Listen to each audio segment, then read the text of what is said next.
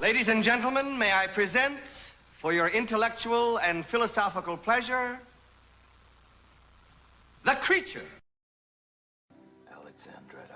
Alexandretta, of course. On the Pilgrim Trail from the Eastern Empire. Oh. Junior, you did it. Welcome to Agrabah, city of mystery, of enchantment. The finest merchandise this side of the River Jordan, on sale today. Come on down. I was sent here to put this unit on its feet. If I succeed, there's a vice presidency waiting for me. And I'm not going to let anybody stand in my way. I'm going up to room 920 and find out for myself. Alexandretta. Alexandretta, of course. On the Pilgrim Trail from the Eastern Empire. Oh. Junior, you did it. Alexandretta. Alexandretta, of course. On the Pilgrim Trail from the Eastern Empire. Oh. Junior, you did it. Alexandretta. Alexandretta, of course. On the Pilgrim Trail from the Eastern Empire. Oh. Junior, you did it. Alexandretta. Alexandretta, of course. On the Pilgrim Trail from the Eastern Empire. Oh. Junior, you did it.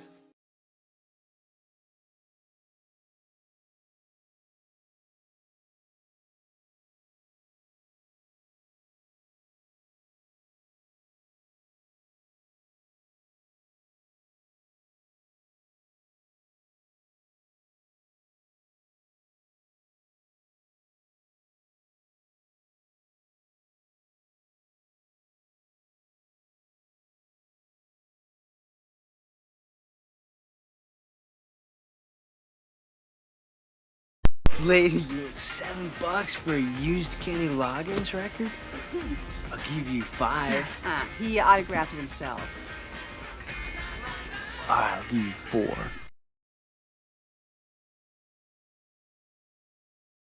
Okay, last example we have here is a bouncing ball. Now this is a little more complex. This has 11 images in its sequence.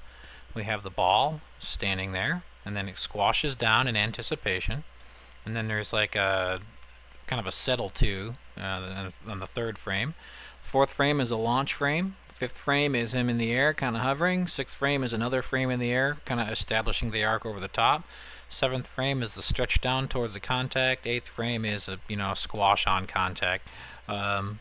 Ninth frame is a total settle down squash. 10th frame is a rebound stretch, and then 11th frame is just the default. There he is at the end. This first version we're looking at is just 2 frames for each image. Pretty darn dull. Not much going on that's really interesting. I mean, it works because it's lively, but there's more we could be doing with it. Like version 2. Version 2, I call this my tune hop stomp. It's a little more tuny because he has more hang time, so he's playing with the gravity a bit more. And then when he comes down, he's not coming down just with gravity. He's launching himself down, so there's a force there. And that's all just, again, the same 11 images. We're just playing with the timing. Next version is what I call my super jump. This is where the guy is. He squashes way down in super anticipation, and he launches in the air, and he stays in the air a really long time because he puts so much energy into it. He stays up there. And then he comes down with just the normal force of gravity. He's not trying to slam himself into the ground. So that's my super jump. Next version is one that I call, that's my sad hop, but it's not right. And there's a reason why it's not right. And this is where we start getting a little tricky. The images that I gave here, the poses that I did, don't work with the timing. And this is an instance where the poses are too big for what the timing is. The timing is a very slow, sad jump. But when he goes up in the air as high as he does, it just doesn't feel right. The physicality doesn't seem to work. So what I did is I just changed 2 images, the ones in the air, how high up off the ground he got, and now we see that the sad jump actually feels right. He feels a little more sad. He's not getting up in the air as high as he normally would. And so he's kind of more, So you see, here's where that's the difference between doing pose changes and doing timing changes. And you could keep trying to make that sad jump with the wrong images work, And sooner or later you're going to have to come to realize that I'm going to have to change those poses and keep the timing. So that's why it's important to start developing an eye for how to pick out what's a pose change and what's a timing change. Alexandretta.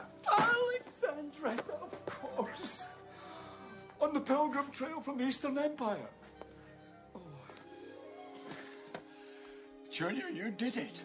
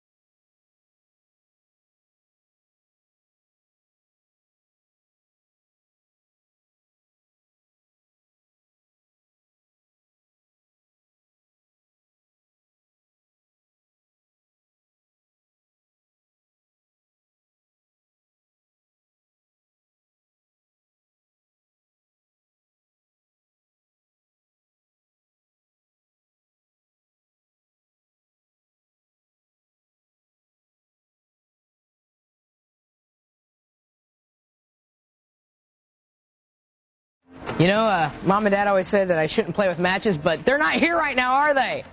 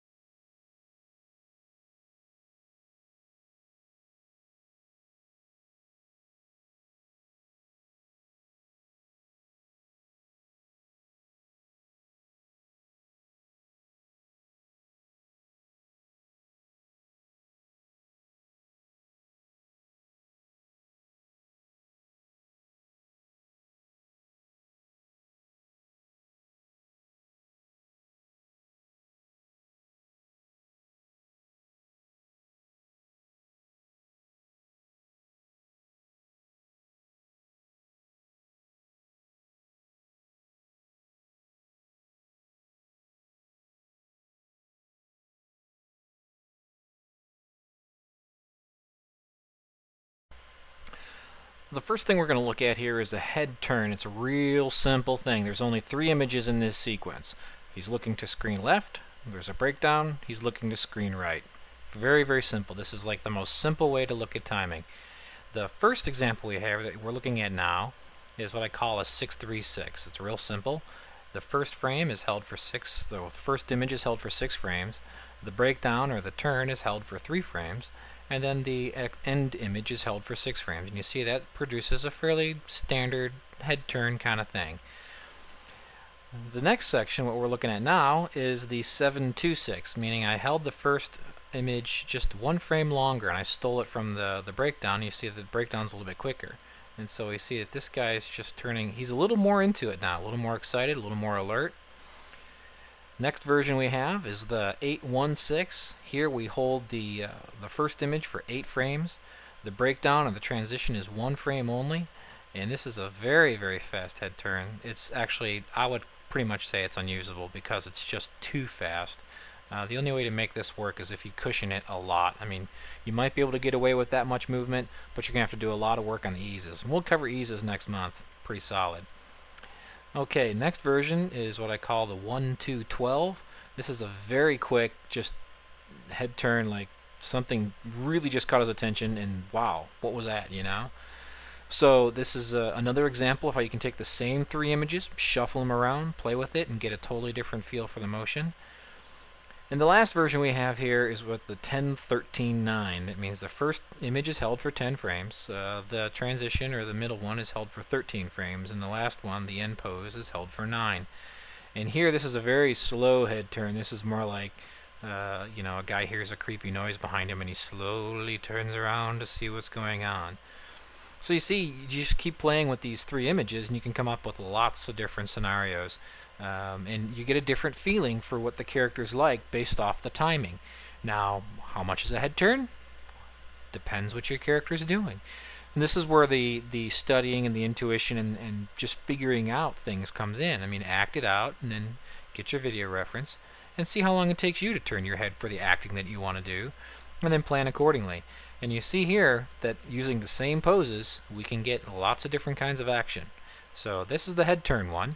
Move on now, if you like, to the wave. It's a little more complex, but we'll get some cool things covered there. Alexandretta. Alexandretta, of course. On the Pilgrim Trail from the Eastern Empire. Oh. Junior, you did it.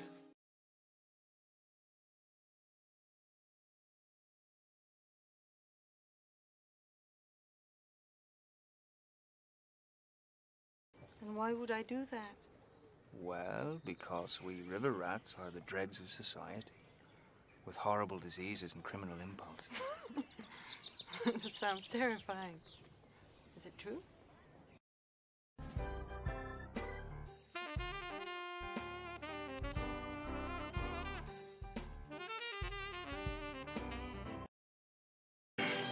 Go on, darling. The train leaves in an hour, and hurry. There'll be a few minutes before I'm ready. Father may want to pray over me a little. All right, well, whistle when you're ready. Oh, Elaine. Yeah? When you whistle, open the front door fast. If you see a tall, dark streak of light going, it's me.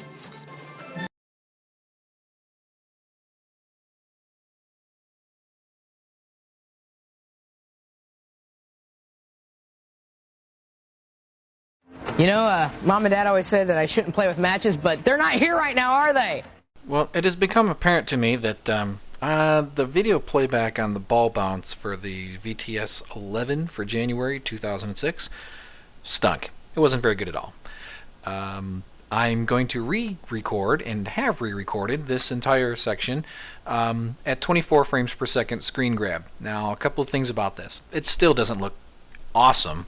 It just looks better.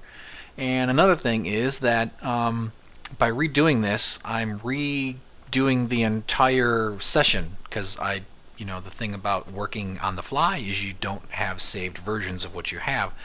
So this isn't going to be exactly like what was on the previous version of the video, but it'll work well with it, and it will cover several of the same topics.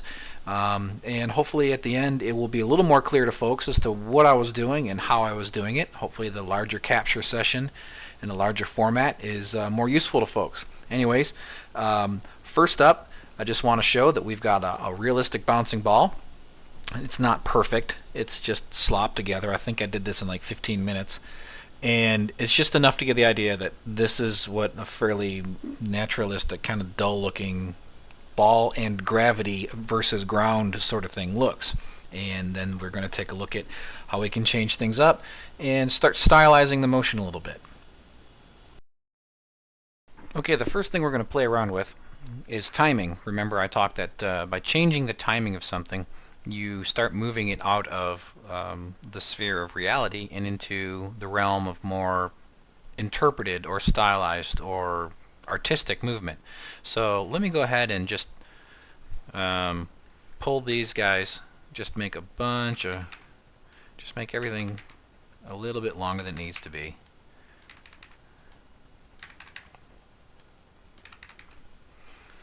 And you notice that the tangencies on the translate Y are getting messed up, and I don't want that to happen, because I want to just show you one principle at a time.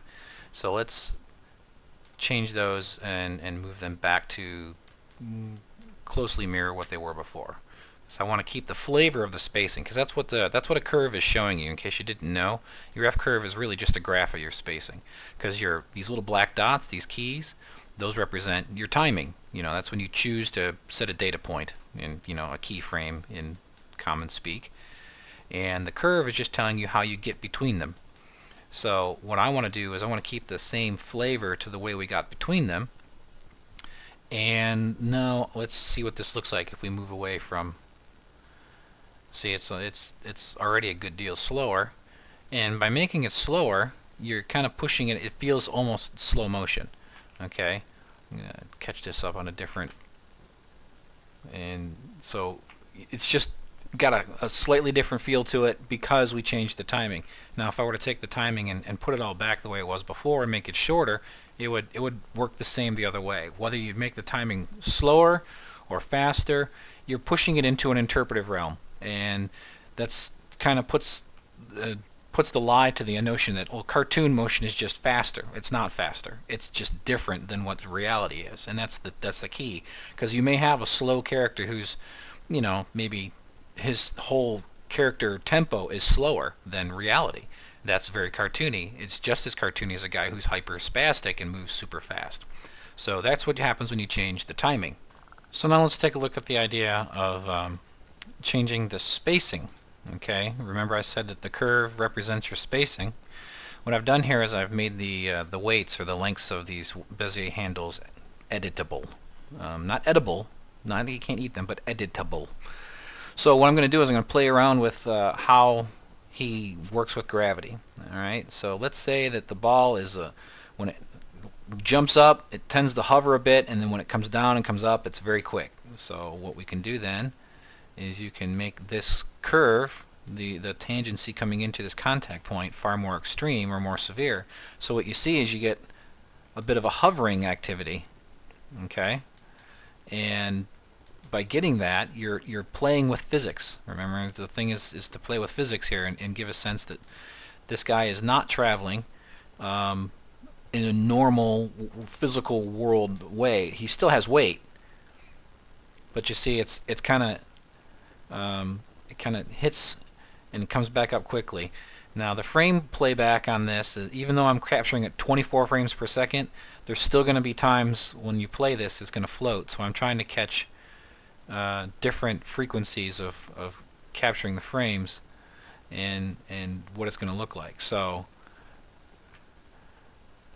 take this back here. That's where I should start from.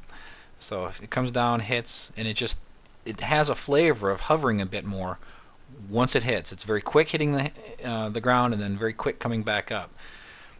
And so that's what happens when you change the spacing. Changing spacing away from a sense of reality, playing with the physics, you know, things getting down quicker and getting up quicker, that's generally going to indicate some level of intentionality. And by that I mean somebody is enacting a force of will to counteract gravity. Okay, so by doing this, you give your object or your characters a sense of character, a sense of they are choosing to do this by hovering up there and then coming down quickly. See what I'm saying? If this wasn't the case, if we went just with the natural ball bounce as we had it before, it just doesn't feel like anything other than gravity is acting. Here, it feels like something is acting against gravity, and that something must come from the mind of the ball. Does that make sense? I hope it does. Okay, the next way we can play around with pushing things out of the realm of realism and into more cartoony is you can push your poses. Now, in this instance, the pose for a bouncing ball is, you know, it's fairly simple. It just goes from here to, there's a pose, there's a pose, there's a pose, there's a pose, there's a pose. Get the idea? It's nothing too crazy. All right. So let's go ahead and push these poses a little bit. And the best way to do that with this guy is just play with how far up he goes when he bounces. By doing that, what we're doing is we're playing again with the physics of things. You know, things only go up a certain amount. In reality, you know, you're kind of bound by the terminal velocity and yada yada yadas of other things. So by taking and pushing how far up he goes, it gives a sense of force reacting again against the perceived notion of gravity. So if he bounces higher than it feels like he ought to, then what you're getting is a sense that this ball is deciding that it wants to do more than a ball is supposed to be able to do. Okay, so let's scrub through this. By coming up higher, it just has that little bit more energy. Now you could get that out of a super ball, but not on this few bounces. Okay, the decay rate, you can make that fairly non-standard. Okay, so if we go through this, it hits and it gets up there and it hovers, but it goes up higher than it ought to. One of the things you can do, again, to push the poses, and this is something that I didn't cover last week, but you can actually play with things against as well. Okay, and what I mean by that is you can kind of skim over things, you mix it up a little bit. Okay,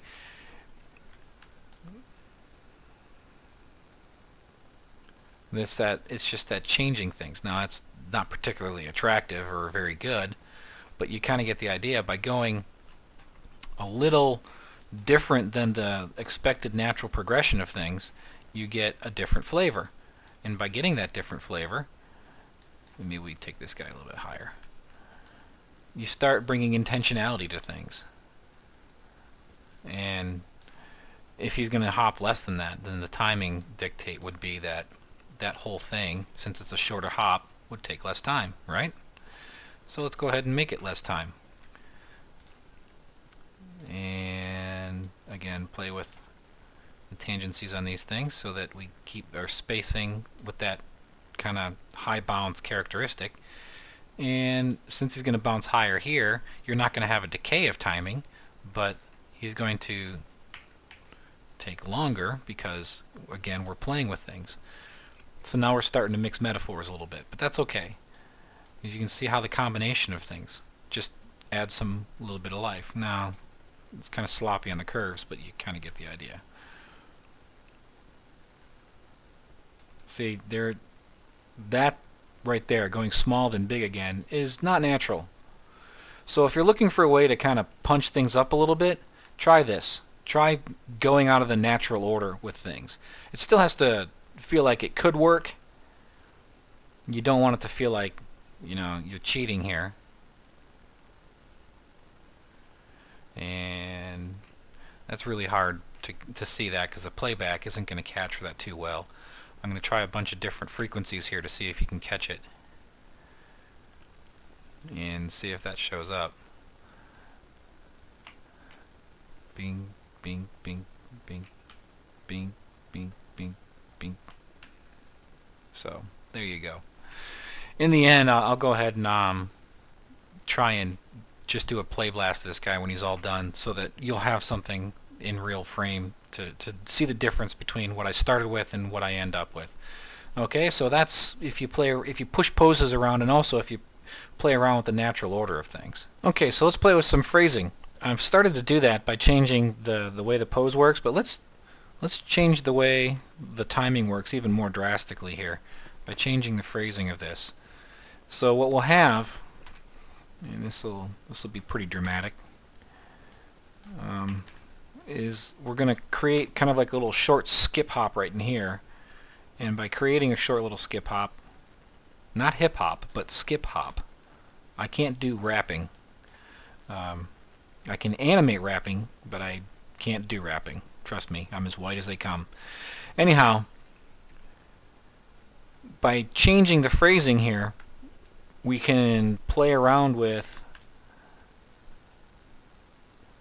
just how things feel. Notice that little skip hop right there kind of breaks things up a little bit. And that's good to put in even for stuff that's sort of realistic, because things don't always just go in a metronomic way. We don't always hit on just single beats all the time.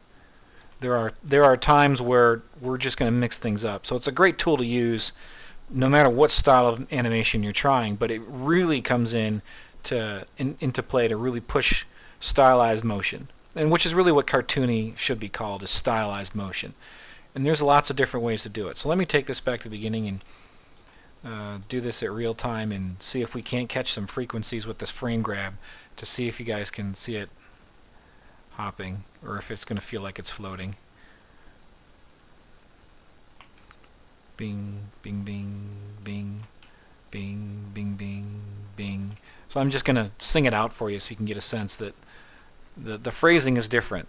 There's a different flow to the thing away from the doink, doink, doink, doink, doink, doink, doink, doink that we had originally, which is very naturalistic. But this we're going to go for... It's the mixing of the little, the short timing, and the longer timing. By breaking it up, we're changing our phrasing, and we're pushing it again into stylized motion.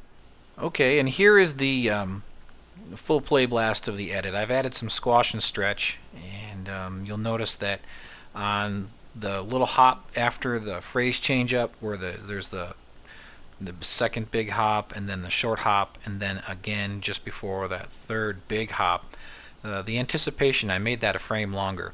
And you also notice that much like I did with the previous version of the video, I had the contact on the ground be 2 frames to kind of build an anticipation in. Again, anticipation, if you push it, starts building in a sense of intentionality. And that's really kind of what you want in character animation, especially toony stuff, or stylized motion I should say, is you want the sense of intention, that the person or the character or the thing is thinking about it, wants to do it, wants to achieve something, and therefore puts an extra bit of effort into it in order to achieve this thing. Anyhow, I hope this little retake was helpful for you guys. Sorry again for the video capture. For some things like the robot walking, it worked great, and for some things like a real-time bouncing ball, it's not so hot. So we're learning as we go, and I'll have to keep in mind how I structure my my screen grab sessions in Maya so that we can take full advantage of the software that we have and not get ourselves stuck in a corner where even if we capture at 24 frames per second like I've done here, it still looks kind of poopy. But hey, this is a little extra thing because I want to make sure it's done right. I want to make sure you guys learn, and some folks have emailed me and said I didn't quite get it. It looked like the ball was floating. So hopefully this is a little better for you. Again, thanks so much you guys for being a part of this. I hope this is helpful to you. See y'all next month. We're going to get into acting and we're going to have a good time. See you then.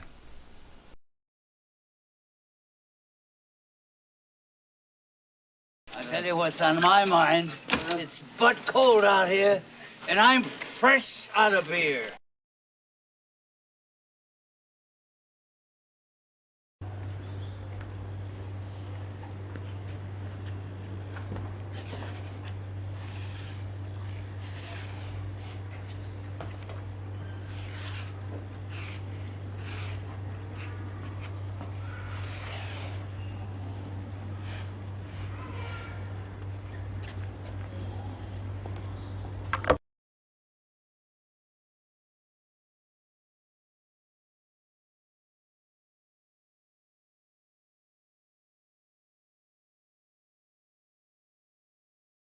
Alexandretta.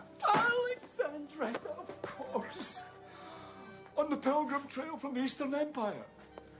Oh. Junior, you did it.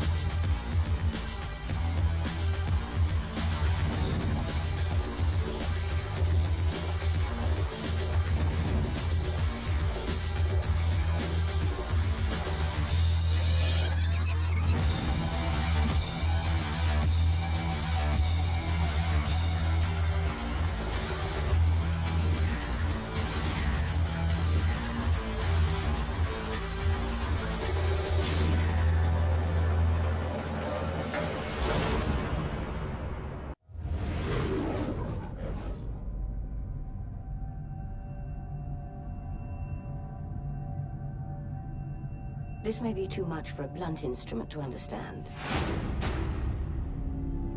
Any thug can kill. I want you to take your ego out of the equation. So you want me to be half monk, half hitman? I knew it was too early to promote you. Well, I understand double O's have a very short life expectancy.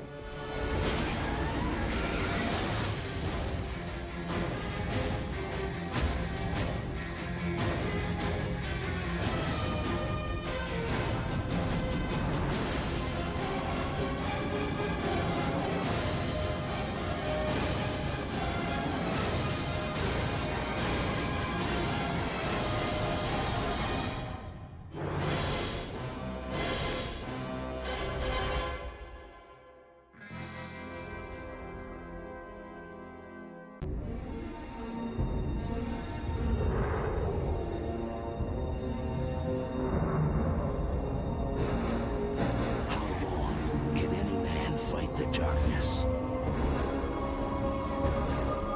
before he finds it in himself.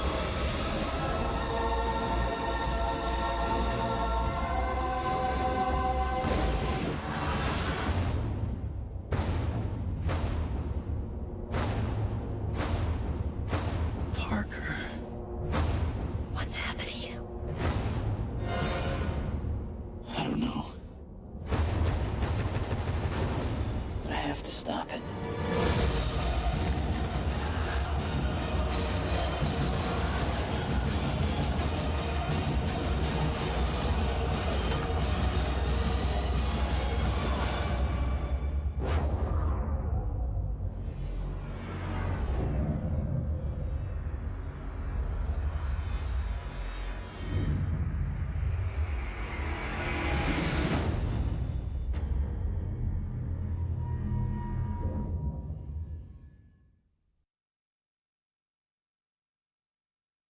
New lingo board. Here it Partner, comes. oh, no. Final Jeopardy. Let's All right, I can do this. Who would like to see it spin? Big money got to come. Come on. Okay, buddy. Time for bed.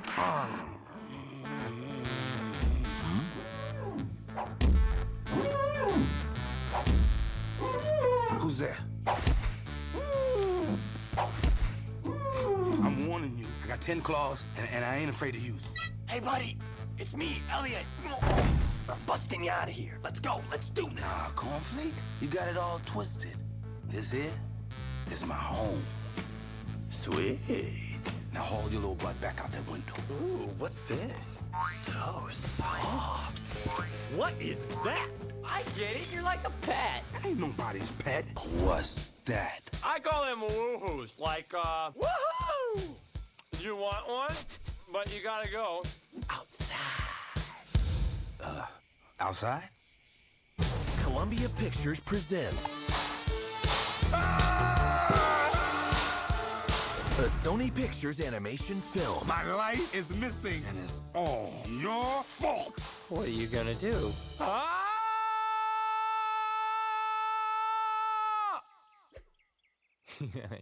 You're funny.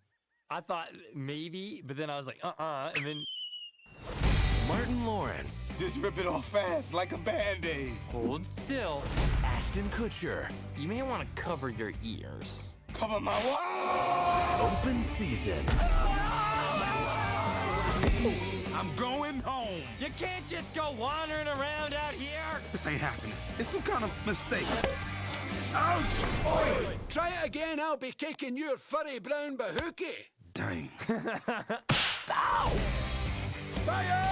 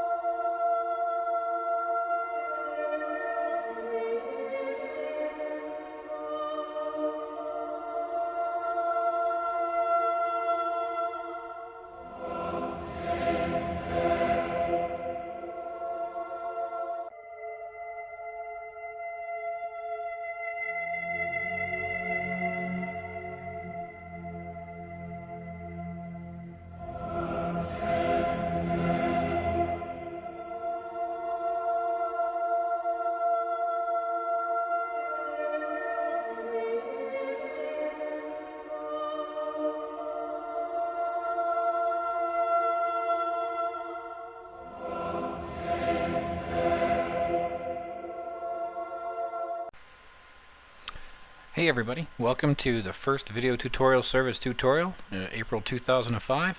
My name's Keith. I'm your host for this evening, or this morning, depends when you're downloading your file. Anyways, the first topic that we're going to cover in our tutorial service is posing. We're going to cover posing for a while. And there's a reason why we're going to cover posing for a while, because it's really important. In fact, I'm of the mind that posing is probably the most important thing that you can do in animation. Everything else is gravy. And I've got somebody who can back me up on that. Ham Lusk is one of the 9 old men who's passed on now, but he was one of the 9 old men at Disney. And he has this quote here about animation. He says, "Your animation is only as good as your poses. You can have good timing, good overlapping action, good follow-through, but if your poses are not strong and to the point, meaning telling the story, you don't have good animation." And I believe that's very true. I see a lot of emphasis on polish in CG animation these days. I see a lot of emphasis on making sure that lots of little things are okay and you get the overlaps and stuff, but the things that's lacking is a sense of good posing. Understanding what communicates a character. And every image of a pose could be an illustration. It has to be an illustration. It has to read instantly. It has to be something that you get right away. And the thing about posing is that it's the gateway to character. And because it's the gateway to character, that's the gateway to your telling your story. They say that story is king. Story is not necessarily king. It's more like a prince, a crown prince perhaps. But the only reason that story means anything to us is because we care about our characters. If we don't care about our characters, we don't really care what happens to them, therefore the story is meaningless. Let's take a look at this slide right here. There's 2 things that allow you to understand a character, and they are found in the pose. Those 2 elements are appeal and emotion. They come from 2 sides of the same coin. The first part of the pose has to be appealing. Now, appealing doesn't necessarily mean it's fuzzy bunnies with big brown eyes and it looks cute and you go, aw. Appeal just means it's something that people can respond to. They're naturally drawn to it. They can look at a character and immediately identify who they are and have the structure within themselves to understand what that character's thinking. Good character design is very important for this. That's why some of the best characters are the simplest ones, because they're easy to read immediately and figure out, hey, I know that person, or I can at least recognize that person, and I can tell the difference between when they're sad and when they're happy. And that's why stuff like Wallace and Gromit is just great. Gromit the dog has absolutely no mouth whatsoever to work with, yet because he's so easily understandable from his appeal, we can understand exactly what he's talking about when he's not even talking. And that appeal is as a gateway to understanding their emotion. And that emotion shows who they are as a character. So emotion has to be able to be something that you can draw out of a character so we can understand who they are. So appeal and emotion together are elements of a pose, and the character is in the pose. Buzz holds himself differently than Woody. Shere Khan holds himself differently than Bagheera. Mowgli holds himself differently than Baloo. And it's just a single image can communicate this entire thing. And it's all in the appeal and in communicating the emotion. There's your character. Now you set 2 characters in a place and you have them conflict with each other, and then you've got a story. But you have to care about the characters first. So that's why I don't necessarily think that story is king. I think character is king. If you care about your characters, that means you can understand the posing. Then everything is building up. And that's why the Pixar films are so popular and they're so successful, is because they understand character. And their characters mean a lot to them. And when you take a look at it, their poses mean a lot to them as well. And their stuff is very good because of that. Poses reveal character, and characters drive story. Then the better we are at creating poses that are appealing, that show a character, that give us a window into their soul at that moment as they react to a moment in the story, as they react to yet another character, then the better we are at constructing our poses to allow people to understand and access that character, the better we are at telling stories. And so the specifics now are really important about, okay, what makes up good posing. And so that's what we're going to go to next, is we're going to start delving into the specifics, and we're going to do this for probably a couple months at least, of really figuring out all the little details and all the things to keep in mind for building good, solid posing. Because ultimately, our storytelling is really only as good as our ability to express our characters right at the core issue of it. Those still frame illustrations of who this character is at that moment really capture what the story's about and what that character's about. And so let's move into some specifics as to what makes up good poses. One of the red herrings about CG animation is that it's 3D. Oh, look, it's 3D. It's got dimension. Baloney. If it's up on a screen, which 99.9% of this stuff is, then it's two-dimensional imagery. That's all it is. It may be fancy shading, it may be fancy lighting, it may be a fancy drawing, but ultimately it's just shapes on a two-dimensional plane which are communicating to us the concept of character. And understanding that, we have to look at our poses from a two-dimensional standpoint, more so than you'd think it would be necessary, especially in CG animation. But you have to look at it from that two-dimensional understanding. And because we're looking at things two-dimensionally as an audience, we have to think about them as animators two-dimensionally. Shapes on screen tell a story. And there's a whole understanding of what makes a shape appealing or a shape communicate. And we have to bring this knowledge back down into our posing and to be able to grasp it and to communicate it. If we don't understand what makes a certain shape aggressive versus another shape being passive, then how in the world are we ever going to communicate that to our audience? We're not going to be able to, and it's just that simple. So it stands to reason that if we're going to start focusing and training our minds to look at our poses and our characters from a two-dimensional aspect, since that's how our audience experiences them, then let's start breaking down what goes into creating good poses from a two-dimensional standpoint. One of the most interesting things about great poses is that great poses, even though they're still, have motion in them. Let's take a look at this right here. I have this little expression, and let's say a guy is saying, "Now look here, you." It's a rather accusing and aggressive move. If you take a look at the picture on the top left, that's rather static and dull, and it just basically stinks. And then you take a look at the one in the lower right, and now there's something happening. Now there's a kind of a force to it. And if we take a look at just analyzing the line of action on these things, we'll see that there is no action on the upper left-hand corner one, and that there is action on the lower right-hand one. And that's the thing we're going to cover a lot in this first one, is line of action. If we take a look at the line of action here on the upper left-hand one, you'll see it's mostly vertical and horizontal. Nothing much going on there, and it's not very interesting. If we take a look at that, it just lacks direction. The thing about horizontal and vertical lines is they're fairly neutral. They don't have any real meaning to them. Now, they're useful, but in and of themselves, they're fairly neutral. There's not much of a force here. I mean, you could look at it and follow the finger, but you know, if you squint your eyes, you're not really getting much out of it. There's no leading of the viewer's eye, and the pieces of the body are not moving together in order to give us something to drive our eye in a particular area, and there's no cinematic tension whatsoever. Now, if we take a look at the lines of action and how the lines are flowing on the lower right-hand one, we'll see there's a lot more going on.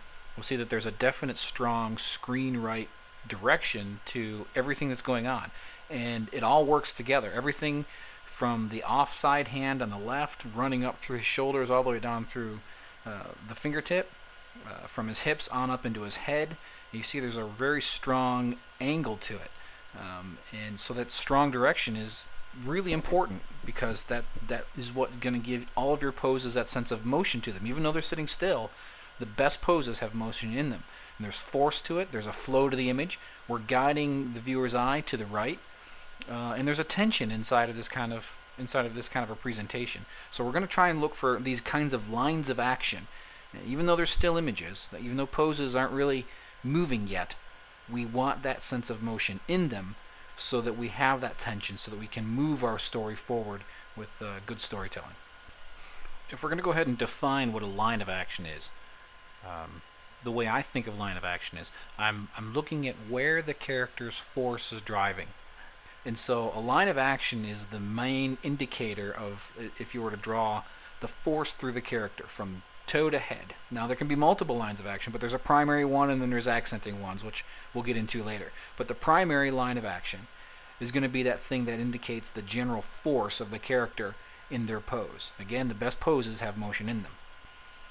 Another thing you want to do with your poses is that you do not want every pose to be the same volume. Think of the extremities or the extremeness of your pose in terms of volume, like music. If music is always loud and always the same tone, it hurts. We don't like it. We turn it off. We don't listen to it. What makes music appealing and interesting is the play back and forth between louder tones and softer tones, and the rhythms of faster and slower. The rhythm of faster and slower is a timing thing. Again, we'll get timing in a little bit. But the volume or the strength of what you're trying to say is important to try and vary that. In fact, it's a really good idea that for every scene that you plan, choose one pose which is the pose. It's the one that gets the entire thing. The whole thing hinges on that pose. And it's always bigger, more extreme, or more important than all the other ones. Dash said it best in The Incredibles. If everything is special, then nothing is special. So save your energy, save the extremeness of your line of action for those poses that are really key to getting the idea across. I mean, the ones that really, really, really nail it, and work everything in around it. What makes mountains beautiful is that there's always one that's taller than the other ones. And the smaller ones lead up, and they bring your eye up to the mountain. The Grand Tetons is great because these fantastic mountains just rise up out of the plain, and they just scream for you to look at them. And even so, the ones from the edge keep getting progressively higher and higher until you get to the one that's the tallest. And that's where our eyes go. And so when you're working on planning your poses, pick one, the one that's most important, and make that the one that you really put your energy into to communicate the story. The other ones are important as well. I mean, you don't want to slough off on them and be lazy, but you don't want every pose to be big. One of the weaknesses of one of my earlier animation tests is that I made all the poses too big. Here's that 10-second club piece from a while back where we had characters doing the line from So I Married an Axe Murder about hating the Colonel. Oh, I hated the Colonel with his wee, beady eyes and that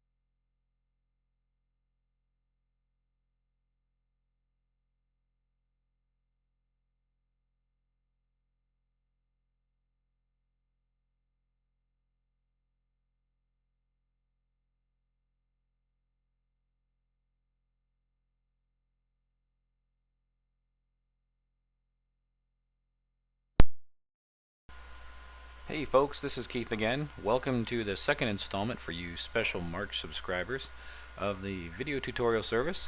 We're going to keep going with our idea of poses here. We're going to look a little bit deeper into some of these finer aspects of posing, so without too much more delay, let's get right down into it. First thing up is I want to talk about something called flow lines. One of the best things I ever learned about poses was understanding beyond line of action that all the parts of a character are creating a flow, a visual flow. And body language is important because we feel body language, but we don't look at body language very often. When we look at a character, when we look at a person, we tend to look at their face. We're reading the face. The face is communicating so much, but we sense the body language and we can feel the body language, but we're not focused on it. So good poses are good for underlying those things, but the best poses are going to draw us to the character's face. Or if the character's face is not what we're supposed to be looking at, the best poses will draw us to the thing that we ought to look at.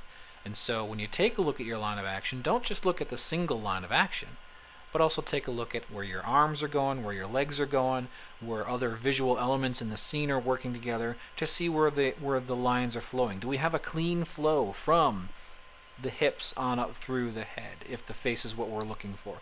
Do the arms run right out up into the face? Taking a look at a couple of poses right here from Mickey, again, some scenes I animated for Mickey's Twice Upon a Christmas, you see that there's just such a nice flow. Everything from the fingertips runs right up through the shoulder, right into the head. From the feet runs up through the hips, through the torso, and up into the head. Everything's leading to his face because this is a very happy moment for Mickey. He wants everybody to come on inside and enjoy some hot cocoa, and so everything's driving up to that part of the face. It's important to know where your body parts are lying. Don't just stick an elbow out there, and don't just, put a hand here or put a hand there or kick a leg over there just because you think it looks interesting. One of the bugbears that we fall into is animators is sometimes we force principles onto a moment, and I see it a lot. And what I'll see is somebody will give me a piece of animation, and I've done it myself, where they'll give me a piece of animation and I'll see elbows are out and the hands are out and the legs are out and the knees are out and everything's out, and I can say to myself and to people who watch with me, this person's going through their silhouette phase. Now it's important to have clean silhouettes, but if you force silhouettes, then you start breaking the lines, the flow lines, which will bring you to the point that you need to look at. So take a look at your poses. And again, the best thing to do is do this in your thumbnailing stage, where you can draw the line from the hands with an arrow right to the head. Does it flow cleanly? If it has to make too sharp of a turn, then it's not working. And so as much as possible, try and keep your poses clean. Try and keep the poses with lines flowing to the face, if the face is what we're supposed to be looking at, which it is most of the time. And if it's not supposed to be the face, then let's go ahead and build the flow so that things are seen where they need to be seen. And you can do that with the line of action, you can do that with arms, and you can do that with legs, you can do that with secondary characters, you can do it with props. Take a look at all these things. And definitely remember that whatever your character is holding is a part of them. So if they're holding a sword, or if they're holding a gun, or whatever they're supposed to be holding, why does it have to be weapons? Maybe they're holding a flower. Try and work that prop into the flow line as well, so that it does not break the flow of where things are supposed to be going. Everything has to work together. There has to be a concert to it. If you don't work everything together, then you start interrupting yourself. And since poses are part of animation, which is a communication of a visual language, when you have lines that aren't flowing inside the pose, it's a lot of times like saying and you stop every word and then there's you kind of get the idea. We're always interrupting the flow of the thought, and if we're interrupting the flow of the thought, then people get frustrated, they get annoyed, and they turn you out. Okay, so that's enough text on the screen. Let's take a look at some of these examples. This is some Glen Keane drawings. Now Glen Keane, I think he knows a thing or two about animating. And let's take a look at this beast image right here. This is just a test pose, and I think this actually ended up getting worked into the movie somehow. But you take a look at this thing, and he's a very powerful character. But when you start superimposing flow lines on them, I mean, the line of action's pretty clear, but when you start putting the flow on them, you start working all these pieces in, you just see how genius this illustration is. I mean, it's just absolutely genius. The hand flows up around through the shoulder, the legs, I mean, everything is just working all to lead you around to that face, and that face tells you everything you need to know. The body language, you feel it, but the face is telling you really what's going on with this guy. He's not happy. He's a surly sort. He's kind of like me on a Monday morning without my coffee. Actually, I don't even drink coffee. Moving on. Here's some thumbnails that Glenn Keane was working on when he was trying to work out a scene for Aladdin, and he was a character supervisor for Aladdin. And here you see there's just there's a lot of neat things expressed in just these 3 simple drawings. Actually, this is just a crop of a big page. But you see the pose on the left with his hands out. That's got a nice flow to it. Everything's coming right up to the face. The hands lead up through the shoulders. Even the lean in, everything's just going right there. And when you go to the one on the right, he's kind of come back up inside of himself, and it's a bit of a contrast. But even there, he still manages to make everything flow up to the face. And he completely different hand gestures, hand poses and everything, but he's thinking about leading you to the face. There's also some other neat stuff in here, a little bonus feature. He's doing a really good job of contrasting open-closed poses, introverted, extroverted posing. We'll get into that topic probably next month, but just a little something to whet your appetite there. Here's one last Glenn Keane example, some thumbnails for Ratigan, and you take a look here at the flow of everything, and it's interesting that he's going again the contrast of the inside of himself to outside of himself. But even when he's all bunched together, the flow inside of this big mass of a body still leads you to the head, and then when he spits out the wine, of course, it really leads you right to that moment of like putui, and then the really upset point at the last pose. Again, everything's drawing you right into the head, and we feel all the body language, but what we're really looking at is that face, because that face is going to tell us everything we need to know about what this guy is feeling. Unless you think this whole thing only works with 2-dimensional animation, let's go ahead and take a look at some 3D examples. Here we have a picture of Sully and Boo from Monsters, Inc. And this is a moment where Sully has just discovered Boo, and he's still scared of kids. And you just take a look at this image where Sully is standing there, and he's holding out Boo like, I don't know, a dirty diaper, I guess. You just take a look at those lines. I mean, those lines are awesome. They're powerful. Everything leads you right to the little kid at the end of the arm. But the cool thing is, all the lines flow through his face first. So this is the good stuff. This is the genius stuff of good flow. If your poses are working in such a way, they'll lead a person's eye through multiple points, and they'll take you to multiple stations along the way, so that you can quickly and easily, within a very short scene, get your audience to read multiple points of input and understand the story. And this is a still frame example of just what kind of genius that is. If your flow is working, you're going to run it right through a couple of places, Sully's face and then to Boo, and you're going to understand everything you need to know about this relationship and this story at this point. Here's another example from Monsters Incorporated where Sully and Mike are walking along, and the good thing about this one is it just doesn't seem like there's a whole lot going on.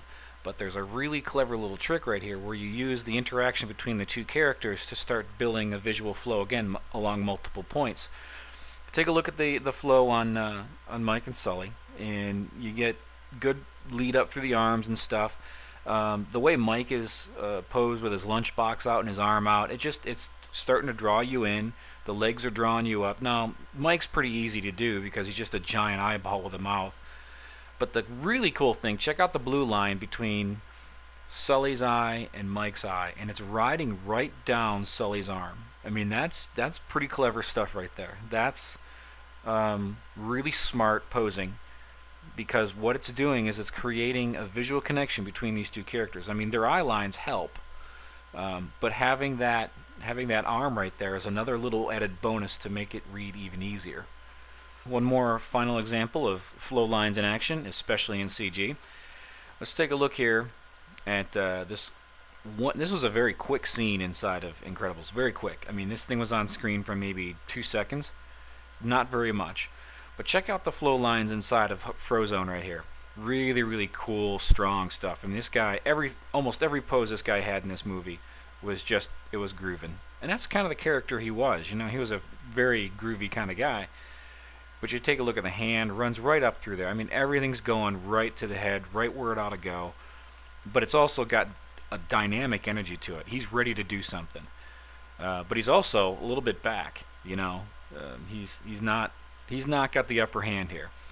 And if you take a look at it with Bob, Bob's got similar kind of flow that go to the face, but they're in character. Bob's more of a I'll take you on kind of guy. So Frozone's kind of leaning back. He's kind of quick and nimble. He'll evade. Whereas Bob, as a character, is more likely to take something on and punch it in the head. And you see that here in how this stuff works and it flows. And you see it all works up to his head just the same. Now here's the other quick, real neat bonus covering multiple points. Just check out this one single line that flows right through Bob's fist, up through his arm, past his face, down his shoulder, takes a pickup on Frozone's hand and runs through him, and very quickly, when, like I said, this thing was on screen, what, 2 seconds, maybe 3? You can get a quick read, bam, bam, what's going on, who the characters are, what the story is at this moment, all because the really, really great use of flow between the two characters. This is beyond line of action. This stuff is using things in the entire scene in concert to give you what you want. Here's another neat little trick for your poses. Tilt the head. It's a great, great, great little trick for adding some life and some weight, and it accentuates the line of action. Take a look at a couple of pictures of a bunch of different people. Notice how they just don't hold their head straight up and down. It just, you know, we just don't do it. Our heads are always leaned to one side or the other. And this adds personality. It adds character. It shows weight. It's very difficult to hold your head straight up and down. It requires a lot of effort in your neck. Again, going back to the Buckingham Palace Guard thing, those guys hold themselves straight up and down, and it requires great discipline. We're not that disciplined in real life. We just kind of slouch in there ourselves. And so tilt your heads when you're posing a character to accentuate the line of action. Sometimes maybe tail it off into an S-curve in a different direction, but it adds a bit of life, and it makes your poses appealing, and it makes your characters accessible. And people are like, oh, I can relate, because I don't hold my head up either. Now here is your typical welcome to CG pose, and it's pretty dull. One of the reasons why it's dull, even though the character has a lot of things going on for him, is because what we have is we have the hips right underneath the shoulders, right underneath the head, and the arms are straight out. It is about as dull as dry toast. And one of the problems is we let this define too much of what we're trying to do. One of the things that you can quickly do to add some life to this is to add torque. Torque is some change or twist. You use twist to denote energy. We measure engine power sometimes and how much torque it has.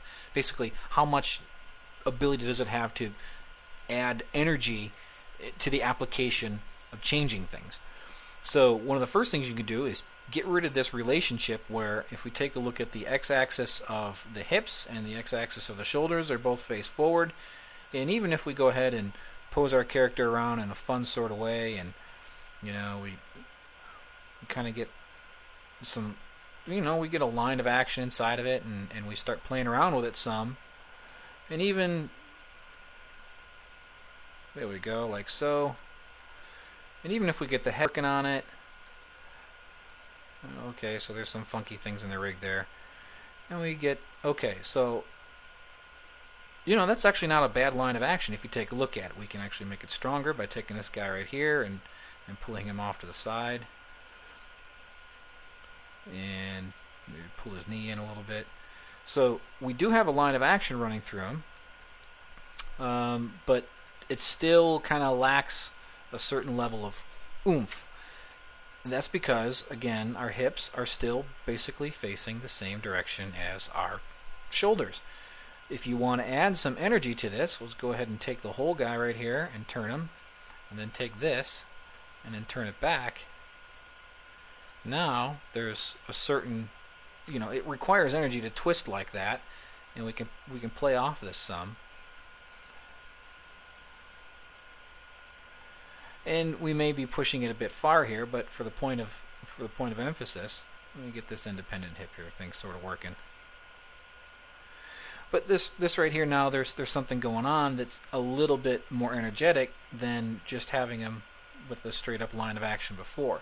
And we want to make sure that we play around with these poses enough so that if we take a look again at the axis now, the X is straight forward on us, and then here this is pointing to the side. Again, this is a bit of a quick and extreme example, but it shows you that there's some extra energy inside of this pose which accentuates the line of action. So now we have this even stronger line from the backside, and we're adding some twist inside of this part of his body, which is causing him to loosen up. Big problem with CG puppets is they're very stiff inside the torso. This whole region right in through here, from the shoulders down to the hips, is often a dead zone. And that's just because we're letting the default basis of the rig define too much of what we're doing.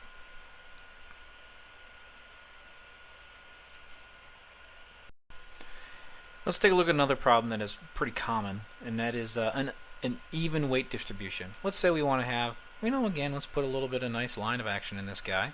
Get something going here where it works pretty well.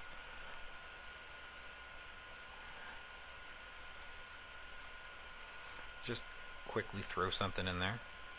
Doesn't have to be special.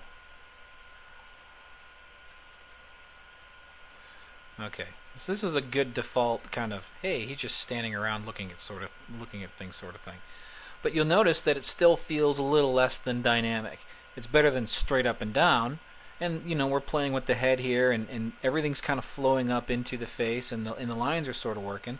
But the weight distribution on the feet is too even, and that just denotes that. Oop, look, his thumb's poking in. Hey, I didn't know I could do that. So we've got a bit of a problem. We need to punch this up a little bit. A lot of times you'll have a supervisor come by and say, okay, push that pose. And you're like, how do I push a pose? What do you mean push a pose?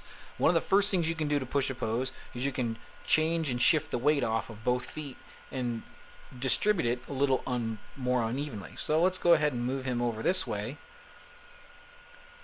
Down a smidge. Get the weight on that, his right foot, sorry. I was going to say left, but it's screen left. So now we've got this weight distributed a little bit on over this foot. And now, so we've added a little bit more to it. Again, this is a very, very quick example. One thing you can do is, you don't necessarily have to flow the line completely right around and concave. You can do a little S-curve at the top. Either one's interesting. But we've got now the weight is off of that one foot, onto that one foot, and you notice as I play around with the rig here that there's any number of ways to do this and still have it look fairly decent. I'm starting to break it pretty bad now, but again, just trying to find ways to get these things broken up from being absolutely and perfectly even. And now if you add some weight shift along with some torque, and we start to see that stuff starts coming together pretty nicely. Take this hand and fix the way the lines are flowing up inside of the face. Alright, that's going to do it for this little session right here. I hope this one has been as beneficial to you as the last one, or even more. And I thank you very much for playing along. Feel free to email me with any questions if you've got them. Also, any suggestions, feedback's always welcome. I always want to make this better for you, the subscriber. Like I said, thanks and God bless.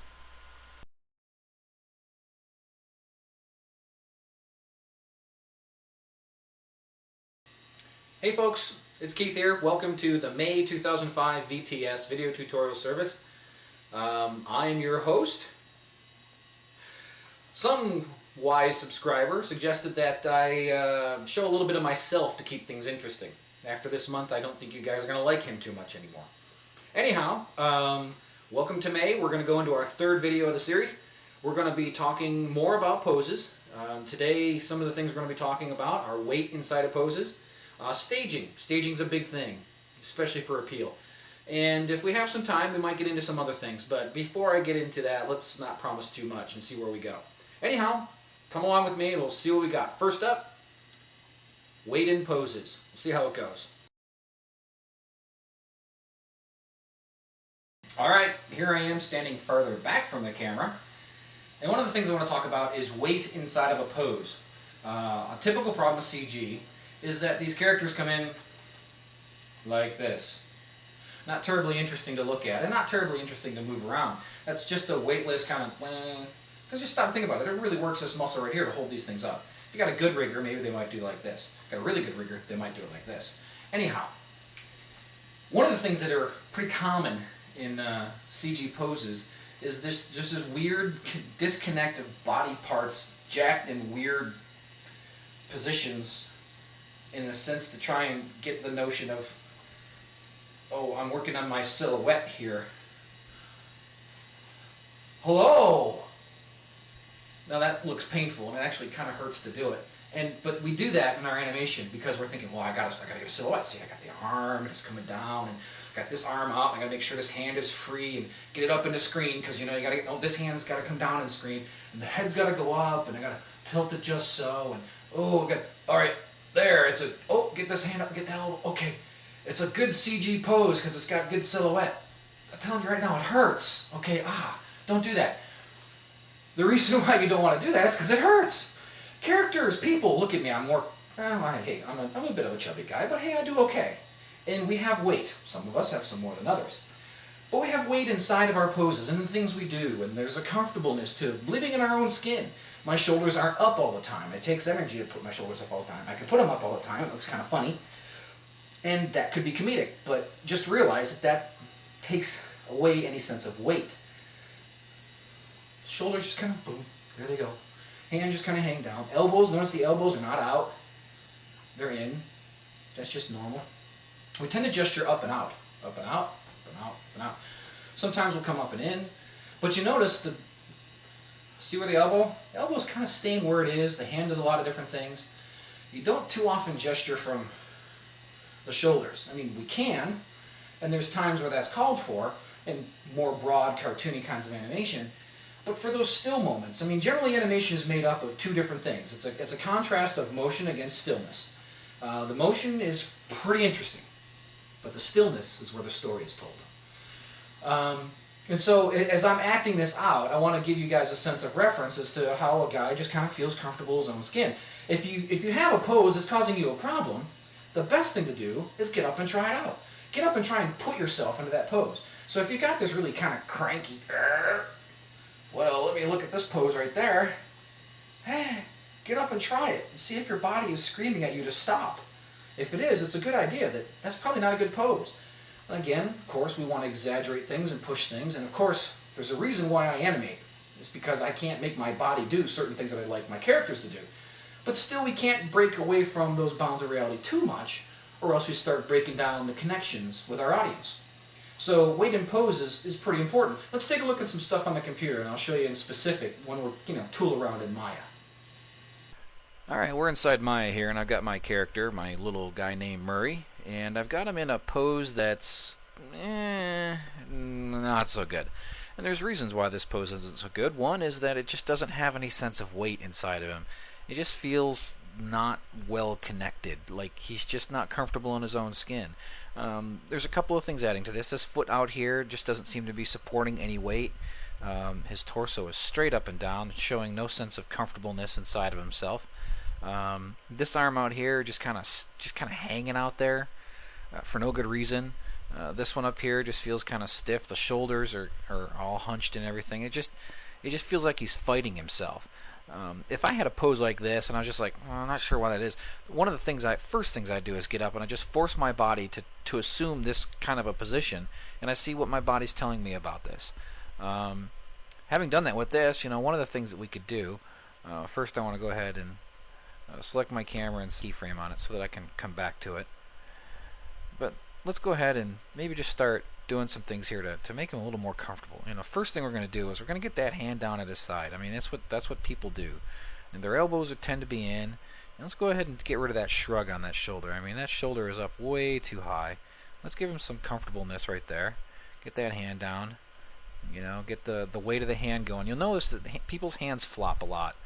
Not super floppy. I mean, I don't think we all want to be, you know, Shaggy or Jar Jar Binks, but I think that what we're after here is just some sense of the weight of the hand hanging by the ligaments in the wrist. And so a lot of times I like to angle that, just break it so it's kind of going more towards the ground.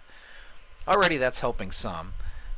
This foot right here being off, I mean, I kind of like the foot being out, but I don't like the way it's not holding any weight.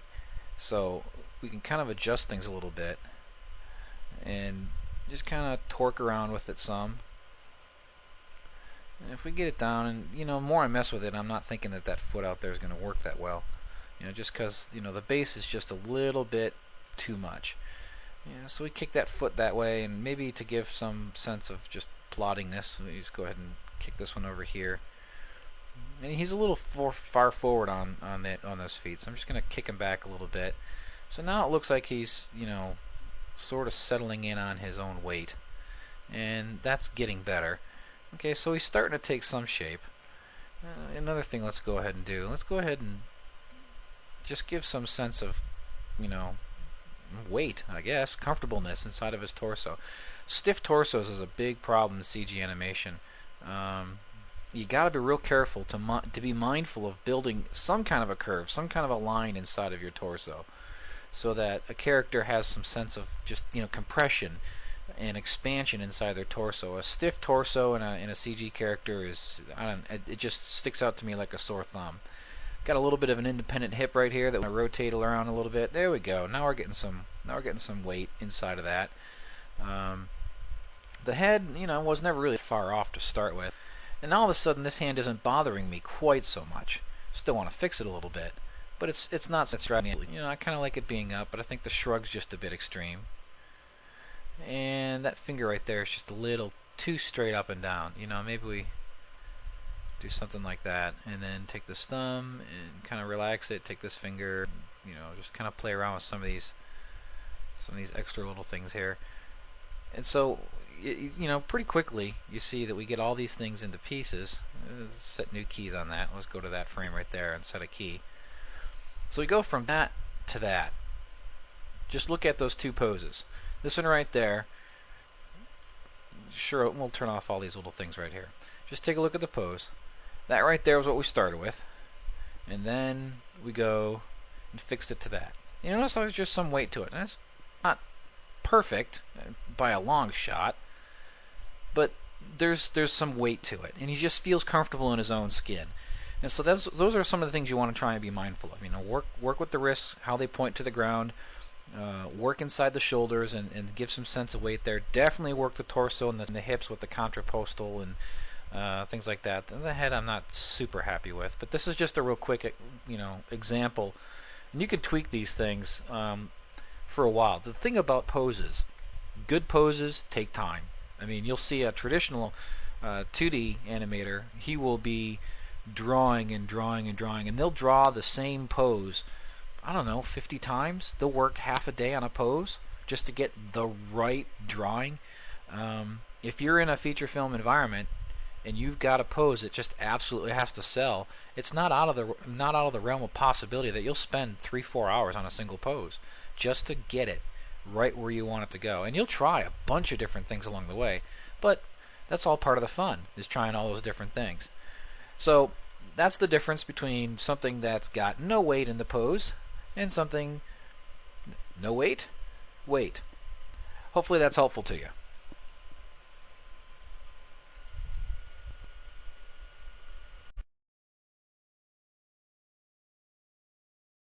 Staging. Now staging, a lot of times if you're in professional animation, a lot of times the staging is kind of solved for you. They'll figure it out either in storyboard phase, or they'll figure it out in workbook, or in layout. A lot of times the staging issues are already taken care of for you. Even so, as an animator, it's our job to make our staging even better. And even then, they're only just working out the basics. A lot of times the layout is just a character like this. Well, we want them screen right. A little more. Okay, that's your layout. Okay, great. It's still not really working for you as far as your poses go. So it's important for us as animators to strengthen our staging muscles. A couple things about staging. One thing is, if you show it, use it. So if I were to take this camera all the way back and show you my feet, you would expect to actually see me using my feet. There's no point in me showing you my feet in this little video presentation because they're not going anywhere. So why show them? Let's say I get in really close. And this is a close-up shot. Now there's no need for me to show you my waist or my legs or anything else. Because really the thing that matters right here is my face. Scary face. But it's the only thing that matters. Backing up. Now you kind of expect me to use my hands. Because, you know, it's staged in such a way. Staging is important. Where you choose to put your camera, where you choose to put your character, and how you present them is important. Profiles are not naturally very good. One of the reasons why profiles aren't very good, there's only one eye. And then it's a very graphical presentation of a character. We don't tend to identify with profiles too much. Because we don't look at people from the side that often, we tend to want to look at them straight on. Another thing we like to do with them is we don't like to look at them straight on. Because if you look at them straight on, it's kind of creepy. Especially if you're looking at me. So we like to look at them a little bit at a side, an angle. This is very comfortable. I can interact, but it also gives me space. It gives me ways to reach out to another character, but it also allows me room to come back and maybe turn away and figure out my thoughts and then come back to you with them. So you see, staging is really important for how we access our characters. If our character is always, then that's something that's a very deep character-sated issue. They're always open. They're always presenting themselves. They're always, ta-da! And that's kind of an odd character. We don't generally feel very comfortable around people like that. We feel a little more comfortable around people who know the distance and how to keep their space. So it's important for us to know that about our characters, to give them their own kind of space, to give them the room they need to work with. Another thing about staging you'll notice is that I'm not too terribly worried about the top of my head missing in this particular thing. That's because that looks better than this. Well, doesn't this look weird? It looks like I'm drowning. Club. So, when you're staging your camera and your character, I mean, generally don't worry about the top of the head. You don't want to go to this level, because then it looks kind of weird. But you can kind of go right about there. You can crowd the top of the frame with the head. If I do this, then it feels like the cameraman's not awake. You know, he's not really paying attention. You get down here, and it really feels kind of small. Now, these are important things to use if your character is really being domineered in the story, because sometimes you can do this. You know, look up at a guy, or you can kind of go down like, oh, I'm small, I'm so weak. So there is no such thing as a rule in this area, but there's things to keep in mind. So the staging thing is, definitely use what you're going to show. And if you're not going to use it, then don't show it. Again, let's go to the close-up. This is good too. If you're going to do a close-up, and you're going to look at a guy like this, and you're going to talk, and he's going to do some things, you're not going to want to crowd the screen with his hand gestures, because, you know, it gets in the way. So I see sometimes guys at work will be staging. Well, you know, it's a close-up shot, and I need him to gesture, but, you know, I can't fit the hand in there. Well, you don't have to worry about fitting the hand in there. All you have to do is hint at it. Now watch that. Watch that. This is cool. Watch this. This is cool. I can gesture, and you don't see it, but you know I gestured. Well, how do you know? You watch my shoulder, you watch the shift of the weight, you watch the way I'm moving, and even though you don't see my hands, maybe just a little bit, but you know I'm gesturing, and you know something's going on. You know when I'm reaching out to you. You know when I'm pulling back. And you do this by taking the clues from the shoulders and from the way you shift the weight in through here. It's important to take these things in mind. Because if you try and crowd the screen and then gesture with the hands, this is crazy. This is like a guy who's trying to sell you a television. Enough humor for now. Let's take a look at some stuff in the computer, and I'll show you kind of mess around with the puppet, how we can tweak a few things to make this flow a little bit better. Alright, let's have a look at our friend Murray here again. Here, if you just hit this and hit play, you'll see that I've just keyframed a real simple little shrug animation. You know, it's nothing special, guys, really. I just slapped it together in a couple of minutes. There's all kinds of things wrong with it, but you kind of get the idea. Anyhow, This right here is an example of a fairly simplistic action that if you stage it a number of different ways, it takes on slightly different meanings. Its current staging, where he's full body, it's not, I mean, there's just not much of a reason to stage it this way. He's not using his feet. He's not traveling in screen anywhere.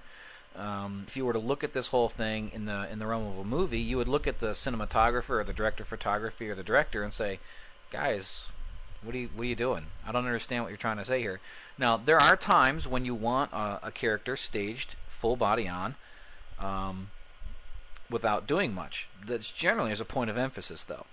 So let's take a look at this if we kind of pop in a little bit. Let's say we keep that same action, but now we stage it as a medium shot. So we go ahead. And now it's a bit more lively. Maybe a bit over animated for the medium shot, but there's a definite strong sense of what's going on there. Now we are losing some of the things with the hands. So something about the hands tells me that staging wise they're important. So maybe we take it back to a medium long shot. And taking it back to a medium long shot, now we're starting to get something that's feeling a little more appropriate. You don't need to see the feet down here. We're not doing anything with the feet. But we have enough of the hands to get the idea across with the shoulders and everything else that we can still get, hey, he's kind of shrugging, he's thinking and then saying, I don't know. Now let's say we go in really tight and make this a close-up shot. It's pretty lively at this close. Notice the difference between when we're this far away, which feels kind of not much is happening, versus getting in this close, where it feels like a lot's happening. And if this were a dialogue piece, this could be a fairly intense piece of dialogue, just by what's going on here.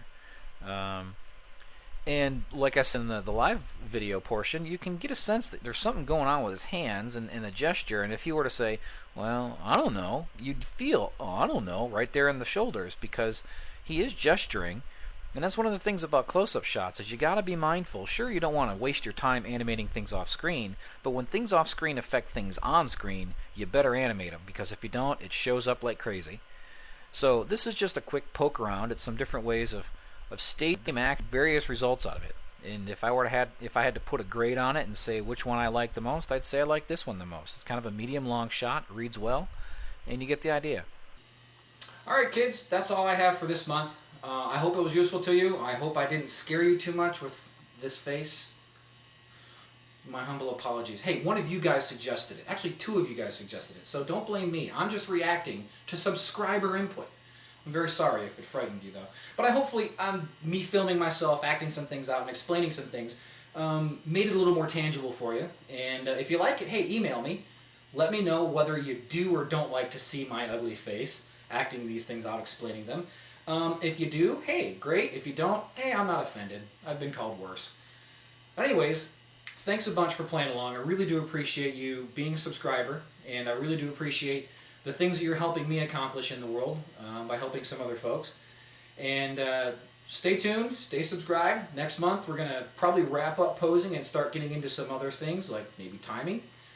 We still have to cover thumbnails and how to break down live action stuff, so we might do those things first. We'll play it by ear and see how it goes. Anyhow, thanks a bunch. I really hope that this was a blessing to you. All the best, and God bless.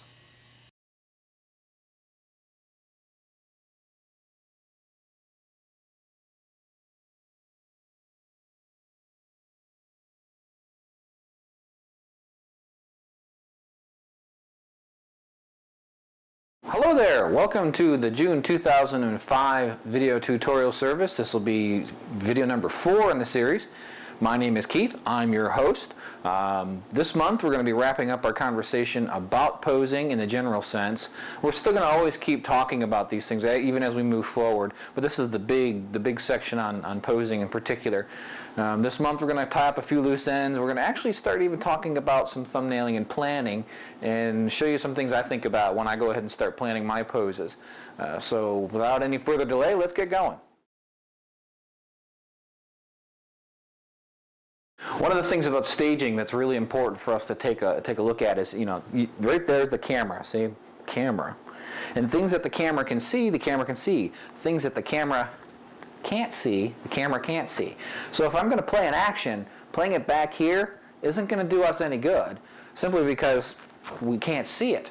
We've only got this one two-dimensional plane of view. So when you pose your character, when you gesture with your character, when you stage things, you want to be sure that you give yourself enough understanding of where the camera is so that you do things. A common mistake I see a lot is you'll see a character come up and they'll come up in profile. And profile, like I said last month, doesn't look all that good. So you open them up a little bit. Try and get that chest out a little bit. Try and get a little bit of torso twist. Try and get some things going in there that are more interesting. But when, say, somebody has to reach over and grab something, or shake a hand, for instance, I'll see a lot of people use the forward hand of the character, the one towards camera. They'll use this one to kind of do the job, and it ends up, notice how that just closes me off. That just turns my chest away. It actually turns my head away. You got this big, giant, beefy python muscle, you got this big arm in the way, and it starts closing things off. Now, that's really common if people say, I'm right-handed. So if I come in and I act out a scene, I'm going to shake a guy's hand, I'm going to come over and I'm going to reach in with my right hand to shake his hand. Now, there are times you can't avoid that, but think about these things. When you're right hand, well, then maybe there's a way to board him or have him come in the other way so that he comes with his right hand, and then you have here is you can extend the hand forward this way. You're using the back arm to reach for something, and all of a sudden, hey, look, I'm still open to the screen. My face is still open to the screen. This is staged out very nicely, very easy to see, very easy to work with, versus this, where I'm closing off. And, this big, giant blob of nothing back there called my back, it's not terribly interesting to look at. This, it's still not terribly interesting to look at, especially in my case, but this is a better staging for the moment. So think about that when you're reaching for things, or when a character plays an action, or when they do things. Try and not to turn their back to the camera, because not unless it's a story point. Because a story point, there's times in a story where you want them to turn their back because you don't want to see what they're doing. There is a mystery there. But a lot of times we want to be able to see what the people are doing. And to be able to see what they're doing, we want to stage it in such a way that they're still open to the camera. So use that backside arm to do particular actions, or favor it. So if you're going to play with something, play with it back here so that it still works a little bit.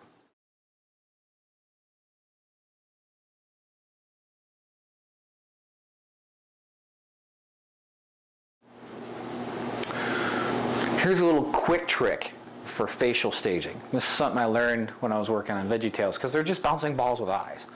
And they don't look too good from the side. In fact, they looked horrible from the side. The structure of the characters fell apart. So what you do, to indicate eye lines, you don't necessarily need to look right down the nose at something. Okay, I've got this little piece of something up in my room here, up on the ceiling, that I'm going to look at. Now, it's very natural for us in real life to kind of look at something down the end of our nose. We turn and move our head, but you'll notice that when I do that, what happens is that I'm starting to go very profile. And if I'm talking with another character, and then another character's turning to me, and if I look at them like this, right down the end of my nose, I'm losing the backside eye. Notice I'm one-eyed Pete now, because the other eye is stuck behind my giant nose. So we don't really like that to happen. In animation, we like to stage things. You could play with taking one eye forward and back. That's good. That stuff's good. But you don't want to become one-eyed Pete, because for some reason we lose connection with characters as thinking human people when we go down to one eye. Now, sometimes you can't avoid it. An action sometimes just requires that that's what you do. But if you're having dialogue, try to do this with the eyes. Notice what I'm doing? I'm using my eyes and looking there, but my nose is still going out this way. With my nose going this way and my eyes going that way, I keep both eyes in camera, but you get very clear eye lines as to who I'm talking to or what I'm looking at. And that's a neat little trick for staging. Yes, I could do this. And yes, in life I do this, but this is animation. We don't want to be doing just exactly what we do in life. We want to try and accentuate it and make it better if possible. So yes, I'd look at something like that. And there are times where you do want that little comedic effect where the nose dips and rides along, like, huh? But if you're going to do that, try to do that into camera. So if you're like this, huh? So now you go from one eye to two eye rather than from two to one. You know what I'm saying? So just to recap on that, don't look down the nose if that looking down the nose is going to make one of the eyes disappear behind the nose. Because like I said, we like to see both eyes, and we like to see them in such a way that we can really key in on this person and what they're thinking, because these things are, this right here, this is how you read what's going on in the soul of a character. I mean, everything plays a part of it, but we really look here. And if we take one of those and we cover it up and take it away, we lose 50% of our ability to read what that character's thinking and feeling. So it's important for us to know that we want to key in what that character is thinking and doing. So in our staging, let's try and keep the eyes forward to the camera, at least so that we can see them, and then use the eye directions to indicate what we're looking at without necessarily aiming our nose at what we're looking at. Does that make sense? Good.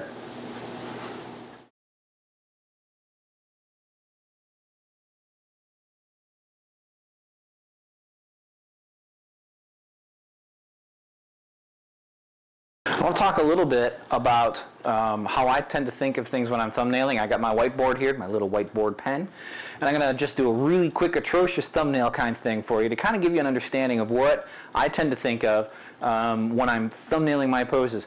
Now check this out. One of the first things I tend to think of is, okay, where's my line of action? So let's say I'm going to have a character whose line of action is pretty strong like so, but it's not super strong, okay?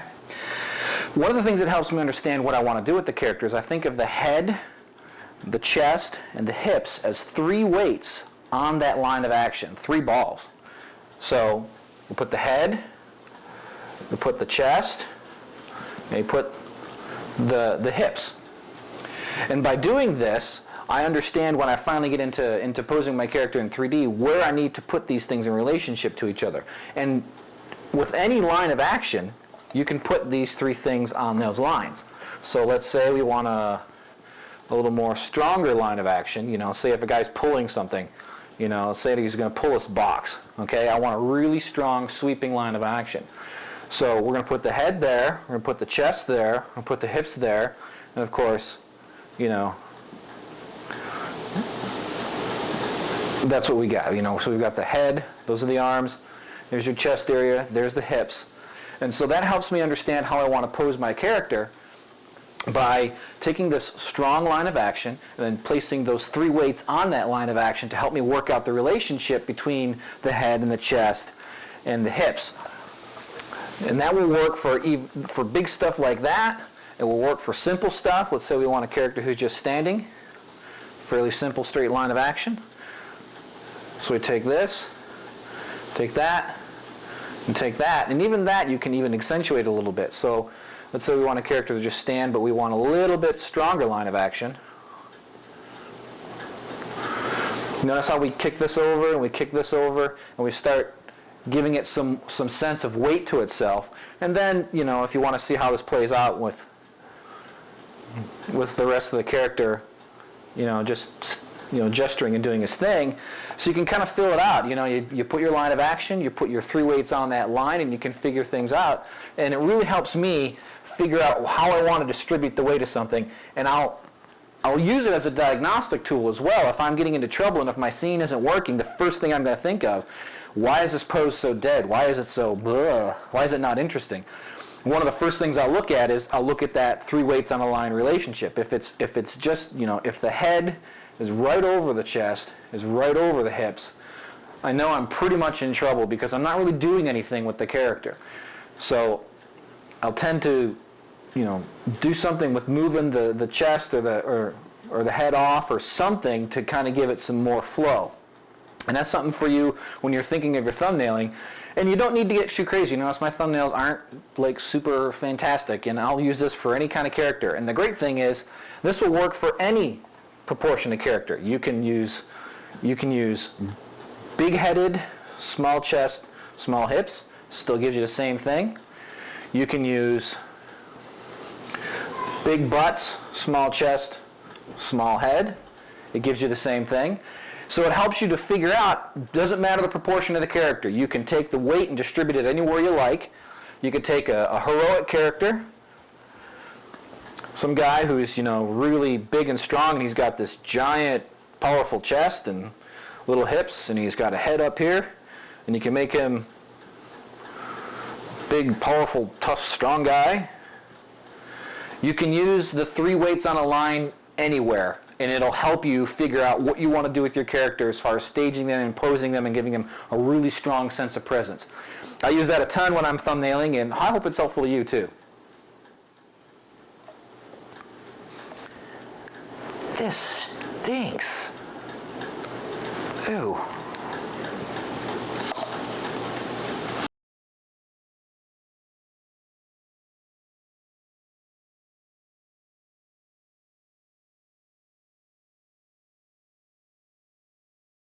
Okay, last thing I think we'll cover this month is the notion of introverted and extroverted posing. You're not going to really see this in books too much, and this is kind of something I came up with. Well, I won't say I came up with it, but these are labels that I've attached to these things, introverted versus extroverted posing. Again, one of the most important things about art is building contrast. You want to build the contrast between one thing and another. Contrast is what gives us friction. It gives us the things to move a story forward. Contrast allows us to make the difference between this kind of a pose and this kind of a pose. Notice the contrast is from one side of the screen to the other. You want to build as much contrast into your work as is necessary to move things forward. You don't want to overdo it, or else things start getting frenetic, and then it's really weird, and you start accenting every single syllable, and it's just too much. The notion of introverted versus extroverted poses is something I thought of when I was doing my short film Evelyn. Notice with that film, there's an aggressive character and a passive character. And the aggressive character a lot of times has very extroverted and domineering outward poses. Their poses are very outside of the framing box of their body. And you'll notice that the passive, or the submissive character, tends to draw inside of their body. And that's just, simple. If I'm attacking you, I'm going to reach out and attack you. And if I were to draw a bounding box around how much space my body takes up, if I attack you, I'm increasing that bounding box, and I'm reaching out and I'm going to do something to you. And if you're going to defend yourself, you're going to draw inside. I mean, turtles do it, armadillos do it, all kinds of creatures do it. When they're going to defend themselves, they'll draw up inside of themselves. Now, you can use that sort of thing even inside of a single character having a conversation with themselves. Here's the cool stuff. Yes, it's very obvious when one character is trying to do something to another character, so it's extroverted versus introverted. And so there's the contrast there. But how about if you have just one character? Let's say they're going through a scene where they're struggling with an inner emotional demon. And the person that they're talking to has maybe triggered off a little something in them. And so this person is trying to defend themselves, but at the same time is struggling with a personal problem inside. So you'll have this person kind of go through, well, you could, yeah, sure, you could be that way, but then, I could also be over here, and maybe sometimes I'm that way, but I'm, maybe, it could be that, well, maybe you're right, you could be right, I don't know, but I don't want to be mean like you. You notice what I'm just acting that out. There's times where I'm going out, where I'm taking and I'm attacking a little bit, the other person verbally or even mentally, just taking these ideas and throwing them at them. And then there are times where I'm back inside of myself trying to, I don't know, I mean, notice how there's a difference between closing myself off and opening myself up. And this all kind of relays into staging, and all definitely relays into weight. But this introverted versus extroverted, it's how you move a character into their personal space and their mind and out of that personal space to interact with others. And the best stories, I think, are the ones where somebody has to overcome their internal problems to then face and overcome external problems. And so as characters move, as we work with our characters, we want to make sure that we understand that inside themselves there are issues for them to work out. And they have to get past their own barriers. And once they move past their own barriers, then they're free to move outward. Think of it as a game. You gotta get past level 1 before you can get to level 2. Well, level 1 is where the story's at. Level 2 is how you see that character played out. Level 1 is the struggle inside of a character to overcome something. And that's the guts of the story. Level 2 is how that decision or how that emotional reaction to this here causes them to react to the world out there. And so you put Finding Nemo, for instance. Great little story of a father who has got his own issues of protection, overprotection. Can't handle the thought of losing his son. Won't let anything bad happen to him. But he has no control over whether something bad happens to him or not. Still, in order to reach out past his fears, get past the sharks, get past the jellyfish, get past all the problems, he has to overcome his internal problems. He has to overcome his internal things. And so if you go through Finding Nemo, I mean, he's a fish. The guys at Pixar are really, really bright. But there's not so much you can do with a fish, but there is. You'll notice that they'll have him swim out, and then they'll have him swim back. And he'll kind of go in, and then he'll swim forward, and then swim back. Same with Dory. They'll do the same with both of them. And that's just a way of saying extroverted versus introverted posing. It's something to look for in your work, something to look for in other people's work, and you'll start to notice that there's where the gears are turning for a character. Let's take a look at a few things for some characters posed in Maya. Let's have another look at our friend Murray here. This pose right here is definitely an introverted kind of pose. He's looking down. He's noticed that his silhouette is fairly clean. Not too many things sticking off. Well, his shoulder pads, but you know, that's just a design issue. But he's inside of himself here. He's looking down. This is an introspective kind of moment where he's considering something, and he's thinking of a word to say. A lot of times in these sorts of interactions with characters, a character will collect his thoughts. Once he has the words he wants to say, then he'll express them. A good way to express that in your animation is to, when he's inside of himself, have him inside of himself, inside of a closed-off pose, an introverted pose. And then when you want to have him go out, well, go ahead and make sure all these guys are keyed. Okay, they're good. Now what we want to do, well, first let's key our camera. Yay! So we can get back to it. Now let's go ahead and get his pose maybe a little outside of himself. Now, we're not going to actually show his feet, but it's always good to build your poses with weight. That's my opinion. If you build your poses with weight, even the stuff that isn't seen, it shows up on screen. I really believe that's true. When you're cheating the puppet, for some reason, it just shows up, and you can feel it, even though something isn't working. You just know it's just a cheat, and it feels weightless, and just it isn't working. So definitely take the time to make sure that the weight of your character's poses work. Even if you're not going to show everything, make sure the weight works. Alright, get this hand off over here. Let's say he's gonna, now he's got his words, and he's gonna, throw them at the person maybe he's having an argument or something. And we want to have some sense that, he's gonna toss out as like, well, or whatever. And we'll just play around with some of these fingers. I always feel awkward doing these things on the computer, but some folks seem to like them. I've gotten a lot of email requests saying, well, could you do more stuff where you fart around in Maya? So here I am. I'm farting around in Maya, and hopefully it's of benefit to you folks. Sometimes I wonder if I'm not just wasting your time, but hopefully we'll make something good out of it. Again, just quick slapdash sort of stuff.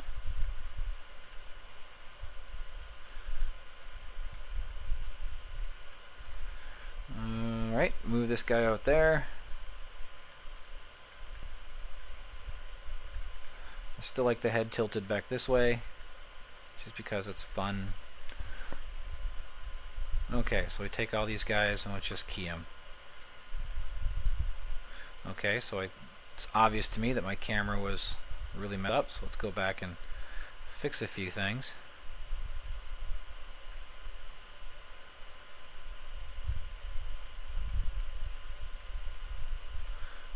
It's one of the problems of just posing with your, this is the way I like to have things set up. If you take a look at this, I have a little window here, and then I have this window that I look through. In fact, I'm going to work through this just so that you can get a sense of what I like to do. I'll use this as a viewport, use this as my camera that I render, and then this here is where my curves are working. So that way I can, do things. This also down here I can change into, but I'm not going to get into Maya specifics because that's not what this whole thing's about. Anyhow, there, that's looking a little better on the staging. So there we go. So we go from an introverted pose to an extroverted pose. So he's like, well, I don't know, let's go for ice cream. Or maybe matzah? Well, wedding soup. Well, beef jerky. You get the idea. it's good to move a character inside and outside themselves so that we get some sense of what's going on. Man, that elbow's really bugging me. There we go. Pardon my fetishistic tweak of weight in the pose. That's not what we want to do. Anyhow, that's just a quick primer here on going introverted and extroverted. If you were to draw a bounding box around these things, you'd kind of get the idea of what's going on here. Draw the bounding box around him. He only takes up so much space. Then he goes out and he takes up almost the entire screen. And that's really something to keep in mind when you want to move your characters forward and when they're having internal dialogue versus external dialogue. And sometimes, like I mentioned in the live action portion, they're having both at the same time, but you're going to have to choose how you want to represent that.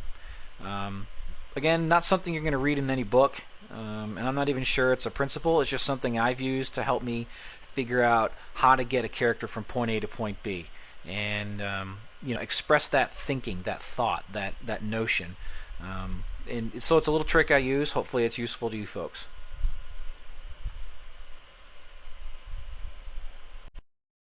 Well, that about wraps it up for this month. I really do thank you for playing along. I hope that this has been helpful to you. I really hope that this has filled in a lot of blanks for you as far as what to think about in your poses and things like that.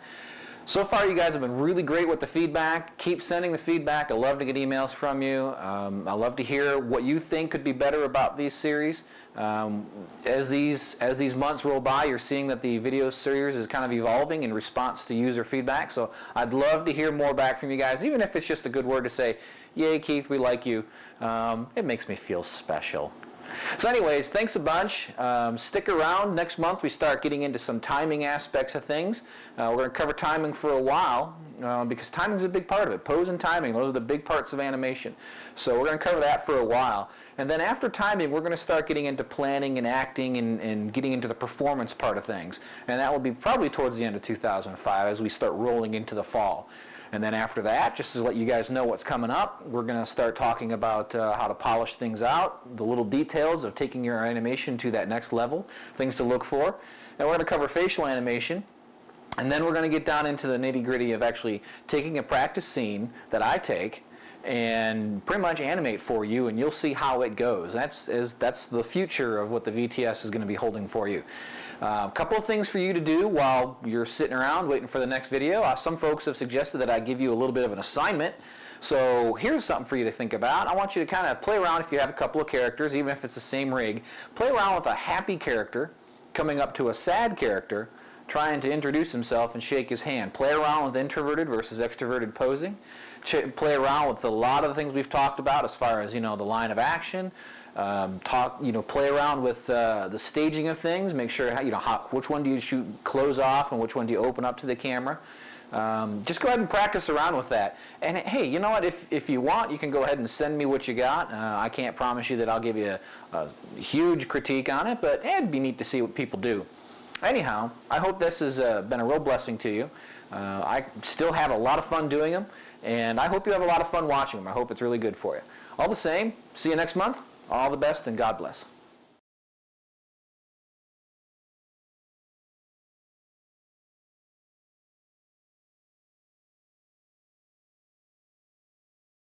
Hi there. Me again, Keith. Good to see you back. Glad you came along. If this is your first one, thanks for coming on board the video tutorial service Love Train, baby. Okay, that's enough of that silliness. Good to see you back. This is video tutorial service number 5 for July 2005. 5 is going to be the one number for today. It's like Sesame Street. Today's lesson brought to you by the number 5. And I also might do my count invitation later. 5, 5, ha, ha, ha. All right, that's enough of that silliness.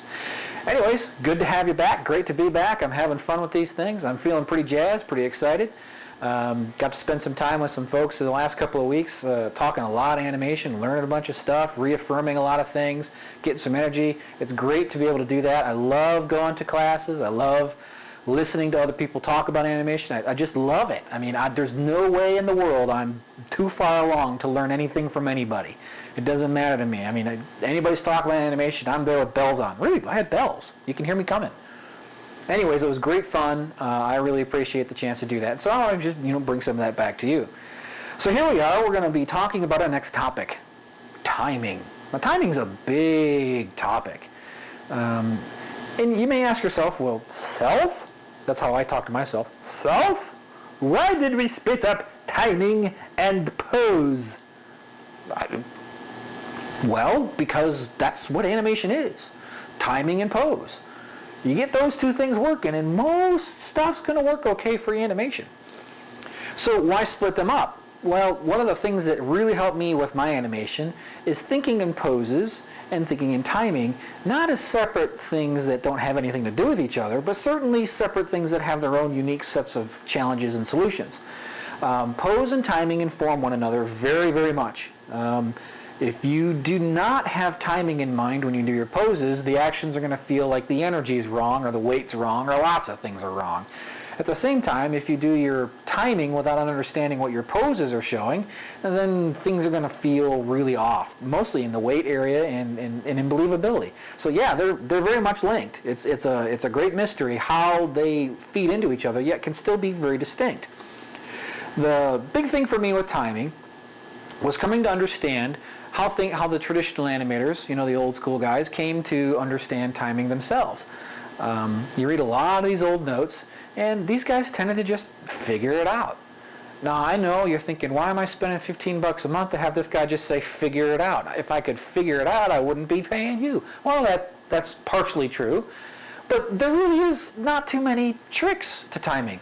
There's not a lot of things you need to, it's just you figure out. How long is it going to take? Well, before we get too far down that road, I want to make sure that we understand, we set out the road markers of where we're going to go in our conversation about timing.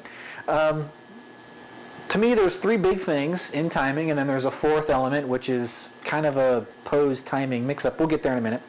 The three big things that have to do with timing to me are timing, spacing, and phrasing. Three big things. Now, before we can figure out what any of them are, let's go ahead and define them. Okay? Timing is how long it takes to do an action, start to finish. That's all you care about, start to finish. Okay? From here, pose A, pose B. What is that? We'll call it 8 frames, okay? 1, 8. That is timing. No matter how you get there, you're going to take 8 frames. Now, if you want it to feel different, you can get there in 6, you can get there in 10, you can get there in 12, you can get there in 1 second, or 24 frames, you know what I mean? But that's the timing, how long it takes to get from one to the other. And actions have a certain amount of timing. Generally, I mean, we've all heard that walks are on 12. Well, what does that mean? That means a stride, 1 step. You know, step, step, step, step, step, step. A good rule of thumb is that a step is on 12. 12 frames. It takes 12 frames to take a step. That's timing. Now, what if you're limping? Well, maybe it takes a little bit more. What if you're running? Well, maybe it takes only 8. What if you're, you know, fat and slow and you can't really move, or you're tired? Maybe it takes 16, maybe it takes 18. But you see, a step takes X. The X is what timing is, okay? And how do you figure out timing? Observation, study, getting it up and acting it out. You'll find out a lot of things. So what is this? What's the difference between timing and spacing? Now, spacing, you're going to find that in animation, one of the biggest problems is that lots of people call things lots of different things. You know, ask any 10 people what overlapping action is, or what secondary motion is, and you might get different answers depending on where they came up. And it is kind of a bit of the bugbear about animation, is that we haven't quite settled on the lexicon yet as to what the words really mean. I mean, we kind of all know what anticipation means, okay? We kind of all know what an arc means. But there's some things that are just not quite so easy because different people have said different things. But generally, anybody you talk to who's from a traditional, animation background, they're going to tell you that spacing is how, or the spacing of images, like how far apart things are in that timing. Okay? So if timing is A to B in, say, 8 frames, then spacing is the flavor of getting there. Okay? Not so much, let's just keep it simple. Okay? A, B, 8 frames. Do you go 1, 2, 3, 4, 5, 6? I mean, did you go zip? Is it a slow in and fast out? Or is it a fast in and slow out? That's spacing, okay? How you get there. So it's still 8 frames. Doesn't really matter, you know, how you play around with it. I mean, it matters because it gives a different flavor to your motion. But there's any number of ways to space an 8-frame move. You can, you know, 1, 2, 3, 4, 5, 6, 7, 8. You know, you kind of you can space these things out in such a way as to give motion a kind of texture or a flavor or a hint or an emotion. And we're going to get into that in a little bit, and I'll actually show you some examples of it. So timing is A to B, 8 frames. Spacing is how do you space out those 8 frames? Is it, you know, fast and then slow? Is it slow then fast? Is it slow, fast, slow? There's numbers of ways to do things. So what's phrasing? Phrasing is timing and spacing in context. Let me use this example for you. I mean, all this stuff sounds kind of esoteric, so let's go ahead and nail it down in ways we understand. Let's imagine that animation is a language. I like to use this allegory a lot and this analogy because it helps me understand how I'm thinking about things. In language, we have basic building blocks of what we're doing. We have words, we have sentences, we have paragraphs. Let's go ahead and just apply that to words are words, you know. They're individual frames, as it were, okay? And in sentences is how you put those things together to make a statement, and then a paragraph is making many statements to make one grand statement, okay?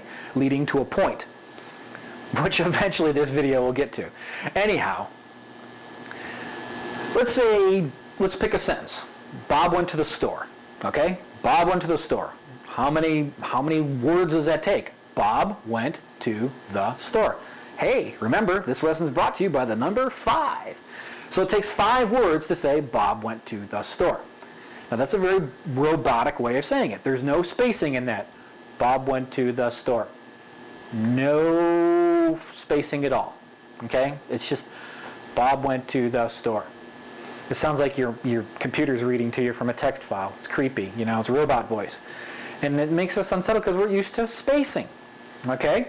So let's take a look at spacing in this little, okay? This is timing, okay? It takes 5 words to say that sentence.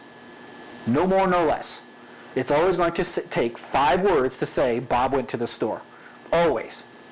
Unless you add another word in there, it's always going to take 5, okay? Now, that's timing.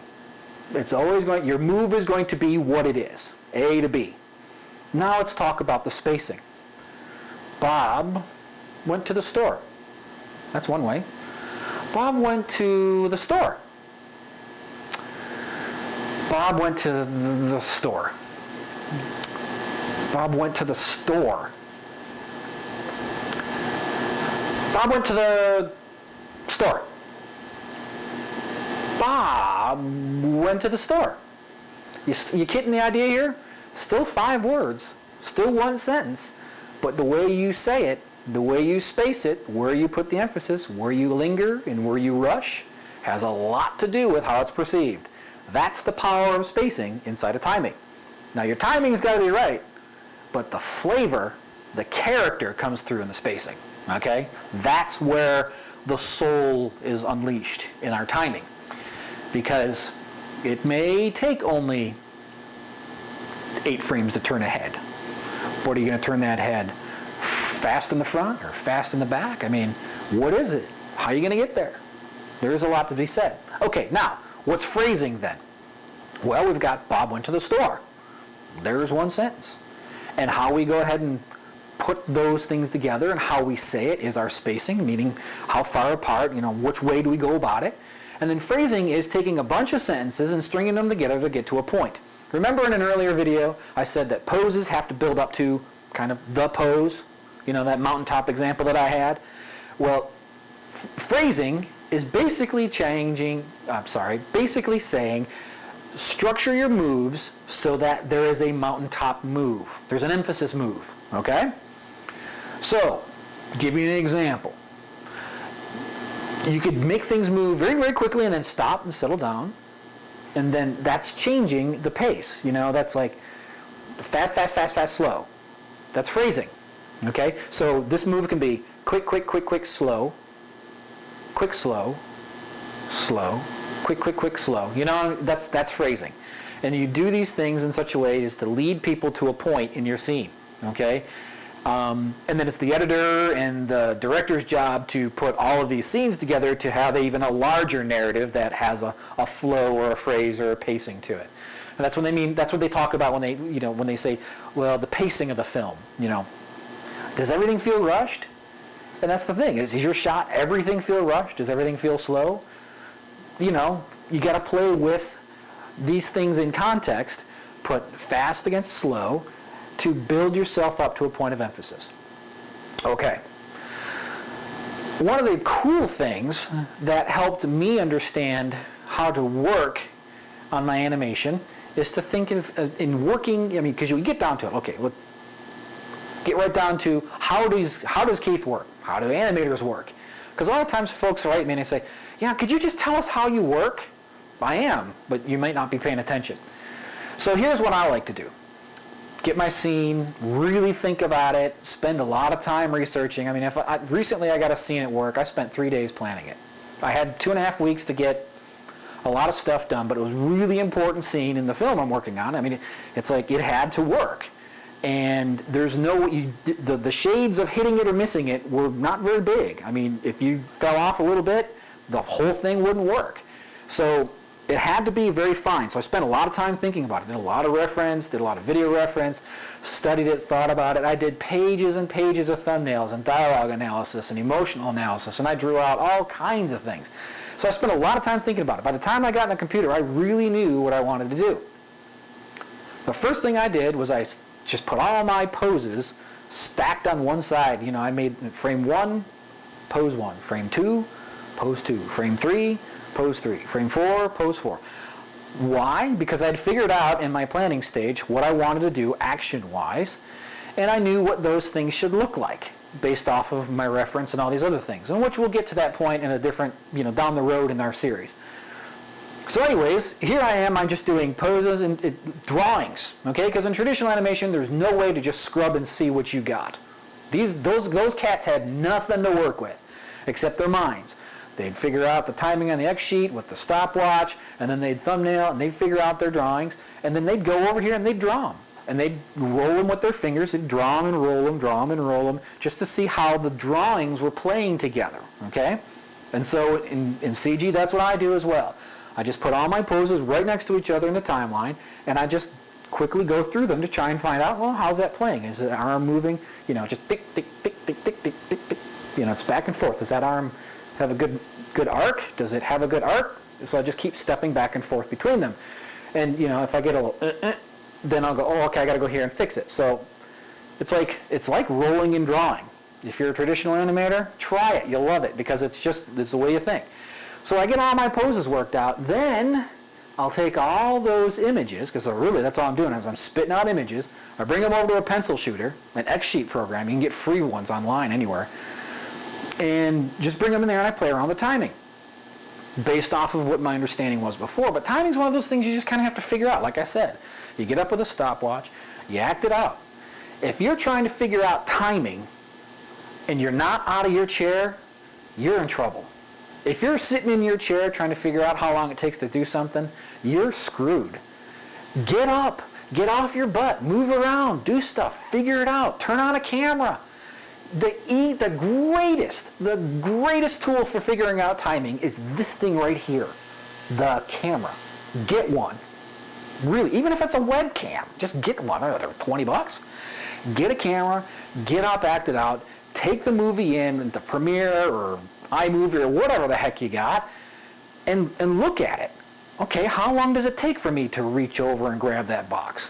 Well, you can step through it. 1, 2, 3, 4, 5, 6, 7, 8 frames. Okay, took me 8 frames. So you can go over here and you know that your character has to pick up a box. So just as a wild, crazy guess, put 8 frames. You looked at it and say, well, I can always try it later. Get up and act it out. The weird thing, I love the old notes. Love the old notes of the old guys. I mean, I read the Walt Stanchfield stuff and the 9 Old Men stuff. Go to Animation Meet and download all those notes, read them and love them, because they're great. But one of the things is, those guys don't talk about timing much. They talk about pose, they talk about acting, they talk about phrasing a lot, they talk about pace a lot, they talk about emotion and gesture and sincerity and believability and heart and warmth, but there is very, very little in there that they talk about timing. Check it out. I mean, go ahead and read it. Look anywhere. And timing. I mean, the other day I saw a book, a guy at work had it, called Timing for Animation. Maybe 60 pages, maybe 80, 100 pages. And it was mostly just drawings, and there was very little in there on charts. You know, I mean, I was expecting, because it's an old book from early 80s or something, I figured I'd pick it up and I'll be seeing timing charts next to drawings to figure out, well, this is how these guys, very little of that stuff. Most of the timing is just figuring it out. Get up and figure it out. Here's a cool thing about timing. Timing affects the mood of what you're doing. We're going to take a look at 3 examples, because it's enough of me talking to the camera here. We're going to take a look at 3 examples of 3 actions that when you take the same images, I mean the same exact images, and you just play with the timing of how they play out, you start to see the emotional or the character of what's being done changes. And this is important. This is like the big secret, at least in my mind. You may be saying, gosh, where's the secrets in this stuff? I mean, you're not telling me anything new. Maybe I'm not. But here's the thing. Listen. Listen. Okay. If you're going to try and fix pose problems by changing timing, you're hosed. And if you're trying to change or fix timing problems by changing the poses, you're just as hosed. This is why I work separately. I mean, they inform each other. That's my planning stage. I think it through, I do reference, I understand it. But then when I'm working in my scene, I get the drawings working. And that's what I do. Poses right on frames. Bam, bam, bam, bam, bam. And I roll through them and I make sure that the arcs are good and the weight is good and the line of action is good and all the things we talked about pose, that's what I work on at that time. Timing I save. So that's why we're going through the VTS the way I work. I work pose first. Get it working so that those images play together and all those flow lines and all that stuff that we talked about works. Once I get that, then I time them. And that's much more of a kind of figure it out observation thing. And I'll have an idea what I want, but I'll also play a little bit. Timing for me is a playground. I get in there and I'm like, well, I think I want this move to be a little bit quicker. I want that move to be a little bit slower. And I have a phrasing in mind that I want to do, like I want to emphasize this moment. So in order to emphasize this moment, if I'm slow, slow, slow, I should probably speed up. Or if I'm fast, fast, fast, fast, slow down. Whatever I need to do to emphasize that moment with contrast. And that's where I'm going to play around. So what we're going to do is play around a little bit. Take the same images and play around the timing, and you're going to see how the character changes of what we're trying to do. So let's try it out. Start over. 3, 2, 1. At this time you should stop the video and have a look at the 3 movies that are included in the zip package. The Head Turn, the Wave, and the Ball Bounce movies. Those movies are at 24 frames per second, and I did that so that you can study them at their full frame range to see the difference in timings and see how that's reflected. Normally I run the VTS videos at 10 frames per second. That's to keep the file sizes nice and small-ish. And so for these movies I want you to be able to study them at their full frame range and figure out just what exactly is going on there. And we're going to probably do that quite a bit as we move forward and get into more of these timing things. So anyways, pause the movie, check those other ones out, and then when you're done with those, come on back to this one. Thanks.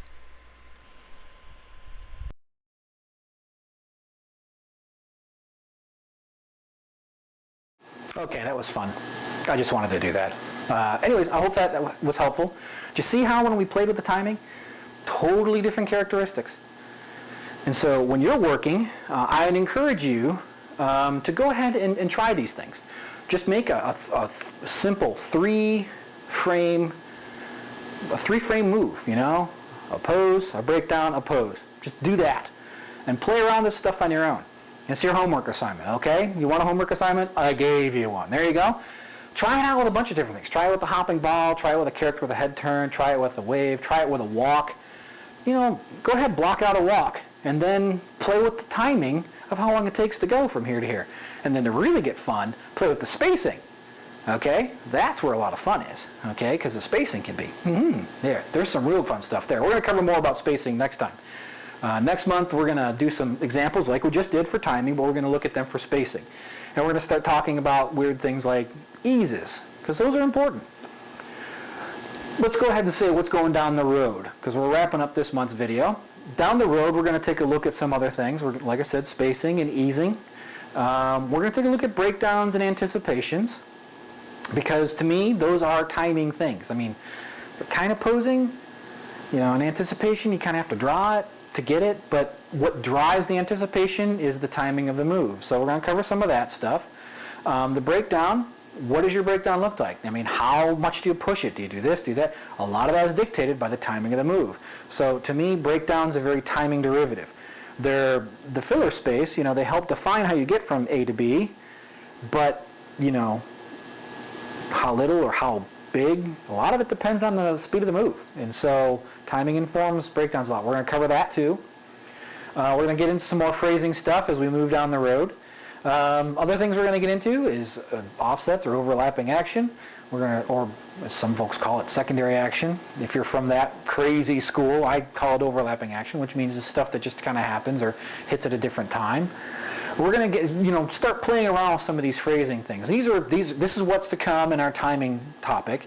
After timing, as I told you before, we're going to get into planning and scene planning and thumbnailing and really getting into the character and figuring out how to break down a scene. So anyways, I hope this month has been helpful to you. I hope that you've liked it. Sorry if I talk to the camera too much for some of you folks who don't like me talking to the camera. Sorry if I spent too much time on the computer for those of you who don't like me spending time on the computer. It's funny because I get emails from all kinds of folks saying, could you spend more time in Maya? And I'm like, no, I'll try. And then I get other emails from other folks saying, don't spend any time in Maya. Just give us lectures. Hey, y'all are fickle. What can I say? But I'm having fun anyways. So anyhow, thanks a bunch for playing along. I hope these are a real blessing to you. I'm having a blast doing them. Keep the feedback coming. It's great to have you guys. So have fun, keep animating, try things out, and God bless.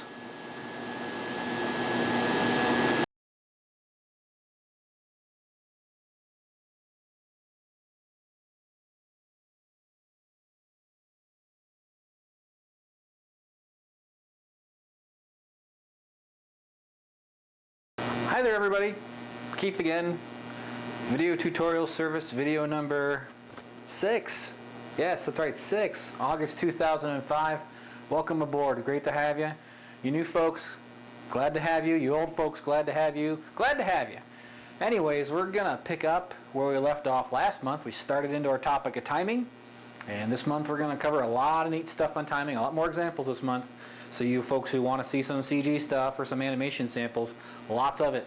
Lots and lots of it. Or today we're going to cover breakdowns, what they mean in terms of timing. We're going to cover anticipations. We're going to take a look at ease in, ease out, and also take a look at the ratios of how to play these things together. If you've ever been confused, like, well, how big of an anticipation do I need? What kind of a breakdown do I need? Should I do a slow in or a slow out with this? Can I use this kind of an anticipation with this kind of a slow in or this kind of a slow out? Or what should I do? Well, if you've ever wondered about these sorts of things, I've got some things that will kind of maybe help you understand the energy levels of how to work these things back and forth. And we're also going to get into looking at spacing and how all of these things play together into giving us good spacing for our animation. Remember last month we defined what the difference was between spacing and timing and phrasing. If you ever wondered about that and you don't have July's video, go ahead to the website, pay for it, download it. It's good stuff. You'll like it. Or if you don't like it, well, you know, email me and I'll try and do something about it. Anyways, without too much more delay, let's get into the topic of breakdowns.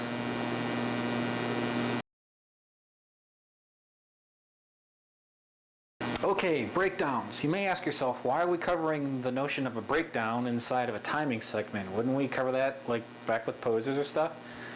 Kinda. But here's the way I look at animation. I see animation as kind of like a two-part beast. Well, 3, 4, 10-part beast. But anyways, there's lots of different divisions to it. But one of the ways to think about it is, I wanted to focus us on pose first because it's constructing storytelling imagery. And to do that, you need good, solid imagery, which is devoid of motion. I mean, a good illustration has a great sense of movement through it. The best illustrations have a great sense of power and line of action and storytelling to them.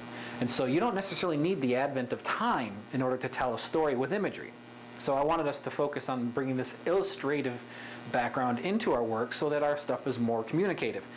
Now when you start making things move, well, this is where time comes in, and timing is part of time. And to me, a breakdown is not really useful in a storytelling sense from the standpoint of like key poses. So that's why I didn't cover breakdowns back then. But once we start getting into making things move like we are now, really want to get into talking about all the different things about making stuff move. So what is a breakdown? You hear this and like, what's a breakdown? Well, most of you should know, but if you don't, here's what it is. A definition by me. Every move in animation, you can think of it as a transition from one thing to another. I go from here to here. That's a transition. Here, here. Okay? Two poses, simple. The breakdown is how do I get there?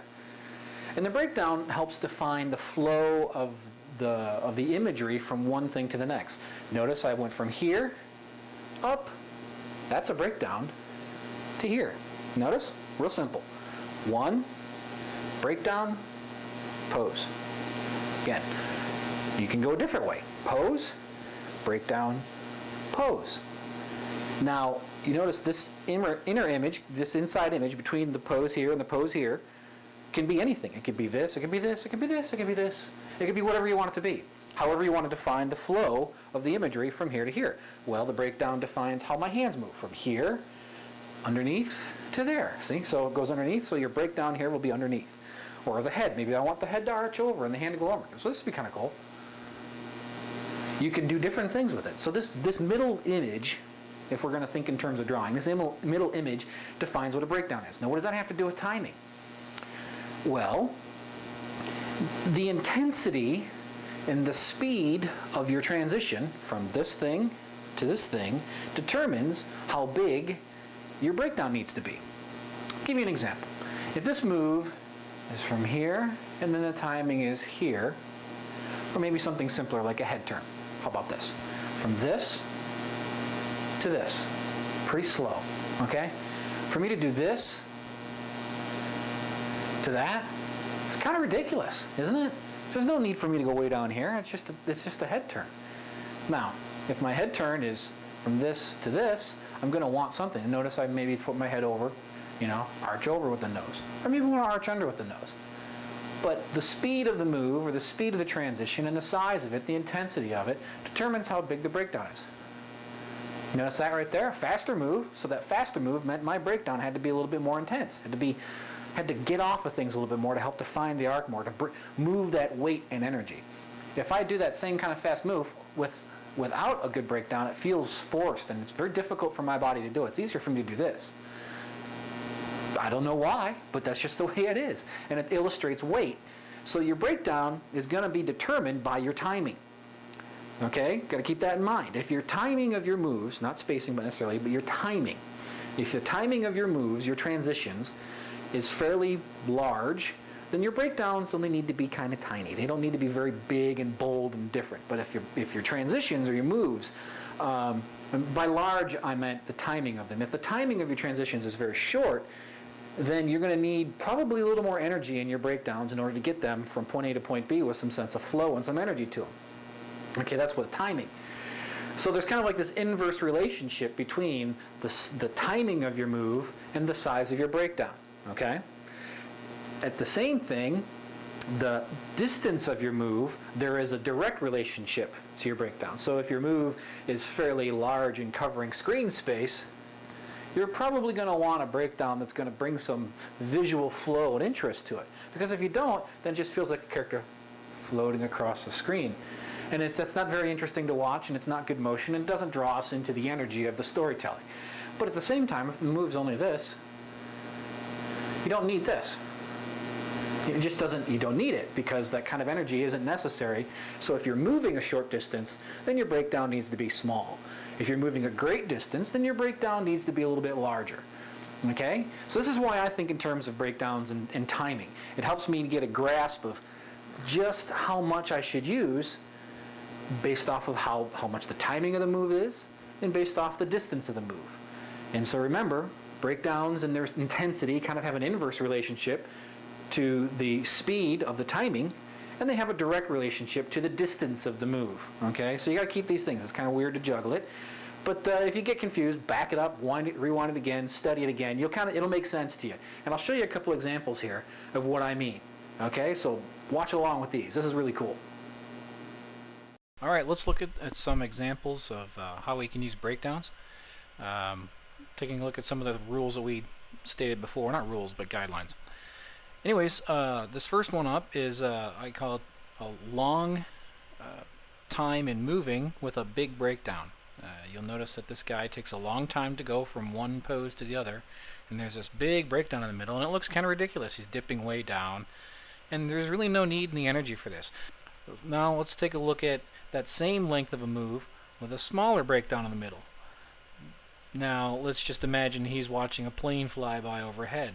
There is a breakdown in there. It's not much of one, but you don't need much of one when your moves take longer to get from point A to point B. So if the time of your move is longer, you don't need such a big breakdown. You can have one, but it looks kind of goofy. And you know, if you're looking for goofy, well, you know how to get it. Let's take a look at another example here where we have a short amount of time for a guy to move from one pose to the next. And from here we have a big breakdown in the middle, and you'll notice that this actually looks like, you know, a reasonable use of energy. This guy doesn't take very long to get from one pose to the next, and so this big breakdown in the middle kind of helps build up some energy, like he's just going to explode up into that thing.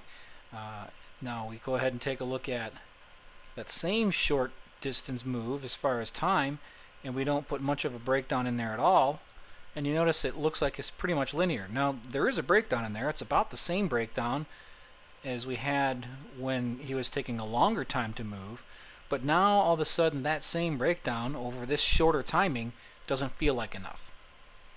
Doesn't feel like there's any energy or any weight to it. These are pretty extreme examples. I'm going kind of to the ridiculous side of things to kind of prove the point that the time it takes and the timing to make your transition affects the size of your breakdown, and that has an effect on the perceived notion of your timing, whether things are too fast or too slow. Let's take a look at another example of some stuff here. Alright, this one is where you have a small distance and a big breakdown. So here's a guy, he's just literally just only turning his head, but he does this big goofy breakdown here in the middle where he dips way down. Looks like he's kind of doing a funky little chicken dance or something. You just don't need that much of a move on something that isn't traveling that far in screen space. And here's the last example for breakdowns that we have, where we have the same small distance of a guy just turning his head, and you notice here the breakdown is far smaller and it's a lot more subtle, but you see it fits. The energy fits. So when you're moving just a short distance in the screen, the character isn't making a big giant transition from point A to point B. The breakdown doesn't need to be this huge thing. It just needs to be enough to get the idea across, to make the motion interesting, to give some arc to it, and to give some energy and some flow to it. But for the aspect of timing, I want us to just focus on how the size of a breakdown plays with the size or the speed of the timing of a move. And so there you have it.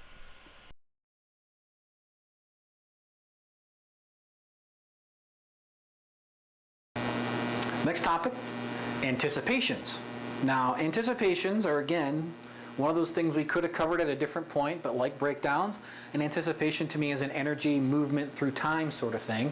And anticipation in and of itself could be used illustratively to tell a story point. It's kind of like the pregnant moment waiting to happen. It's letting you know what could be, opens up doors of possibilities. So yes, we could have covered it back in the pose conversation, but I think it's good to talk about it here because we're going to talk about the relationship of anticipations together with breakdowns, together with timing, together with spacing of eases. And we're going to start to see how they can play together to make motion play really nice. Okay, so what is an anticipation? Again, Dummy Keith's definitions of this is an anticipation is a sub-pose or a kind of minor pose of varying degrees of intensity and as far as like screen space use and the deformation of your character that announces something's going to happen. If I have like this, that's not natural. You know I'm going to be doing that, right? So if I got this, you know something's going to happen. Just freeze frame that. And you know, somebody's like this. People don't walk through the streets like this. Hey, how you doing, Frank? Good to see you. No, we don't do that. I mean, because it's an anticipation. It's a pose that is getting ready that tells people, watch out, watch it, something's happening. Pow. Okay. So, how do anticipations play into the aspect of timing? Well, remember what we said about breakdowns, that your breakdown intensity and size and how it flows is going to be dependent upon the timing and the distance of your move. Okay? Anticipations are very similar. All right? If the timing of your transition, your move, is very, very small, then the timing and also the physical energy necessary building up in anticipation needs to be big, really big. Okay? Think that he's the classic Warner Brothers Bugs Bunny. Back up, and he's off screen in two frames. 2 frames. Look at that. I even lost the focus. Hello. Ha ha. So, big anticipation, gone. All right? Just takes no time at all to get off screen. So the transition, the move in and of itself, covered a great distance. So the move covers a big distance. So the anticipation needs to be big. And how long you hold the anticipation needs to be pretty long. And you build into it, and then, pow, you're gone. Okay? At the same time, the timing of your transition, or your move, if it's small, it has an inverse relationship to the size of the anticipation. So the anticipation needs to be big and, okay? Now, you can kind of play with some things, and it's kind of humorous to play with this relationship, kind of break the rules a little bit. Let's say you have a move that's pretty small, it's slow, so the spacing or the timing of it, sorry, not spacing, the timing of the move is large, and the distance the person moves isn't necessarily really big. So you're going to want normally you'd want the anticipation to be very, very small. Very, very short amount of time, doesn't need a lot of time, just a little bit of something. If a guy's going to start walking, there's a little bit of anticipation. Notice this, watch my shoulders, okay? I'm going to take a step that way. Notice what happened with my shoulders? There was a slight anticipation. I didn't hold it there. I just did it really small, and then I took the step. You need that, because if you don't do that, the character doesn't feel like he has any weight. You know what I mean? And I have to think really hard to do that. Like I'm forcing my body to not just naturally counterweight itself. Okay? So, if it's a smaller kind of move, you're not going to want to hold that. You're not going to be like, unless you want to do something for comedic effect. But you're breaking rules here, and you got to understand why you're breaking them. Okay? So, for a small little thing like that, there's a little bit of anticipation. You kind of roll out to it very softly. The timing of it isn't very tight. It's not very big. You're not holding it. You're not growing into an extreme version of it to build up the energy. You're just kind of countering the weight and giving some weight to your character. Okay? If you're going to get off screen really fast, okay, you notice there, you back that up. I had to kind of get back, build the energy, and then get off screen really fast. I've lost focus again. Come back to me. Ha! There we go. Camera. You know how it goes. So anyways, you got to build up into it, and then pow, you go. Okay? Now, what happens if you do this? It's kind of funny in its own way. You're saying, here comes something big. Ah, fooled you. So you can play around these relationships a little bit, and think in terms of how to, again, play with these relationships of timing, size, smaller anticipation, okay? Smaller timing size, like if something happens in 2 frames, you need a big anticipation. If something's only going to cover a little bit of screen space, you don't need a huge anticipation. Small size, doesn't need much. If something's going to cover a big screen space, you need a big anticipation to let people know what's going to happen. Because if they don't do that, they're going to be like, what happened? The guy's gone. You know, if you take somebody off screen in 2 frames, and you let them know it's going to happen, it feels like a mistake. So anyways, let's look at some examples. Hey, I know how to talk. Okay, in this example, we're going to look at some uses of anticipations with the move. Now here we have our little Murray character, and let's imagine that he's holding on to a piece of rope down there off screen, and he's going to try and pull it back with varying degrees of intensity. The first one we're going to look at here is it's going to be a big move, and it happens in a short amount of time. And we're going to look at it with an appropriately large or intense anticipation. So if we watch this one, you see he leans forward and he holds the anticipation for a good bit, and he'll even kind of bend down into the extreme of that anticipation, and then he explodes back with a very powerful and very large movement. And because that movement is so large and so fast, you need a bigger anticipation to sell that weight. And to prove that, let's take a look at the version of this thing where we don't use a big anticipation and we don't hold the anticipation very long. Here it just looks like he's just kind of popping from one thing to the next. I mean, there is a little bit of an anticipation there, but he's not holding it. Excuse me. And there's not much going into the energy of the buildup. And a lot of things about anticipations is about energy. To make things move, you need energy. And to make things move fast or far, you need more energy. And so what the anticipations are is the building up of energy to make things move. And so by allowing your audience to see the buildup of energy, you're creating in them the expectation of motion. If you only build up a little bit of energy, you're creating in them the expectation of a small movement. If you create a large buildup of energy, or use a larger or more intense anticipation and hold it for even longer, then you're creating in the audience the expectation or the anticipation of a larger movement. And so this smaller movement here, compared to the larger one, you see that one feels like it has weight and has power to it, and like the guy's really putting everything into it, and the other one just feels like, well, bad animation, for lack of a better expression. So let's go ahead and take a look at another example here, where we have a small move that takes only a short amount of time, and we use a big anticipation. So here the amount of energy we need to build up isn't necessarily very large because we're looking at a small movement. And so here it's actually kind of difficult to even know what this guy is doing, because the anticipation's bigger than the move. And so it's easy to confuse your audience as to like what's going on here, because he's bending down in this anticipation, but the pull-up is only like a small little test pull. You know, it's like a little tug. It's not like a big throw your belly into it yank. It's just a little tug. Well, if you use a big anticipation like this, the anticipation's bigger than the move itself. Now, if you take a look at the same thing with a smaller anticipation, this is just a little tug, and the guy's kind of pulling back through it, and it's not great animation by any stretch, but you see that there's a clear definition that the second move is larger than the first, and the first is just kind of like a small anticipation. And think back again to the illustration I gave in the video segment where I was taking a step. There's a small little counter shift of weight, a small anticipation as I build up the energy to take the step.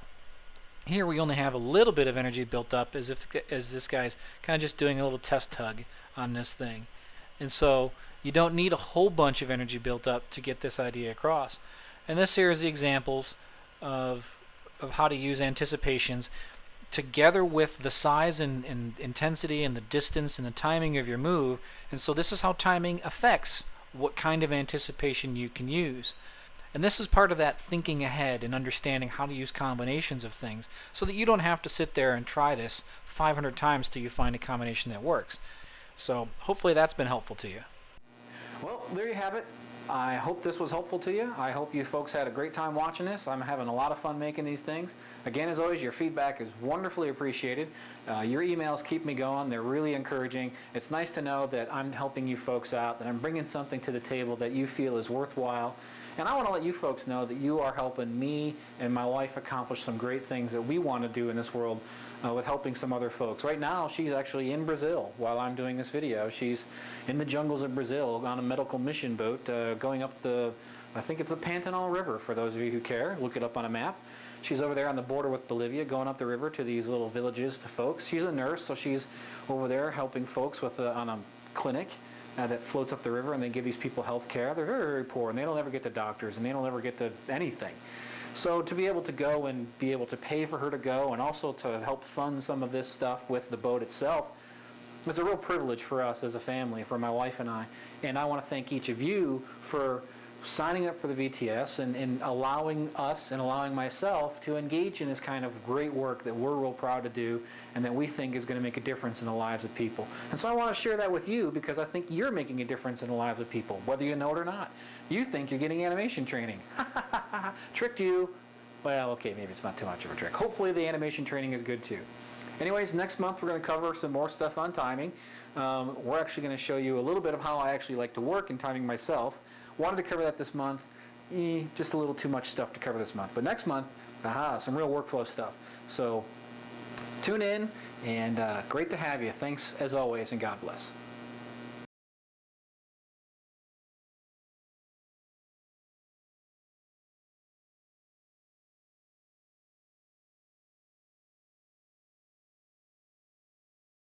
Welcome to VTS number 7. This is for September 2005. I'm your host, Keith. Too bad for you. You'll notice I've got a little thing here on my mouth, or a microphone. Jazzercise microphone. This is to help out with the crappy audio that I've had in the past for these video segments, and I think it's going to be a lot better. I think you're going to like it a lot more. Anyhow, I got some things on the docket for this month. We're going to take a look at some eases and how we use easing in a sense of timing. We're continuing our timing conversation. We looked at breakdowns and anticipations last month and how to use them together. This month we're going to look at how to think about easing and use eases as your primary tool of spacing, and also how to play with them back and forth in combination with some other parts of the character.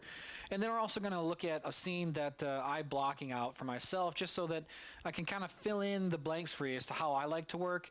We'll talk a little bit about some of the things we talked about in posing. And it's kind of like a precursor of some of the bigger stuff we'll get into down the road when we get into our planning and our scene performance and our acting and all that stuff, which is the conversation we're going to have after we get past our timing segment, probably another couple months at least. So anyways, welcome aboard. I'm glad you're with us. It's a great day, so let's get started.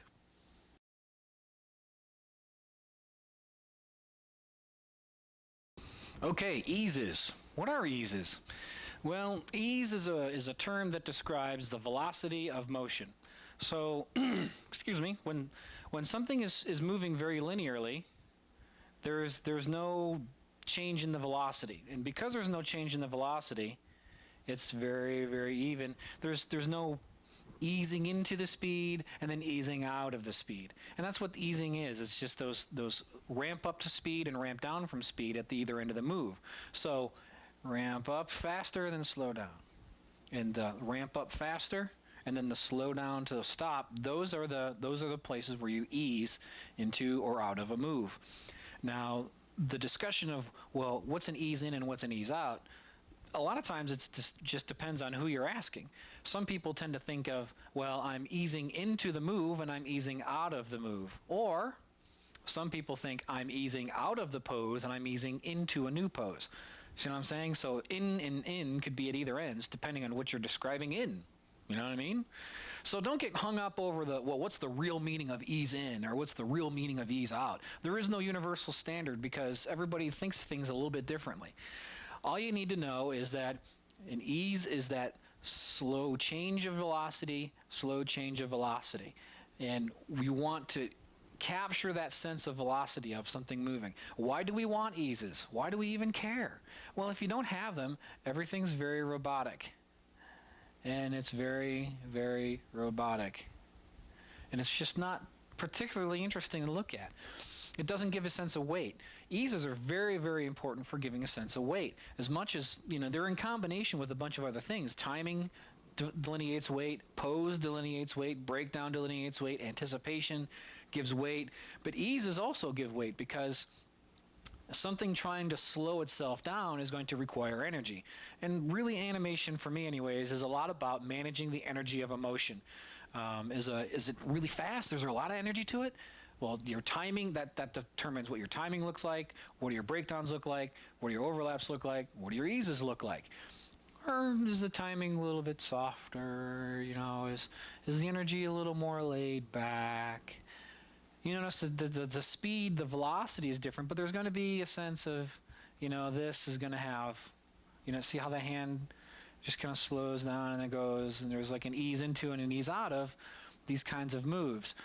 So you wanna be mindful of these things. I remember way back in our first conversation about timing, I said there's 3 aspects of timing. There's timing, there's spacing, and then there's phrasing. Well, timing we've looked at pretty well, and we've seen some things that help us understand timing. We've looked a little bit at spacing. We're going to look at some more today. We're going to kind of understand what, eases are your primary tools of spacing. They're not the only tools, but they really, really help sell the spacing of something.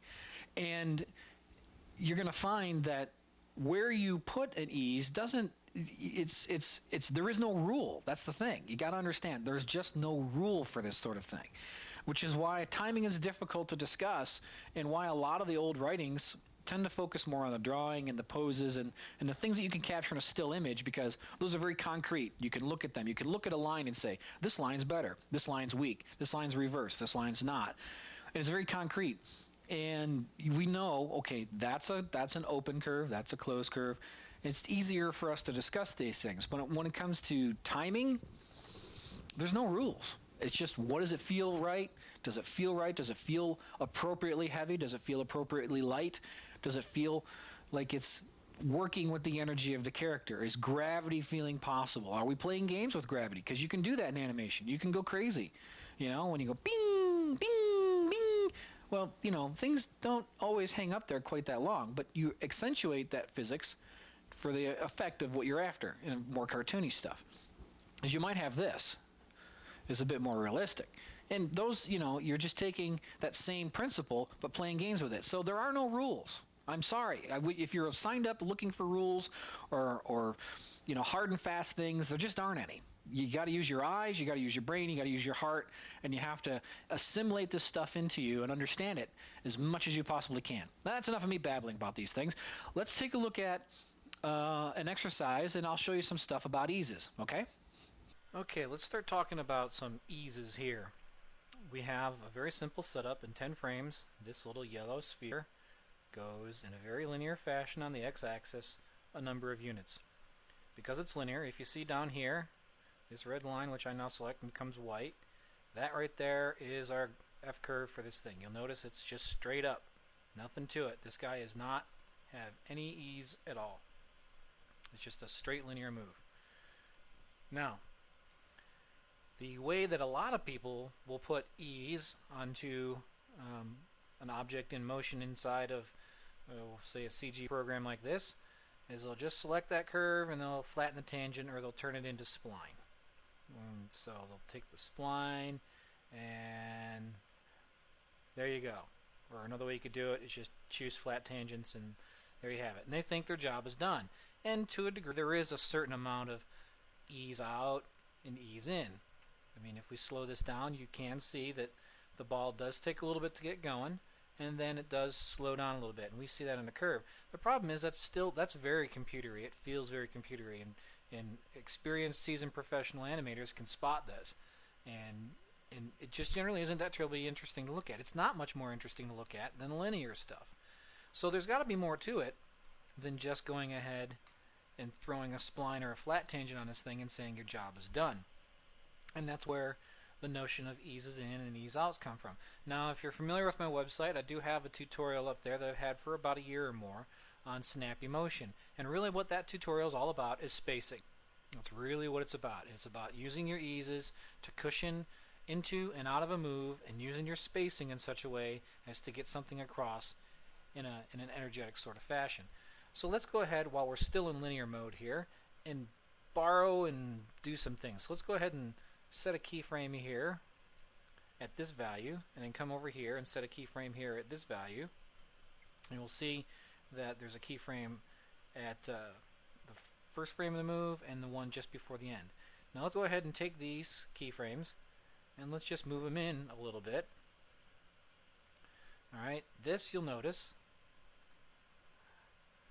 there is a definite, yes, things are moving, and there is a slow in and slow out to it. And you notice that that slow in, slow out is a bit different than the one we had before. In fact, to show you that it's a little bit different, let me go ahead and duplicate this guy, move this guy over here, and put him up there, and we'll go ahead and key his X, and this guy comes over here. We'll take this value, pop it into there. Okay, so notice he's got his. So if we select these two together, if I take this one right here and do what we did before, where we have just the flat tangent, and I take this linear one right there and I go ahead and just turn that into spline, just for giggles, you'll see that one has a far more pronounced ease in and ease out. That's the one I built. This right here is what the computer gives you, which isn't much better than linear. This right here is what you build by hand by borrowing time. And so if we play this, the one, mine up here in front, actually has a bit more energy to it, and the other one is a bit more even. Now that may be what you want. You may want some stuff to be more even, but you have to understand how to get there, and this is what I'm trying to do. So by playing with the ease of these things, you can get yourself a lot of different possible combinations. So let's say we take this guy right here and we hide him. We don't really care about him anymore. Let's go back to this guy, take this back to linear so you can keep playing with it. Now if you really want to make this super snappy, you can take this key and move it even closer, and you see that it's covering even more ground there. And so what you might want to do is change where that happens inside this thing so that you have more cushion on the back end of things in order to give yourself a chance to settle out, let your audience catch up to what just happened. And now in a move this fast, we may say to ourselves, boy, you know, I really need to have some anticipation to help sell that, because it is moving very, very fast. So let's go ahead and build some anticipation into this, and this is where we're going to start working with our combinations. Let me give myself some time here, move this whole move off here to the 16 to 26 range. Let's take this key back here, and we'll go ahead and drop another key there. And then what we'll do here is we'll actually move him back. So if we were to look at our F-curve here, we'll notice that he's going backwards, then moving forward. So he moves back and he moves forward. So let's watch this. And there's kind of like a weird pop right there in the middle. And there's a reason why there's a weird pop. Is because we're slowing into this move. In fact, let me go ahead and make one more thing here. Let's set a key here at this range so that he can kind of grow into that ease. So let's say he, go into that anticipation. So let's say he kind of hits back in the anticipation, and then it grows, and then he comes forward. The problem is this area right here. See this down here where my mouse is? This key right there is your problem. That's why you have a pop. The reason why you have a pop is because you're combining a big anticipation, which is building a lot of energy, and that energy is going to explode out. The problem is you're slow in. Remember this move was a slow in before? We took this and we took some of the energy and had it build up a little bit moving forward. Well, if you're going to build up energy with your anticipation back here, this is where you're building your energy now. Now you don't need to build the energy in through the move. So what we need to do is we need to understand that if you're going to build big anticipations, you do not want to put big anticipations next to slow ins to a move. Okay? Say that again. If you're going to slow into a move, don't use a big anticipation, because you get this weird business going on where the energy doesn't feel right. Let me take this keyframe and just delete it. So now we're no longer slowing into the move. You notice we're building our anticipation back here, and we're building up that energy, and then we're moving forward. Okay, and I can even take this move right there and tuck it back a little bit more and give ourselves a bit more of a slow out right here. Okay, so now let's watch this. See how there isn't that hitch in the middle anymore? It just builds energy and then it explodes out of that and then does a slow out. And so you want to be mindful of these kinds of things so that you don't try and do too much. And there are certain things that just don't work well together. You know, like beef gravy and ice cream. They both taste great, but they don't taste great together. Slow ins for a move are really good. Big anticipations to build energy are really good. Put them together, not so good, because you get these weird artifacts of trying to fight the physics. So here we have this fun little thing. So let's say we've got ourselves an even bigger anticipation. Let's say we want to make this anticipation really big. So we'll pull them way back and we'll make this a really big move. Okay? And actually, let's get back into that anticipation very quickly. And hold it very strong. So then, the bigger the anticipation, remember, the faster you can make the move. This might be a bit extreme. Yeah, it's a bit extreme. So we go there. And you notice there that now all of a sudden it's kind of fighting itself on the back end here. Something feels weird about this slow out. Well, actually, something feels weird about the anticipation. We'll cover that in just a second. But something feels weird about this slow out right here. It's such a big buildup of energy back here. And then this big, huge, very fast explosion. And then seemingly, against itself, it slows down. So that feels pretty unnatural. What you want to try and do here is maybe hit an extreme and then settle back. So let's say he settles back. Notice I'm pulling this down. Now he hits the extreme and settles back a bit. You ever wonder, well, should I use a slow out or should I hit an extreme and settle out? A lot of it is determined by the energy of the move and also what the properties are and lots of different things about the character. There's no rules for that, but you see now that feels a little bit better. Big energy buildup, explosive energy out, hits an extreme, and kind of settles back. So for very snappy moves, and let's say we're going to go ahead and ease that settle back because we want to play with the spacing there as well. So now this thing, it's really feeling like it's got some zip to it. It's got some good snap to it. And that's all about just building the energies through anticipations, using your eases with the right combinations of anticipations, understanding does an ease out work with a very, very fast move? Sometimes it does. A lot of times it doesn't. Does an ease in work with a big anticipation? It hardly ever does. And as far as this anticipation being the right size, there's something almost abrupt about it. If I make it even bigger, there's one little trick that you can do, and this one's pretty fun. Let's take and set this key back here. So now I'll zoom in really close on this. So now we have just a one frame hold. You can do anticipations on anticipations, but they're micro anticipations. Notice I'm pulling that off just very, very small. This is not even a half a unit. It's probably 0.11 units, so take it down to even less. You're going to say to yourself, what difference does that make? All it does is it gives a little bit of energy on the front because the anticipation is so big it needs its own energy to get to its energy. And so you don't want to make it too big. If you make this anticipation to the anticipation too big, it starts getting a little chattery a little bit here and there. Like you wonder if stuff isn't going to start getting a little confusing. And even here, it sort of works.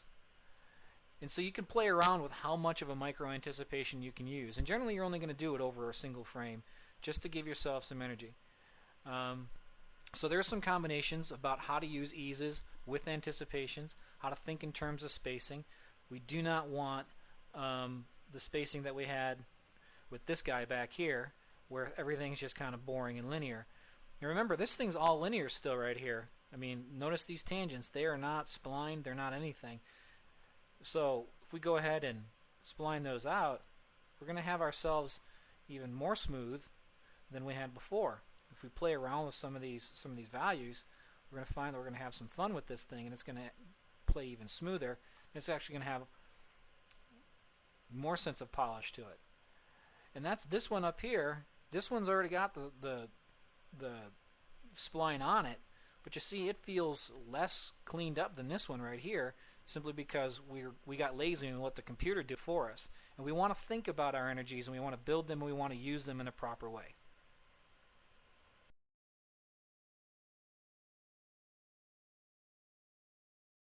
Okay, I hope that was helpful to you. I hope that you saw how we can use these in combinations with anticipations and all these other things. It's helpful to understand and see these things and to play around with them. Next thing I want to look at is just some things about blocking. I tend to work a particular way, and I want to share this way with you because people email and ask me, how do you work? And even you'll find professionals say to each other all the time, well, how do you handle this? Well, how do you handle that? Well, how do you go from blocking to this? Or how do you handle that? How do you clean this up? So we're always asking each other how to do this stuff. So I want to share with you how I block stuff. So we'll take a look at this and see what you think. Okay, here's where I'm going to talk a little bit about how I like to block things out and how I like to time things. As I've said before in previous videos, I like to think in terms of poses and fixed pose problems in posing, and then fixed timing problems in timing. So I'll tend to take and treat the entire performance as a single coin, but it has two sides. You know, you got a quarter, and that quarter has a head side and a tail side. Well, the head side is the poses, the tail side is, you know, the timing. And so what we have here is a character. And let me play a little clip of audio here for you to see what we're acting out to. We've got bigger fish to fry. Okay, so I acted that out, and I thought of terms, okay, what do I want this character to be like, and I just envisioned the entire performance in my head. And so I started drawing with my fancy pencil here, called a computer, what I expected those images to look like. You know, I took snapshots of the key points inside of this performance, and I just started pushing my character into that shape. And you'll notice that I'm going on successive frames here. There is no timing here. It's just images. There's nothing else back here. You know, I could go back here and just nothing else is going on. Everything's right up here. That's because I wanted to just capture in image form only, devoid of timing, what this character is going to be like at certain moments in the performance. And I try and think this stuff out ahead of time as much as possible. If I were to select all the controls, come over here and you see all the controls, I'll hide them. You see down here the keys, everything's just on successive frames. I'll do the face, I'll do the fingers, I'll do the eyes and the expressions, I'll do all of it right up here at front because I want to be able to see what my character is like. I'll even do some rough lip sync at the moment where I know where these things are going to happen. So I break down that thing. You know, we've got bigger fish to fry. That's the line. Well, I'm thinking, well, I'm going to start at something, so we've got. So I'm going to start with a little bit of a W there. And we've got, so we've got the V there, because I know that this is going to be kind of a breakdown into this pose for got. You know, we've got. And then this is the anticipation for bigger.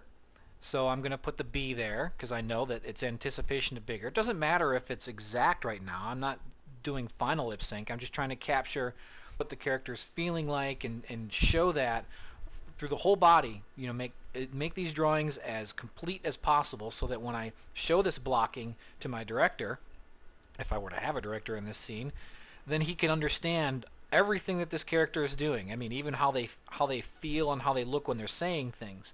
And here is for bigger, you know, the for bigger, and here's the pose for fry. And so I marked out the beats. Now we're going to get into this stuff a lot more in depth in a few months when we start going into blocking, into planning, into acting, and performance choices and all that stuff. We're going to get into that right after our timing section. But I just wanted to show you this is generally how I make this stuff look. So I'll go through and I'll even work out my squashes and my stretches. Like here he's squashing down and he's kind of stretching up a little bit for that one, and then he squashes down again, and then another bit of a stretch, and then a settle. I'm working, you know, where I want the character to go. I'll even work in the arcs. If you watch this hand here, it comes from down here, comes up, comes up, comes up, and then goes over. And so the one move, which is really clear, is up here. And then on the breakdown, I'll make sure that it kind of continues through and goes over. So I just want to make sure that I think in terms of my weight. I'll even show my drags. You know, this finger right here, it's kind of coming up. I want to show some sense that this thing right here is actually dragging behind it. I won't save that for later. I'll try and figure out as much stuff as I can in my blocking, because the thing that you run out of time with all the time is polish.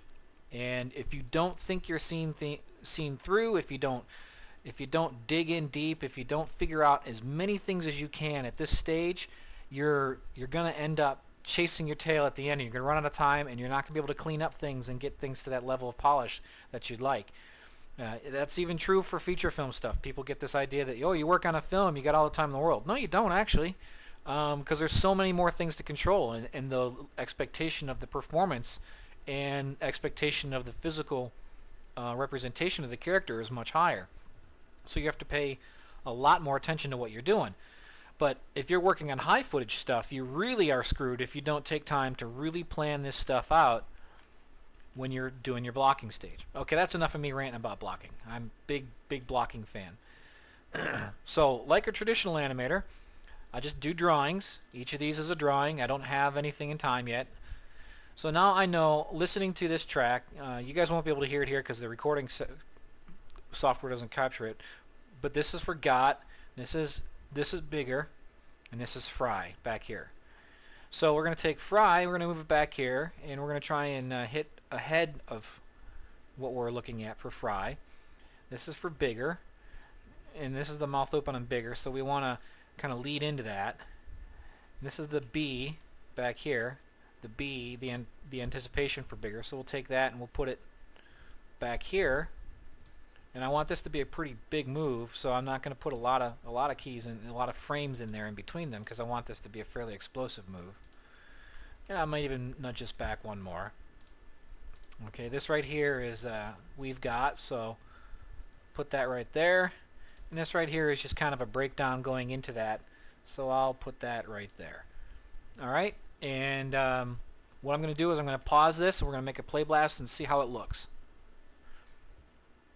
Okay, we're back. I've play blasted this guy through, and let's see what it seems like. We've got bigger fish to fry. We've got bigger fish to fry. We've got bigger fish to fry. We've got bigger fish to fry. We've got bigger fish to fry. We've got bigger fish to fry. Not bad, all right? You kind of get the idea of what we're going for here, and it's really quick for me to just go ahead and say, all right, just from these drawings, which is what they are, I just think of them as really fancy drawings done on a computer instead of with a pencil, and by timing them out that way, and what this does is it allows me to fix my posing problems with a pose fix. Let's say I didn't like this one right here, or let's say I didn't like this. Say I didn't like this bend this way. I don't have to worry about fighting all the different things inside it. You know, I don't have to worry about F-curves or you know, splines or any of that stuff. I can just go to this one drawing and fix it and change it and know that that's going to change how I work on all these things. And then I can still step through it and figure out how I want this stuff to work. So let's say I don't like this finger right here dragging down so much right there. Well, that's easy enough for me to fix. I'll just go to the drawing where that finger is and I'll just bring it up a little bit, instead of fighting with the graph editor and all these other things that are kind of a pain in the butt to deal with sometimes. Now, I do a lot of work in the graph editor, but not at this stage. I do a lot of it at the end. I'll try and put as much stuff into the scene as possible up front. And the one thing that does require, though, is it does force you to do your homework. You cannot just wing it. You have to really think about it. And I even have another version of this file, and I'll open it up, where I went even farther than this, and I put in eases into my drawings. And we've just talked about eases, and what I like to do is it helps me even capture an even bigger sense of what the energy is going to be like for a character and what they're going to do. So while we wait for this to open. Okay, now that this is opened up, you'll see that I've added a few extra drawings in here, and these still have the other key drawings that I had, Actually, this is a slightly earlier version of the file because I've since changed this pose right here. On the other one, I didn't like this too much. I thought it was competing too much with this pose, so I changed it. But I did add some eases right here to kind of fill in the differences to get a sense of just how much energy I'm going to use. And so what I like to do with my blocking, as much as possible, I want to think about my timing in my blocking as well as my poses, so that I'm thinking about breakdowns, I'm thinking about anticipations, I'm thinking about strong poses, I'm thinking about eases, how I'm getting into and out of these things, and I'm just gonna, like a traditional animator, I'm gonna draw these drawings of this character in all these different shapes, so that I know what we're looking at here. So we'll step through it: key, ease, breakdown, key, ease, ease, anticipation / key, key, ease out, ease, and key. So you can call these breakdowns or additional breakdowns. I mean, the language is kind of, you know, I to help me understand what I'm doing, I'll think of this as an ease. I really think of this right here as a breakdown because it's kind of showing me the path of the arc more so. But you can add more breakdowns, and you can, with these breakdowns, you can add a sense of understanding the energy of the movement, and you can play with these in timing as much as you like. And it's real simple here because we're still dealing with step keys. We're not fighting a lot of things. We're not saying, well, gosh, you know, there's some funky movement right there. Or a lot of times when you go to spline mode too soon, I find that I end up fighting what the computer puts into the scene, and I don't like it. And I just, at this point, I want to know what my decisions are and make my decisions as good as possible, so that when I go to clean this thing up, I already know my decisions are what I want. And so then I just spend my time fighting and getting rid of what the computer is putting in there that I didn't like. Okay, anyways, hopefully this is helpful to you. Alright guys, there you have it for this month. I hope this was real helpful to you. I hope you found some things that were able to help you out with your understanding of timing and eases. I hope my sharing my way of blocking and thinking about how I will start animating a scene was helpful to you. I'm going to tell you right now, it's not the only way to do things. I know guys who are great animators who would look at this and say, I can't animate that way. And that's fine. That's totally cool. You know what? In the end, they don't pay us for our work method. They pay us for what we make. Now, if your work method's solid, you're going to make better stuff. It's all about making it work for you and making sure that you understand. But I just wanted to give you an option of how you could think about blocking out your scenes and working with it. I know some, like I said, really, really talented guys who cannot work the way I just showed you. And that's fine. That's totally cool. But if that's a way that makes sense to you, great. I hope you can use it. And if it doesn't make sense to you, don't sweat it, you know? Like I said, no rules, man. No rules. So just work with it if you want. Give it a try. See what you think. Give it a whack. And see what you think. And feel free to email me with questions if you have some about it. Next month, we're going to get into some other fun stuff. I'm still tightening that down. I'm trying to decide if I want to go in one direction or go in another. So I don't want to get too much into what I'm going to do next month, because it could go one way or the other. But next month in October, early month, I'll send out the update telling you what we'll have, and we'll cover it then. I want to thank everybody for their great emails of support. Y'all have been great. I really appreciate it when folks write me and say you like what I'm doing and that this is helping you. And I'm glad that we can all partner together to do some good things. And so anyways, have a great September. Fall's coming. It's going to cool down. Well, those of you in the southern hemisphere, summer's coming. It's going to go out, time to go party, whatever. So thanks a bunch. All the best, and God bless.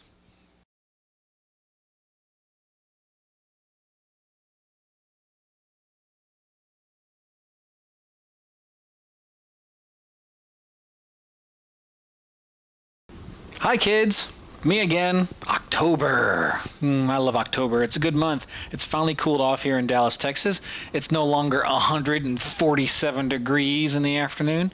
Now it's only, 90, which is good, Anyways, good to be with you guys. Here we are, lesson number 8 in our video tutorial service. I had to remember the name there for a minute. That's crazy of me. I've forgotten the name of my own service. Anyhow, We're going to go into some other things about time this month. In particular, we're going to talk about stuff like offsets and how to get things to arrive at a different time. Offsets are pretty important for loosening up the animation.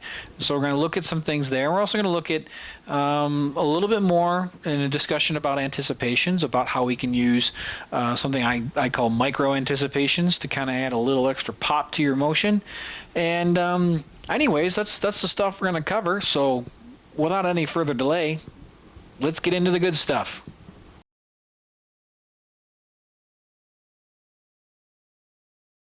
Okay, offsets. What is an offset? What am I talking about here? Well, it's a real simple thing. Basically, you offset the timing of different parts of the body in order to loosen up a bit of animation. One of the pluses of pose-based animation, or pose-based procedured animation, where pose, pose, pose, pose, is that it's very orderly, it's very organized, it's easy to change pretty quickly. You can block out a whole bunch of footage with relatively few drawings, or few key poses, if you want to call them that. And if you need to change stuff, you'll need to change those images or those frames. You don't need to worry about all the stuff in between. If you get a completely new blocking notes or completely different feedback on, from the director says, yeah, I like this part in the front, I like that part in the back, but right here in the middle, I don't like what's going on with that move. Well, it's easy to fix because you only got to worry about 1, 2, 3, 4, maybe 5 or 6 different little frames in there to change the poses to get a different kind of thing going. But then comes the difficulty of actually making that stuff flow, because I think we've all seen, and perhaps in our day done, animation where the pose and we hit the pose and everything always hits the same frame, and then we're making sure that everything, and it just feels like it's always on a pose. And that's just not generally what we like to call good animation. We like to call it kind of not so good animation. And I've done plenty of that. Hey man, I used to have crap on my website that was not good because I didn't have a sense of understanding of just how the energies would work with things. But I've since matured and gotten slightly more educated. Okay, well, no, somebody slapped me upside the head and said, hey dummy, don't do it that way, it looks like crap. So anyways, offsets. You try and find different parts of the body to give a sense of weight or a flow, or you just don't want everything arriving at the same time when your character moves, or because it just hits and sticks and dies. Whenever I'm talking with other animators about this, a lot of times I'll say, well, it's like herding sheep. You're never going to get all the sheep to the place at the exact same moment. And it's actually not very natural anyways. Some will get there first, and other ones will the majority of them will show up, and then there will be a few stragglers. Or like herding kids through a department store. You got a class of 20 kindergartners, you're going to go to the second floor of the toy department in the department store. And as soon as you walk in the store, there's going to be a couple of them that are just going to book to the escalator and stay there. And then the main group will come, and then there will be a few kids dawdling along, maybe some of the pervert boys looking out the ladies' underwear section in the back. Anyways, the story is that not everything has to arrive at the same time, and in fact, it's not good if they do. In fact, our roadways are designed not to have everything arrive at the same time. You try and evacuate a city of 4 million people from a hurricane and everybody hits the road at the same time, and suddenly you can't go anywhere. So natural flow tells us that we don't want everything to just always, we don't want this to hit at the same time as this. We don't want this. We want this. You know what I mean? A great example, if you're going to look for situations, go ahead and rent, if you don't own, Treasure Planet. It's not a great movie. I mean, it's okay. But the introduction sequence with John Silver, Mr. Arrow and John Hawkins and all those guys come down the stairs, and there's the mysterious John Silver over in the corner, and this is animated by Glenn Keane and some of his cronies. Good guys. They really know what they're doing. You take a look at, there's a one scene where Silver sticks his hand out for Jim to shake it, and it's his cyborg hand, and it's got like all knives and stuff, and it's really, and he's playing a joke on the kid.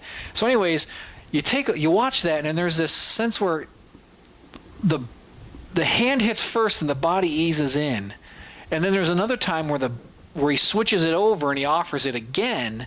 So he offers a hand, it's all knives and stuff, and Hawkins just kind of looks at it like, you want me to shake your knives? And so John Silver's all chuckle, and he brings it back and he switches all the knives over to his mechanical fingers, and then he offers the hands again. Well, watch that scene and watch how Keen is playing with the emphasis. The whole thing is about the empty space between the characters. Now, I'd love to show it. Copyright rules tell me I can't. I wish I could, but I can't. So I have to describe it to you in the hope that when you go rent it and find that scene, you'll understand what I'm talking about. So, further on, it's a scene where two characters, okay? You've got Silver and you've got Hawkins, and there's this empty space in between them. And in that empty space of the staging is where Silver's hand is going. And we want our eyes to be fixed there, but we also want Silver to feel a sense of, he's a big, powerful character, so we want a sense of that weight and that power. And Keen does such a great job of getting the hand out there quickly and then letting the body just kind of settle in with that weight behind it. So there's that great sense like this is arriving soon, but all this stuff comes later. And you can't build that by offsetting keys. You can't just, like if you're in CG, you can't just go build those, you know, this pose and then this pose and then offset the keys of the hand and then offset. It's just not going to work. You have to build that, understanding the mechanics of it. And what we're going to do in a little bit, I'm going to show you what I'm talking about, like building, thinking through the motions a little bit more in your poses. Don't just go with a pose or breakdown on a pose and think you can shift some keys and make it work all the time. It will work some of the time, and depending on the type of move, but you're also going to find that you're going to get some weird things because the computer's not too smart. In fact, the computer's pretty dumb. It doesn't, all it's going to do is say, oh, you have Z rotation value 1 and Z rotation value 2. The shortest path between them is this, and I'm going to do that. And if you're not careful, if you tell it to go from 1 to 7 to 2, it's going to go, okay, I'll go 1 to 7 to 2, and you might get some weird stuff. And we're going to show you that in a little bit when I get on the computer. Anyhow, I wanted to make sure that we get an understanding that if you're really looking for ways to loosen up that sticky stuff, you know, if your animation is feeling really posy and really kind of like it just hits and dies, and that happens a lot. I mean, there's a lot of stuff, 10-second club, a lot of student work, and hey, that's fine. We all go through it. I went through it. Everybody goes through it, where you hit something and you're like, why does that not work? Why does that not feel good? And the reason why it doesn't feel good is because you're trying to stick too much to the organization and you're not letting the body flow. You're not letting a sense of rhythm happen. And here's the other part of offsets. Think about what you want to emphasize and make a contrast in how things move. Going back to the Silver instance in Treasure Planet, Keen wanted to emphasize the hand. He wanted the cyborg hand to be the star of the scene. But he also wanted to give a sense of weight to Silver. But the hand was the lead. That was it. I mean, Hawkins' animation is nothing. It's an eye shift. There's nothing going on there. So it's all about the hand. And so Hawkins is not moving at all. Silver's body is moving slow, but it's got some weight to it. So what's the contrast? The hand is snappier. So that's what Keen did, is he said the hand is going to be contrasted to everything else. It's going to be snappier, and its timing is going to be snappier. As a result, try and find what you want to emphasize. If you're looking to emphasize the head, then either turn the head before everything else or turn it after everything else, but don't have it come with everything else. The kids who get special attention are the ones who run ahead or the ones who dawdle behind. Okay? So if you got kids running to the escalator, the teacher's going to yell at them, hey kids, stop running. Or if you have kids back there checking out the ladies' underwear in the department store, the teacher's going to say, hey kids, come on, let's go. The kids all around the teacher, not going to matter. Same with your animation. Okay, the body parts that arrive at generally the same time are not going to cause any. They're not going to cause you to notice them as much as the thing that comes late, or the thing that comes early. You know what I mean? So think about ways to phrase your motion in such a way to draw emphasis to the thing that's important. And this requires you to think through the scene. Of course, you have to think. Well, what's important to look at here? You can't just pick, well, I think the left ear is important this time and just try and make that work. Well, that's the right ear, sorry. Well, think through it, understand what you're trying to do, become a professional about this animation thing, dig into the processes and into the mechanics of things and into the motivations of things, and then whatever you need to emphasize for that scene. And every scene's different. There is no rule about, well, the hand's always, no, it may not be. It may be the foot. All depends on the story. And if you're in a scene and you're in a handoff and your director says, well, I want you to do this shot, ask him, well, what's the star of the shot? Well, what do you mean? Well, is this character? What about this character? What do you really want to see? And a good director will understand what you're asking, and he'll give you that information. And then you do what you need to do to draw stuff out by using offsets to add emphasis and to draw the viewer's eye to the things that are important. So anyways, that's enough talking about it. Let's show you some stuff, okay? Sounds good.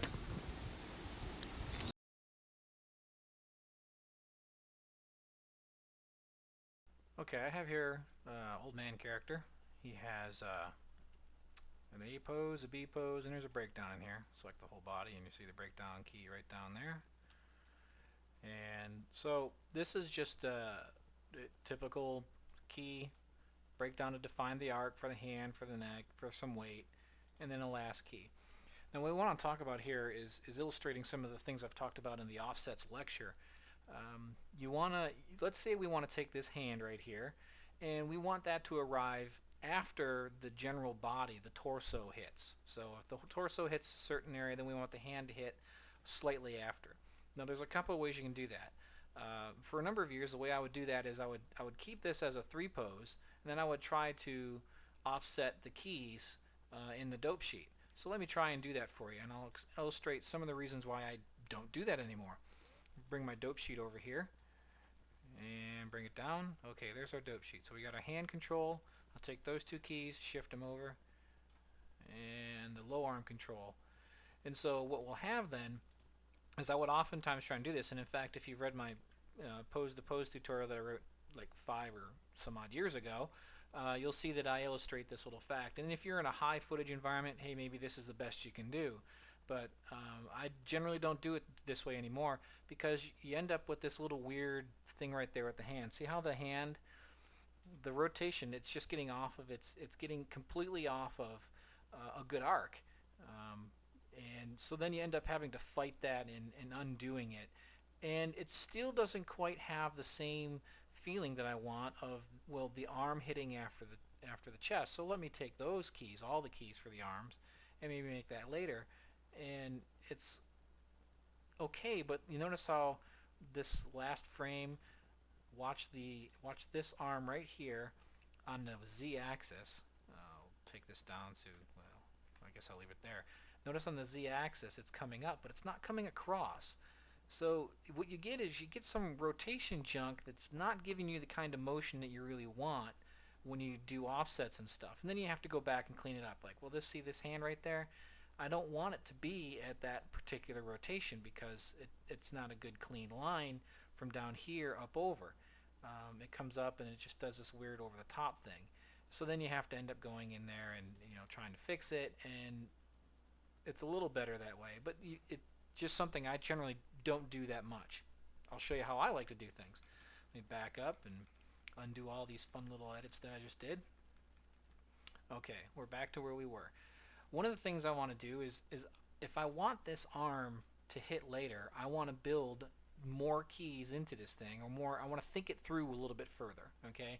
I don't want to think and discover at the same time, which is what I was just doing. I was kind of changing things and seeing what happened and kind of discovering what happened and then adjusting with the fly. Sometimes, that's all you can do, but I really like to think through a scene a little bit more. So here's what I want to try and do. I want to build that sense of lagging right in the arm on this breakdown. So what I'm going to do is I'm going to get that across a little bit more so that it's closer to its original position where it was back here. Well, okay, that might be a bit extreme. Going right there, so I remember it's right about there. So what I want to do is I just want to start the feeling of this thing going, but I don't want it to make as much progress across the screen as it did before. So what you get then, you already, by having that breakdown for this part of the body be later, you build that kind of offset weight into your breakdown. And as much as possible, think things through like that, okay? If you want your arm to hit later, or whatever it is you're working on, then don't have it move as far as everything else does at the breakdown key. This, you'll already see, even though it still hits at the same frame, it already feels like it's hitting later, even though it hits at the same frame as the torso and everything else, just by making it drag a little bit. So build your drags and your offsets into your breakdowns.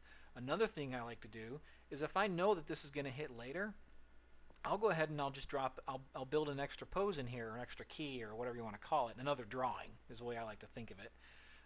So I'll make another drawing to define this. So what I'll do is I'll take the body, and then unselect the arm, and I'll take that key and I'll put it off over here. So then it's kind of held, and then I'll take this key, and I have little scripts that actually help it to shade one way or the other. But what you can do is you can just borrow this time. And so what I've done is I've taken the frame value from 7, put it to 8, and so there's a little bit of an ease out there, and that might be too much of an ease, so I'll take the 9, bring it back to the 8, and key it. So what I've done there is I've just borrowed time to give this the torso just a little bit of an ease out there, and I'll key these eases right into my major poses. And then what I'll do is I'll take the arm controllers, and I will bring these keys out here to where the body settles in. And so notice the body finally settles the ease out at 10, and I took the arm keys and I made those come out to 10. And already it's feeling just a little bit more like the arms coming up later. So you see there's a nice sense of weight to that by having it drag and then come over. Another way to get the weight is to then start messing around with your offsets. This is where I'll take all the keys for the arm, knowing that I built them the way they want, and I'll shift them over a frame later so that their breakdown comes later than the body's breakdown. And by doing that, I'm allowing the arm to come up at a different time. And what I'll do is I'll just take these and I'll pull them out even further. And maybe take that keyframe right there, the breakdown. So there, now we've got a really strong sense of the body hitting first and then the arm coming later. And I'll just add a little bit of even more of an ease out to the body, going all the way out to 12. Okay, we'll go to 12, key that, take this 11 value back to 10. So there, everything's still moving all the way up through frame 12. Well, it should be moving through frame 12, but it's all the way up through frame 12, and that hand feels like it's hitting later. So what I've done is, instead of just relying on 1, 2, 3 drawings, I've decided to go ahead and build my eases in and define it, think it through some more, think through the mechanics of what's happening in my offsets, rather than just trying to play games in a dope sheet where I shift keys around and stuff like that. Now you'll see that it's still fairly organized, but the arms are going to be on their own world. You know, the arm is kind of doing its own thing, but you'll notice everything else is playing along pretty nice. And if you want to stay organized, well, you can go to the keys and just go ahead and key them all again.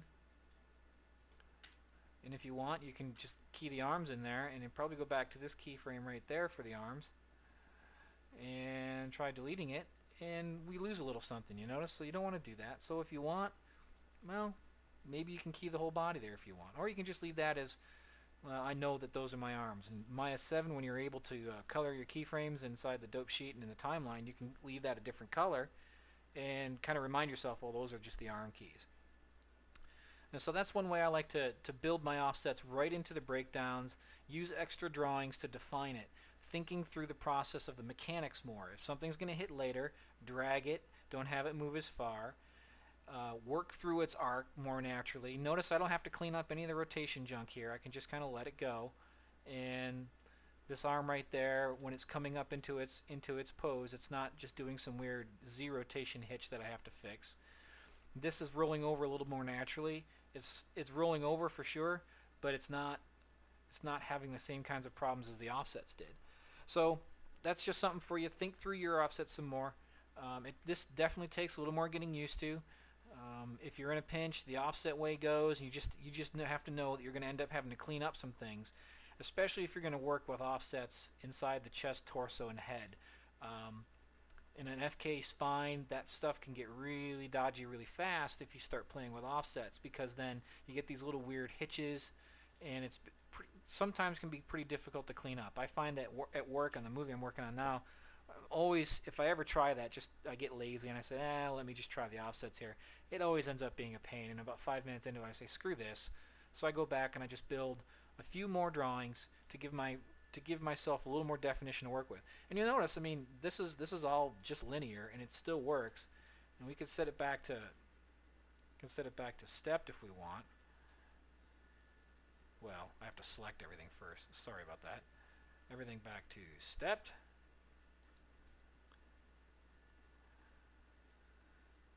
And you'll notice the arm does a weird little pop there because it's the only one with a key. But you see, even that plays out pretty nice, and you can just go ahead, throw that thing over to spline, and it's, you know, pretty close. Well, not really close. Now, who am I fooling? It's not that great. But you get the idea. Think through your process some more. Think through the actions. Think through the mechanics. Get down to the core of it, and add some more drawings if you need them. Don't be afraid to drop those keys in there. You can always clean them out later when you find you don't need them. And when we get to scene cleanup and polish, I'll show you guys how to do that, or at least how I like to do it.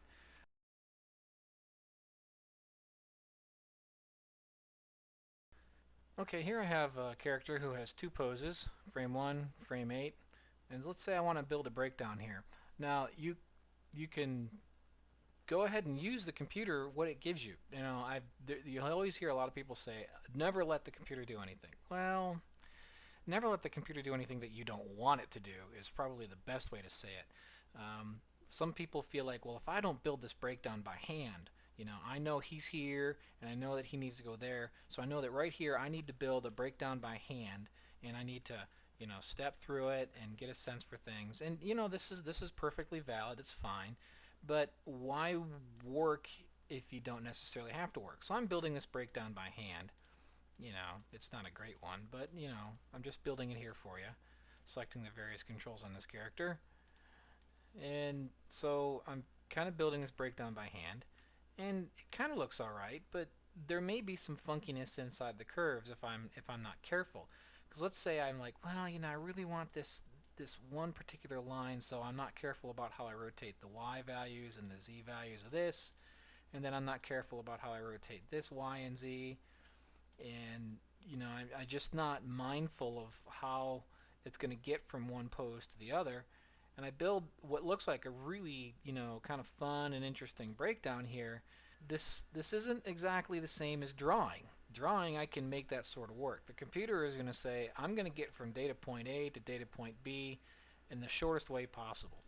So if I select all of his body controls, and I come over here and I key all there, and I select this over here to tangents to be linear, you notice how there's some funkiness right in here in his chest and how I did it? And that's just because I didn't really think about how the computer is going to solve that rotation data right there. What I like to try and do is not do anything that the computer is not going to understand how to solve when you get around to it. So if you get too crazy about building these breakdowns by hand, you can build something that looks good when you step through it, like you would for, you know, if I was just rolling it, hey, that'd be great. But remember, your in-betweener here is the dumbest thing on the planet. That's your computer. So let me blow away these keys, and we'll go back to where we were. Now we're in linear again, and I'm going to go to this key right here, and I'm going to try and build a pretty decent breakdown, but build it off of what the computer has already started giving me. Now, if I were to just go ahead and take what the computer gave me, that would make me lazy and dumb and not a good animator. But if I take what the computer gives me and build off of it, now I'm working smart instead of working hard. And what you want to be able to do is you want to be able to work smart. When you get into crunch time on a show or a project and you've got a lot of footage to get done, you want to be able to use what the computer gives you. And so right there we got a fun breakdown, but you notice it's not got any weird counter rotation crud inside of itself, because I used what the computer gave me, and I wasn't ashamed to use it. After all, I didn't just take it blind. I mean, if I were to go ahead and take all these keys and delete it and just use that, you notice, well, that's just bad because it's an A-B, there's no breakdown, there's nothing interesting about it.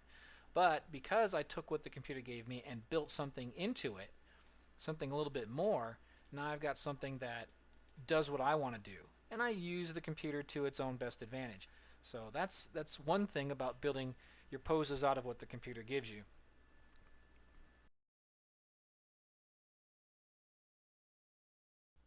Okay, one of the things I wanted to talk about this month was this idea of micro anticipations. What is a micro anticipation? Well, basically it's an anticipation you feel more than you see.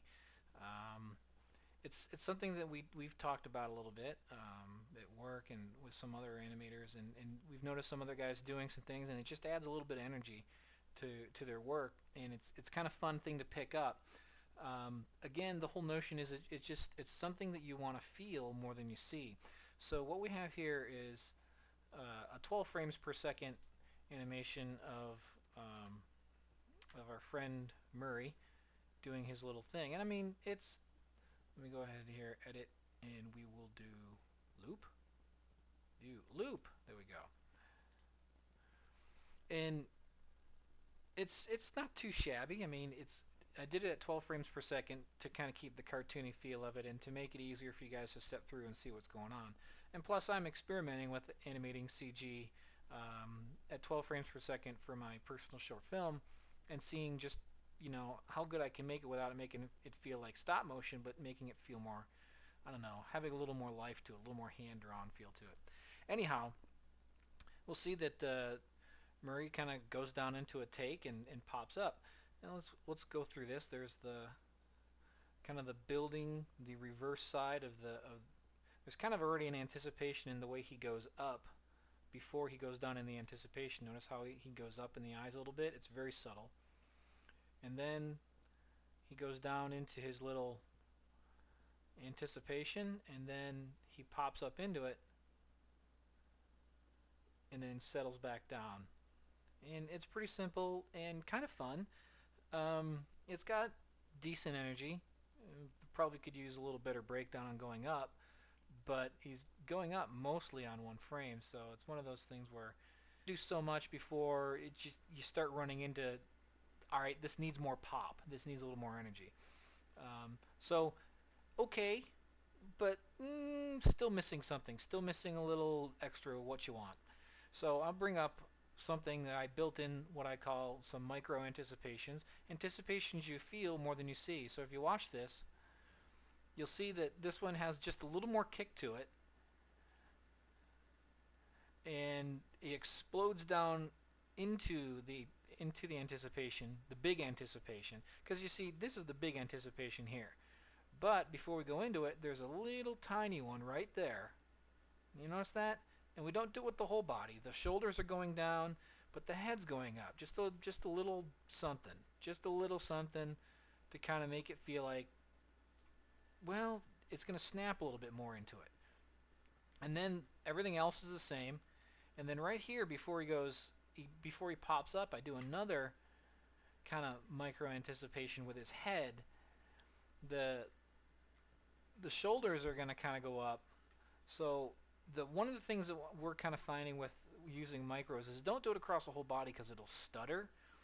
It'll feel very jerky, like what just happened, because it'll just kind of go bam, and it's like doing lip sync, open, closed, open in 3 frames. It just goes bam, bam, bam, bam, and you can't really get a sense of why did it just do that. But if you just do one part of the body, do a micro anticipation, and here I've just chosen to do it with the head as much as possible, and a little bit with the elbows as well, because the elbows are going to come back down, but it just gives it a little more pop.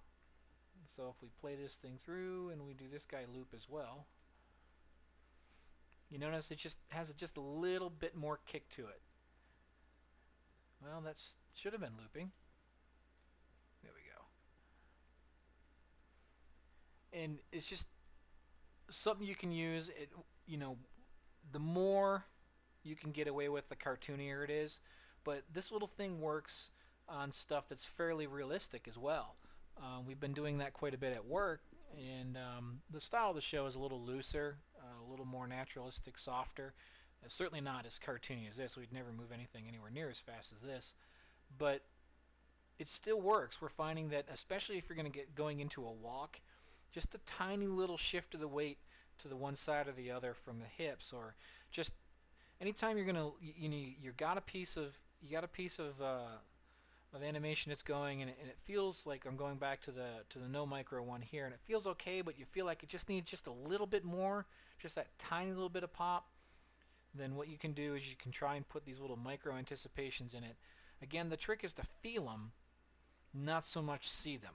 I mean, you see them when you step through it, but you don't want to have to sit there and say, oh wow, that's really jabbing me.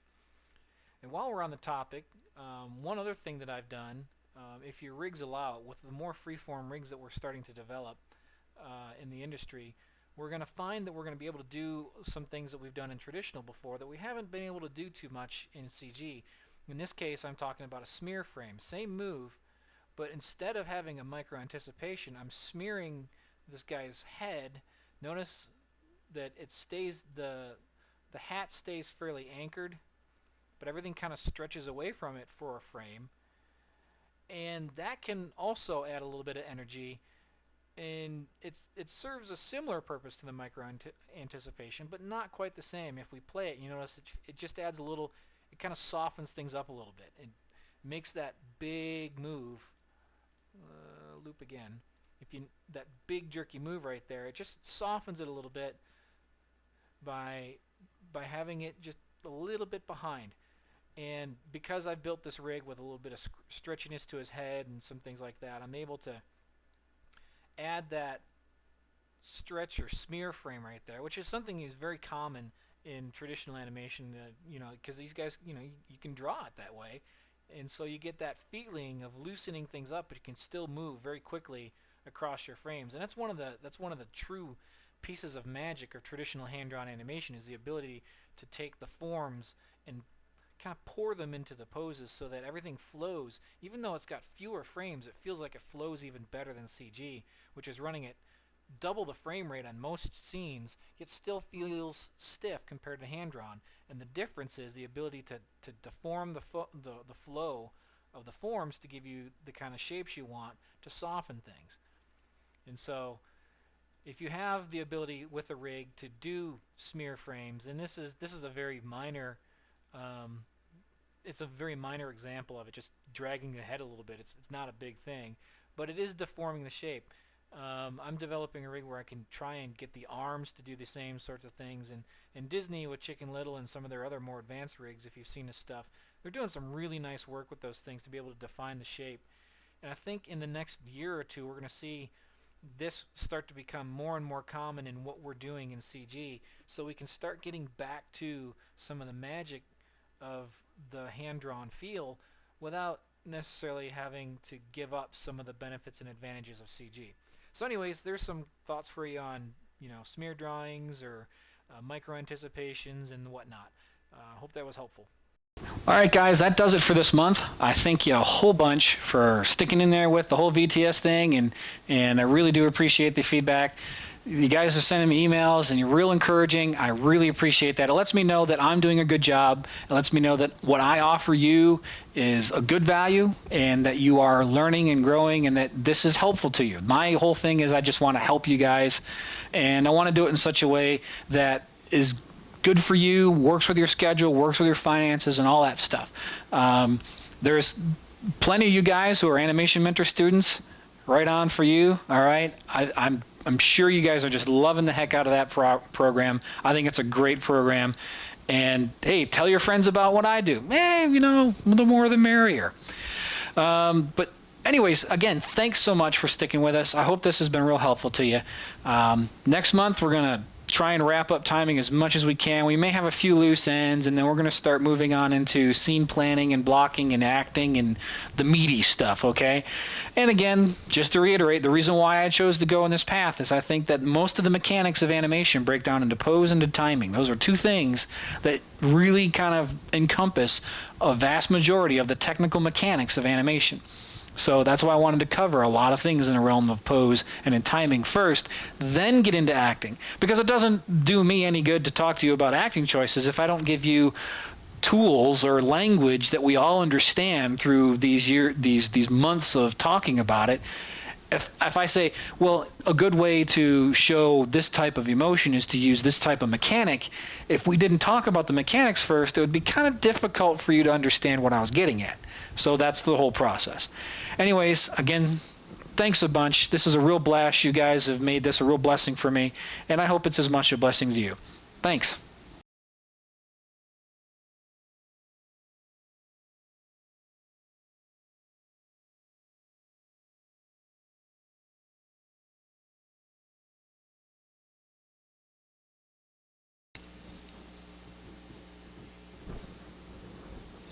Hi there, it's me, Keith. Welcome to November, Turkey Month, Thanksgiving. Well, if you're in the U.S. and if you're in Canada, last month was Turkey Month and Thanksgiving. And for those of you guys who don't have Thanksgiving, well, you don't know what you're missing out on, man. Tryptophan naps, sleepy time, 2 really bad football games on television. It's really a good time.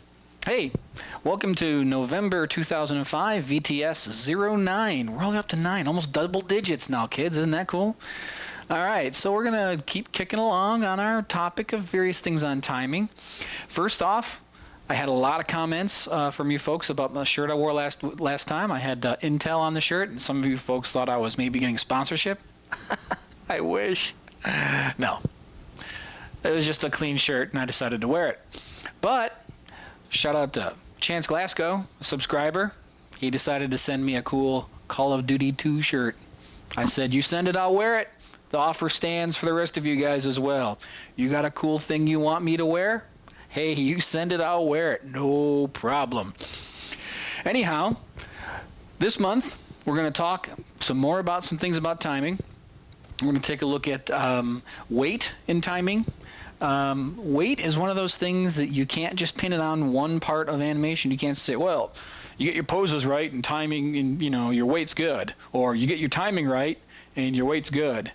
It's really, weight is one of those things you need little pieces of all the various parts of animation to work together in order to give the illusion of weight. But we're going to take a look and focus mostly on the timing aspect of it. We're going to use a series of poses, and we're just going to play with how long you hold each of those, and the rate that we move through them to explore what kind of timing will give you what different kinds of feelings for weight. Another thing we're going to look at this month is we're going to look at how to take advantage of, or actually how to properly use the heads and tails of a shot, how to handle the first and last few frames of every shot, what to do, what not to do, why not to do, why to do. So there's a lot of neat little theory and things like that, and plus I'll show you a couple examples from that. I really wanted to try and do phrasing and texture of motion and timing inside of this month, but that's too big of a topic. December's video is all about phrasing. It's going to be solid, and that's all we're going to talk about in December, and we're going to make sure we do it right. So anyways, without further messing around here, let's get on to the good stuff.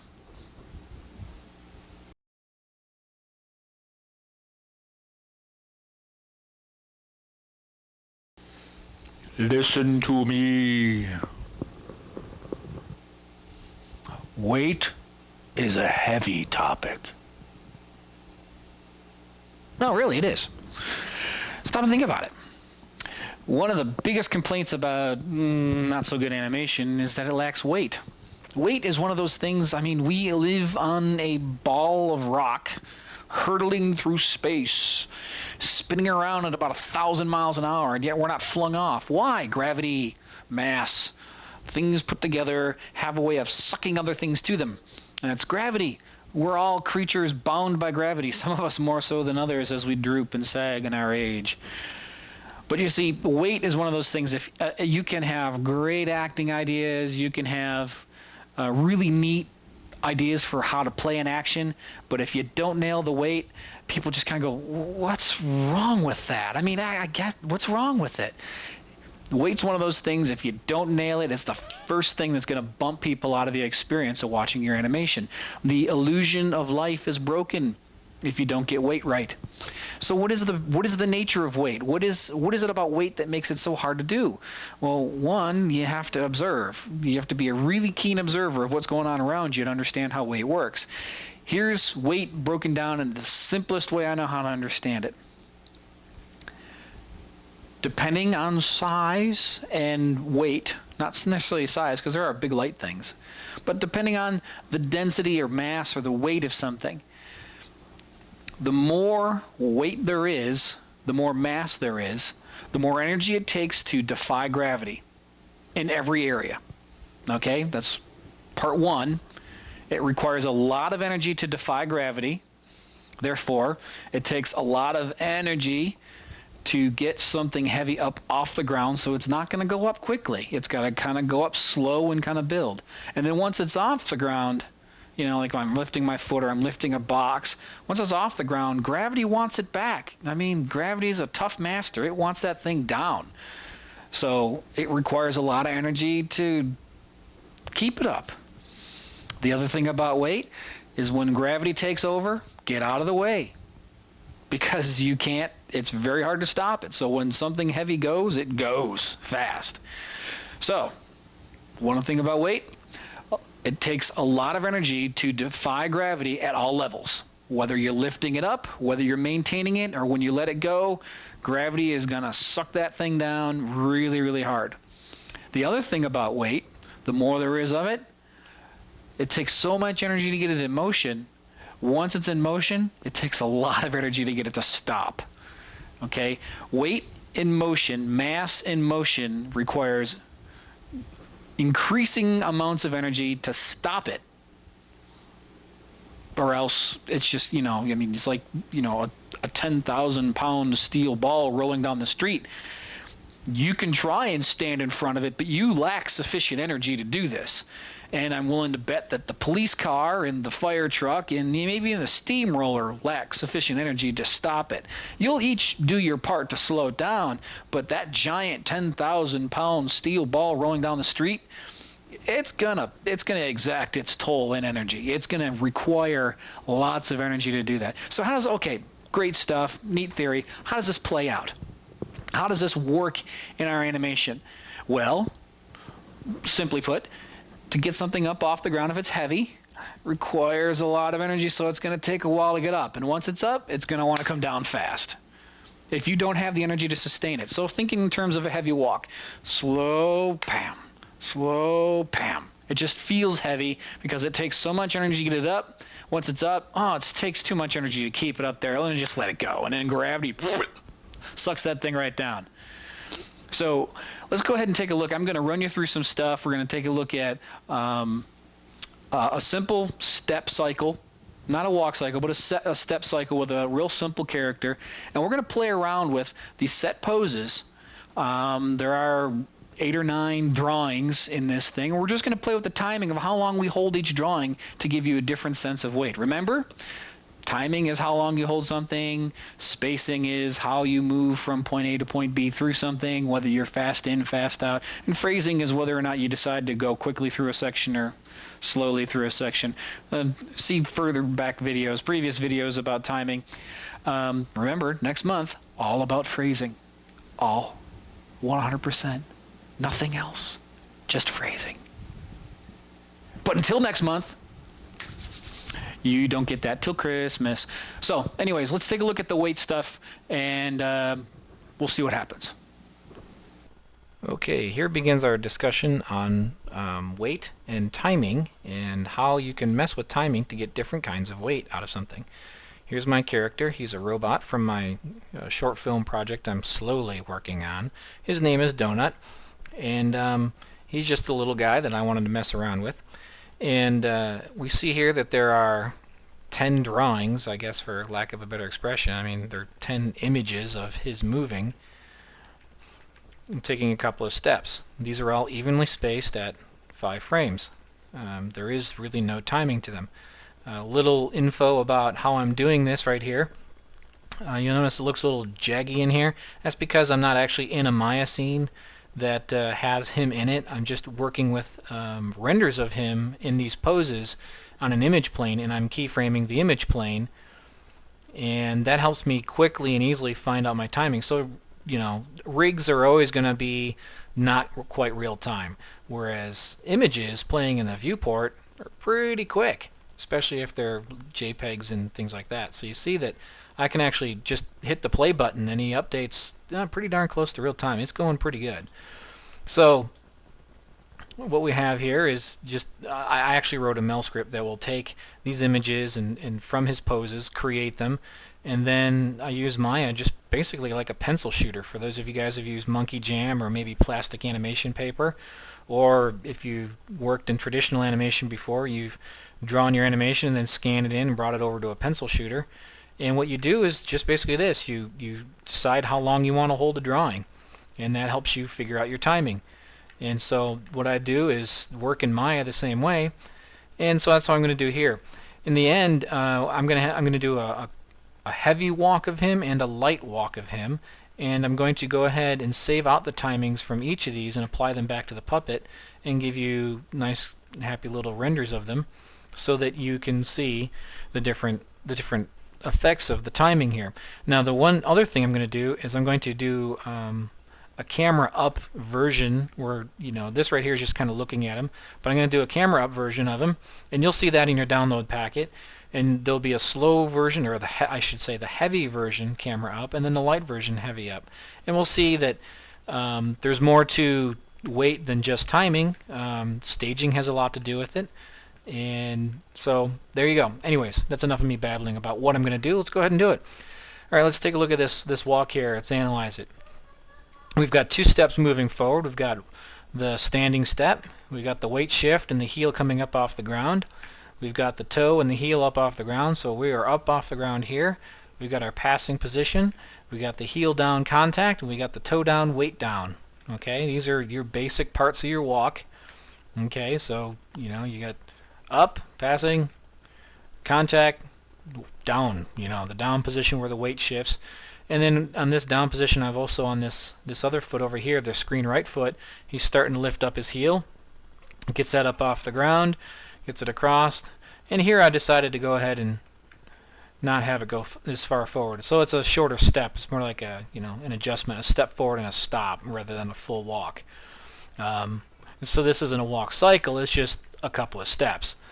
So anyways, heel down, toe down, weight. Okay, so there you go. Real simple, 10 images to show a walk. Now if I play this, there's not a whole lot of very interesting things going on there. I suppose you can send this along, but there's nothing. It doesn't feel heavy, it doesn't feel light, it doesn't even really feel animated, it just feels very linear and kind of stiff. Okay, so let's go ahead and play around with making him a heavy guy. Alright, remember our principle was that the more something weighs, the more it takes, the more energy, or the more effort it takes to get it up off the ground, because gravity is energy. And so it requires an equal or a greater amount of energy to lift something up off the ground. And if it's heavier or has more mass, it requires more energy. And then once something is up off the ground, remember gravity being energy, it wants that thing back, so it's going to work on it. So it requires a lot of energy to keep the thing up off the ground. So in order for us to keep the thing up off the ground, it requires a bunch of energy, and if it's really heavy, that's difficult to do, so it will come down quicker. Okay, so let's go ahead and take a look at this for how we want to do that. Okay, let's go ahead and keep in mind that it's going to take a long time for this guy to get his weight shifted over. So let's go ahead and take all of these drawings and shift them over a little bit. So that takes a while for him to get his feet up. Okay, now it's going to take a while to get that foot up off the ground. So let's go ahead and show that by taking a while to get that up. We'll take these and maybe move them back to give ourselves some more room. So it's going to take him a while to get that foot up off the ground, and when it's up there, it's not going to stay up there for too terribly long. So let's get this guy over, and this guy is over here. So there's the passing position, the contact. The contact's going to come pretty quickly after that, and then the weight down, because gravity's pulling on it, the weight down is going to happen very quickly. And then it's going to take us a while to get this other foot up off the ground. So let's go ahead and take that guy, and maybe we'll you know, it'll take him, maybe add a few more frames to that. It'll take him a little while to get that other foot up. And once it's up, again, this one too, it's going to take a while for it to get up off the ground, but once it's off the ground, gravity's going to want it back, so it's going to say, give me that. So it's going to move pretty quick. Alright, let's just take a real quick blush look at this and see how that feels. Alright, it's a little too fast over the top, but you notice it takes a while to get that up. Now, you wouldn't do this linearly. You have to play with your spacing. You would heavily favor this key right here, so it'd be very slow into this move, and then it would come up over the top fairly quickly. So your breakdown, I mean, this is at a 13 and this is at a 24. Let's say we take that back to 12. Okay, so you got 12 frames to get this move done, and your breakdown will be on, I guess it would be on 18 or 19 right here. This breakdown at the halfway point would actually be more like, oh, I don't know, frame 13 or 14 value. And so you would heavily favor on your spacing the front end of this, so that it took a long time to build that energy up, so it'd be like, alright, so that it would get it up. So once it's up there, we'll get it up there just a little bit longer. I felt like that was a little too fast across the cut, because it takes a while for it to slow down too. Heavy objects in motion take energy to slow down, so it takes a lot of energy for it to come up, but then gravity has to work to slow it down a little bit, so it's going to be slower over the top, and then gravity's going to pull it down quickly. And we'll do the same here, because I felt like that was a little quick as well. So let's take a look at this. Okay, a little better. Still, it's coming down just a bit quick. So we'll take this guy right there, shuffle him, take this guy right there, shuffle him. There was a little glitch in the playback right there. Okay. It's a little better. So you see, it takes a lot of energy for him to get that foot up off the ground, the first one. Once it's up, it takes a little bit of energy for it to slow down over the top. And then once it's slowed down, gravity's going to pull that thing right back down. And the same with this one. I think that he's holding these guys down on the ground a little too long. There, that's a little better. That's the nice thing about this image-based system, is I can just leave the thing playing, and I can just go ahead and play with my keys right there, and just keep letting it play and see it feedback in real time. Alright, so taking a look at that, that looks like a fairly heavy walk, and we just took those 10 drawings and we played around with them. So let's analyze it. Okay, so he's standing, a long time to shift his weight, because it takes a long time to build up the energy to get that foot up. This move right there, it's going to take him a while to get that up off the ground. Most of this is going to be front loaded, so it's going to take a long time. You're not going to make a lot of progress, and then whoop, the foot comes up quickly, because the energy hits a certain level where it defeats gravity, and the foot comes up quickly. So it'll be like, if you kind of understand that language. And once it's up there, it's going to take a while for it to slow down. We can't just get it up there and quickly crash it back down, because then it feels like it's not proper weight. So let's go ahead and kind of do it wrong here, and really quick over the top, and we'll see that the weight feels wrong.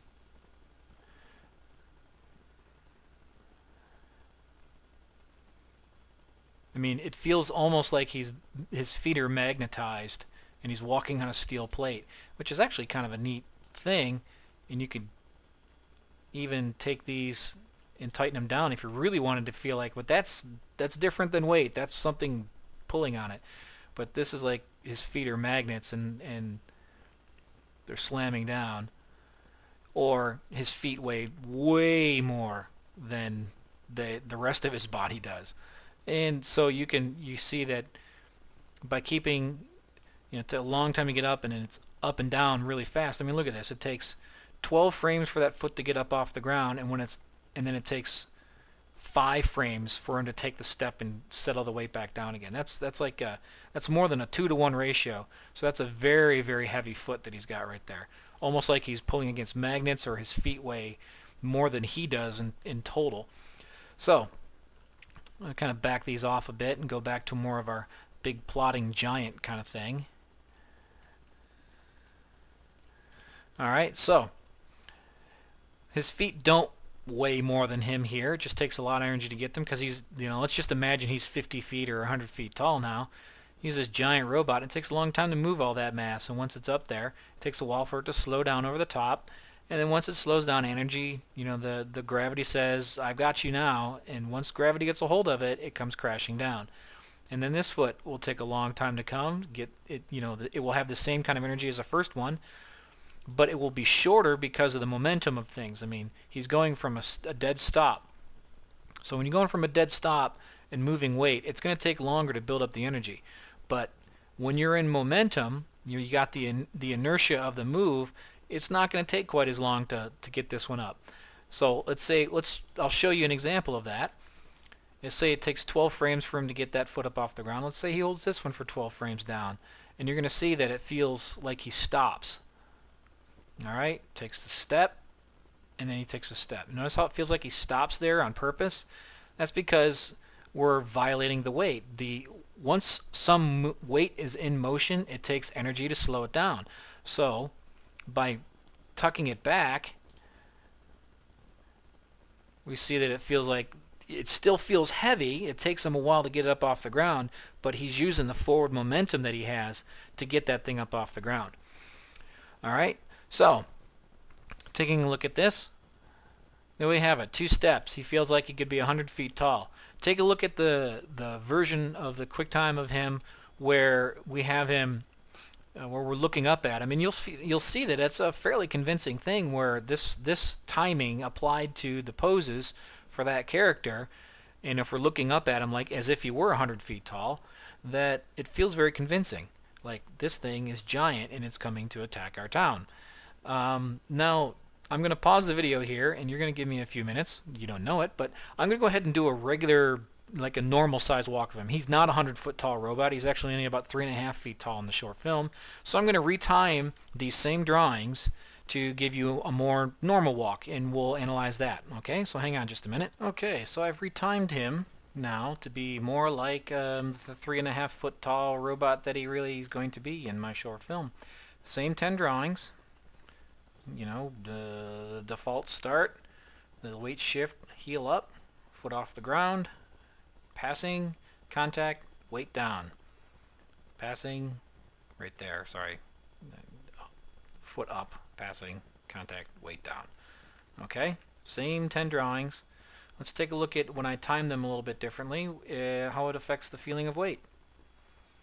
Alright, so as we see, well, it takes less time to do it because I'm keeping things a little tighter, but it just feels like now he's just a normal sized guy, and he's maybe taking a step forward to, I don't know, volunteer for donut duty or something. I don't know, whatever he was going to do. So let's take a look at and analyze this. Again, I'm trying to understand how we apply our various principles of what it takes for weight and timing. Remember, the heavier something is, the more energy it takes to get it up off the ground. Well, he's not a particularly heavy guy, and his foot isn't super heavy. So what used to, it was taking us 12 frames before to get from the heel up to the foot off the ground, is now we can do that in 4 frames, and that could all be part of the same move. You're still going to want to play with your spacing and maybe favor the front side of it, but also once it's over the top, the foot isn't that heavy, so it doesn't take a lot of energy to slow it down, so it can quickly move.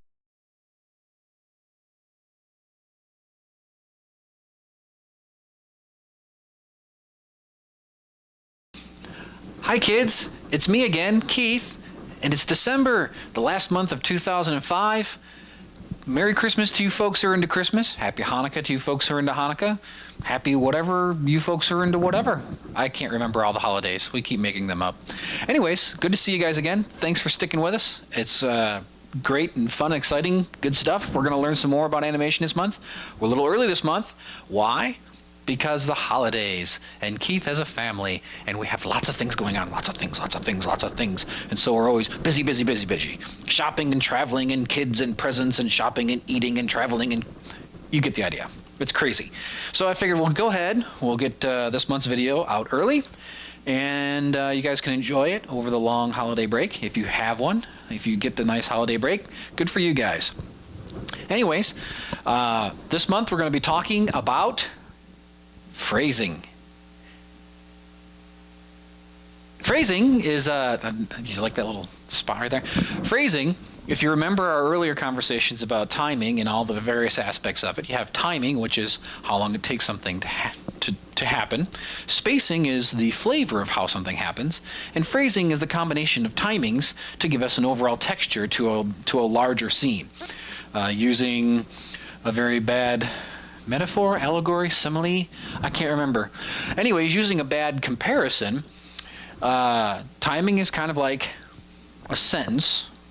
Phrasing is how you say the sentence, and spacing is how you say the sentence, and phrasing is how you put sentences together to make a paragraph.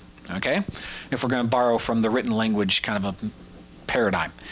So anyways, we're going to talk about phrasing this month, and that's pretty much all we're going to talk about because it's a pretty deep subject. I want to make sure we cover it well, and I want to get into it and want to make sure it's done right. So, hey, let's get right into it, okay? Let's not screw around here with all this silliness and get right down to business. Good stuff.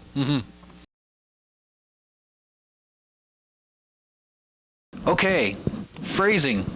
All right, let's recap for those of you who maybe didn't get the earlier videos about timing early on where I described and defined the difference between phrasing and all these other things. Here's what we got. Timing is how long something takes, okay? I have a move, A to B, takes 10 frames. Okay? That move will take 10 frames. And if I want that to be faster, I'll make it happen in 8 frames. Or if I want it to be longer, it'll happen in 16 frames. That's how long that move takes. Okay? Spacing describes the nature of the movement inside that timing. So, if it takes 10 frames, do you fast out? Do you slow out, slow in? Are you fast out, slow in? Are you slow out, fast in? See, that still takes 10 frames, but spacing describes what it's like inside that 10 frames. Okay? If you change the timing, if it's no longer 10 frames, you've changed the timing, you haven't changed spacing. There's any number of ways to do spacing inside of a timing. Okay? Now, phrasing is a little more esoteric than those. Those are very definable things. A move takes 10 frames. Spacing is how do you distribute the spacing of an object inside that 10 frames. Phrasing goes one step higher and says, given a number of moves or actions, what's the timing of those in combination? Okay? So it's like saying, how do you play the music? All right? I think that phrasing is like the music of animation. If you're a music friend, I don't consider myself a music expert by any stretch. I really don't. I'm mostly deaf in one ear. But I like music, and I kind of know what works and what doesn't work, just as a person who, appreciates it.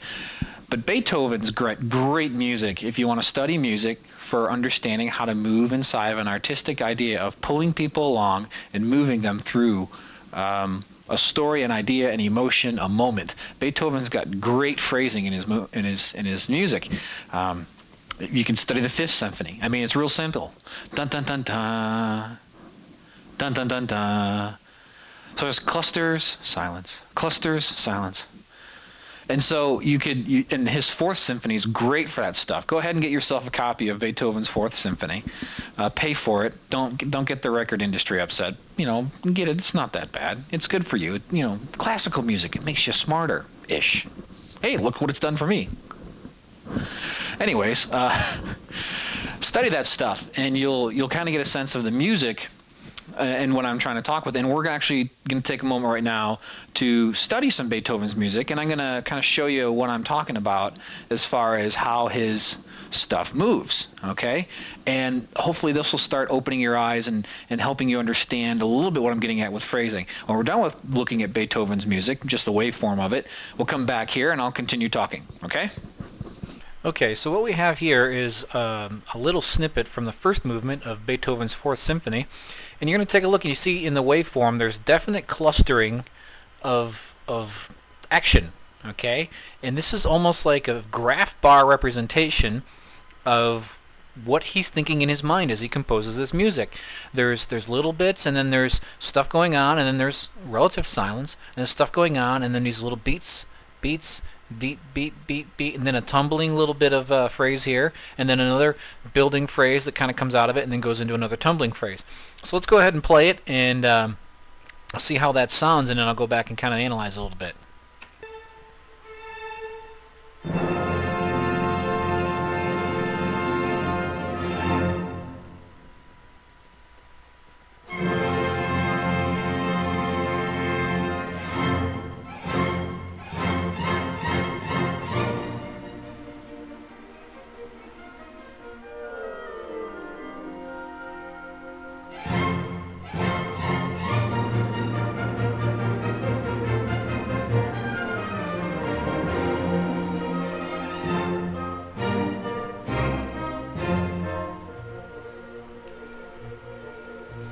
Okay, so you see that there's some really neat stuff in there. This section right here is silence. Except for it, but that silence draws you in. So after we have this little orchestra hit, and back into it. And then even here inside this little bit of a phrase, there's sub-phrases, which is really kind of neat because it's kind of building into this crescendo, and it's setting you up for something, but then it starts tumbling off into a smaller little thing. So build, build, build, build, build. There you go. And then he tumbles off into this small little piece right in through here, which is kind of a quieter little tender moment. It's a little mincing thing. And through this phrasing, he kind of builds it up and then crashes down into this little thing. And then coming out of this mincing thing, he blasts. And then that's building into another kind of an up-tempo tumble up through here.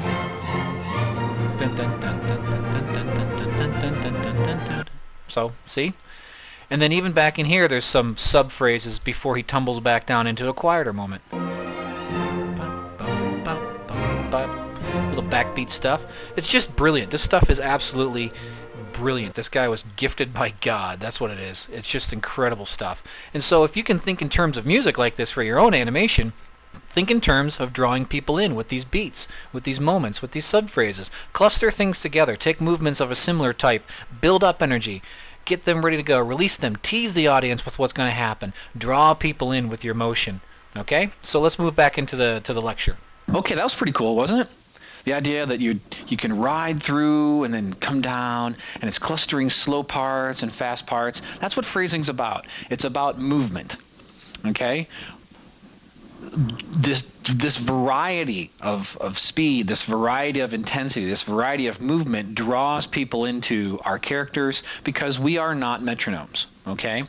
We are not machines. We do not do things always on the same beat. We don't talk that way. We don't move that way. Okay? This is just not how we work.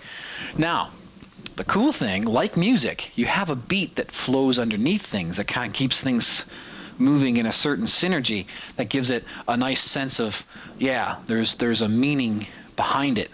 But it's more like a rhythm that you feel than you hit on the nose with a new pose or a new action or a new whatever. Okay? Music that constantly hits that same beat over and over again, they call it trance music for a reason. House trance, okay? Just turns the brain off. Okay? Turns the brain off, makes you drink the liquor, makes you go ooh ooh with the body. Okay? That's why it's called trance music for a reason. It just makes you go It's not pulling you in anywhere.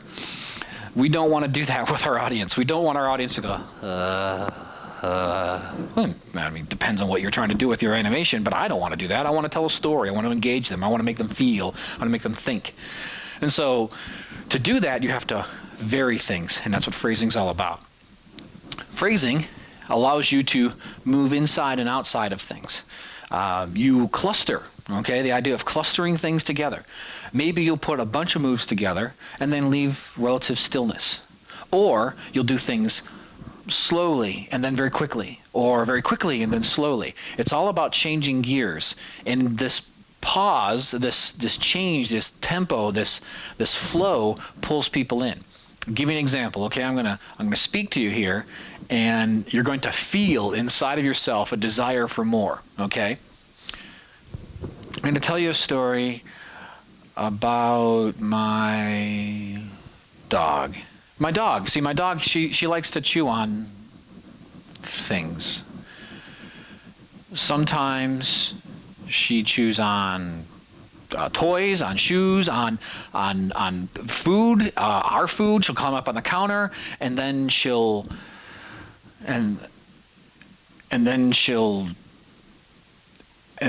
just take a nap. Now, that was a stupid little story. There's no point to it. All of it's true, of course, and dogs are wonderful that way. But you see what I was doing there is I was playing with the flow of how I gave you information by giving you a bunch at once and then holding back and letting some of that information kind of stew for a little bit. I was pulling you in. You started to care more about what my dog was eating. Not that you should, but you know what I mean? That's what we're talking about. That's what we're talking about. Manage the flow of what your character does, which is really, in a language of animation, what your character does on screen is saying something about them, about their emotions, about their thoughts, about their feelings. So what you want to do is you want to regulate, you want to manage the flow of that information to the audience, withholding some to make them more interested, giving them a bunch to work with in order to maybe give them the impression of the moment. Okay? There's no rules, okay, for those of you who like to say, well, give me the rules for how to do phrasing. Okay, I'm ready. I'm going to do my phrasing rules. There aren't any. Not really. Other than general principles of mixing things in contrast. Contrast is the motion, it's the thing that drives art, contrast. So, I'll give you a couple examples, okay? Maybe you want to do something slow and then quickly, all right?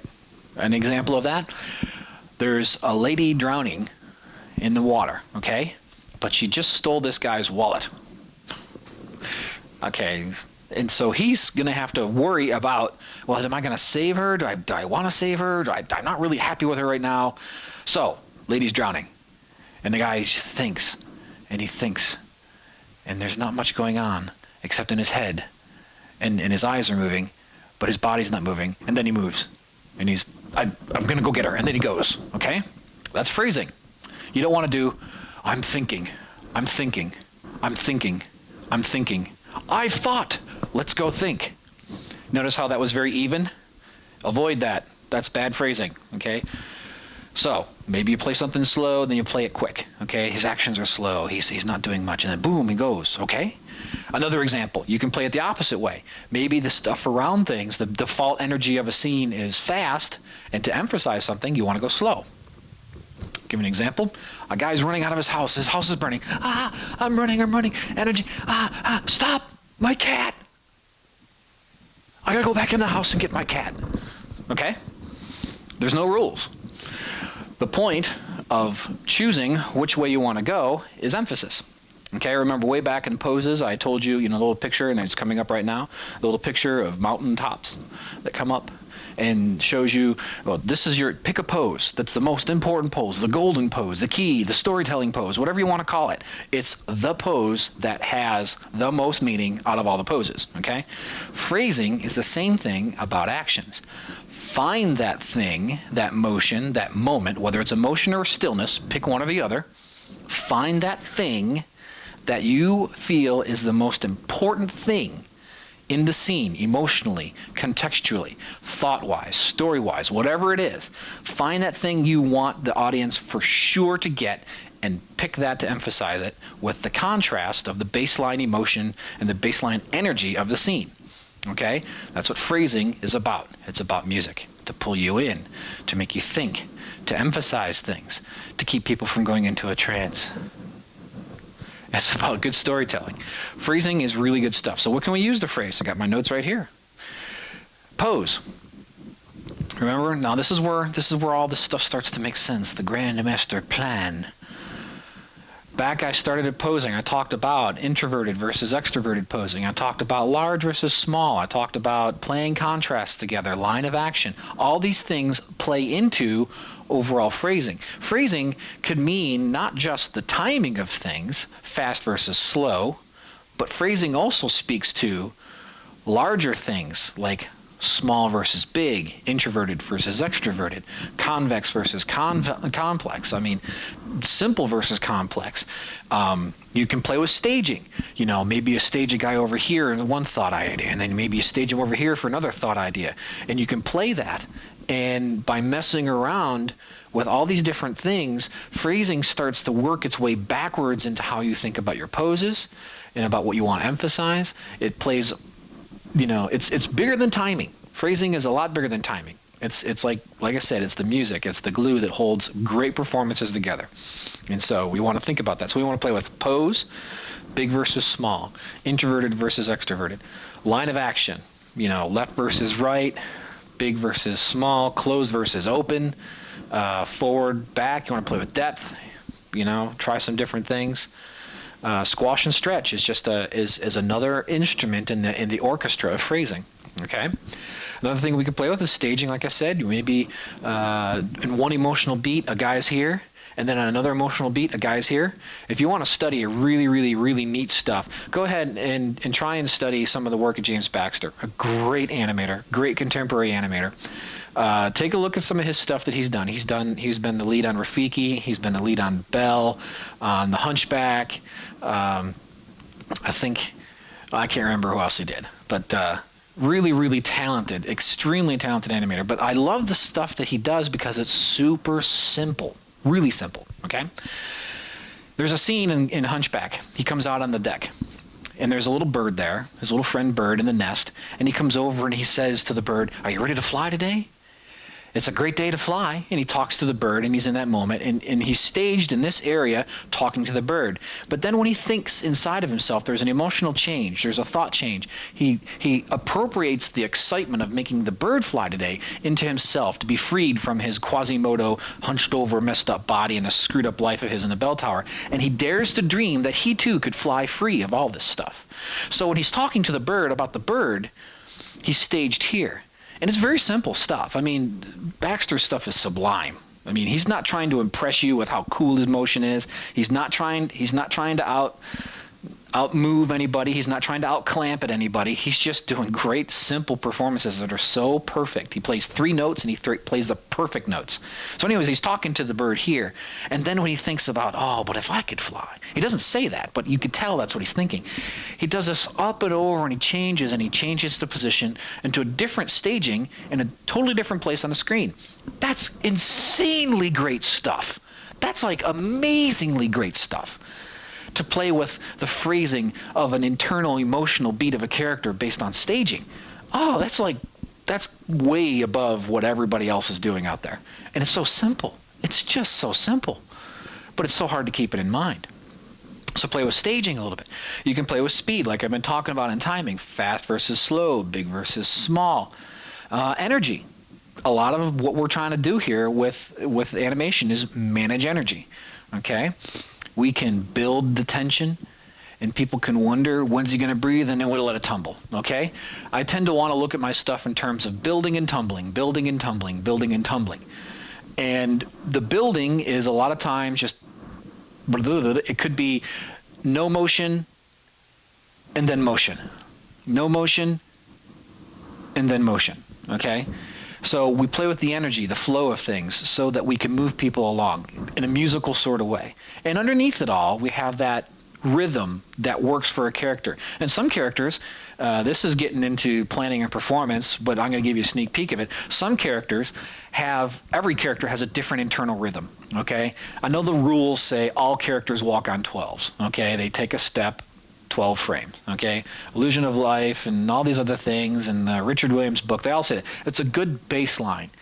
But everybody has a slightly different tempo, okay?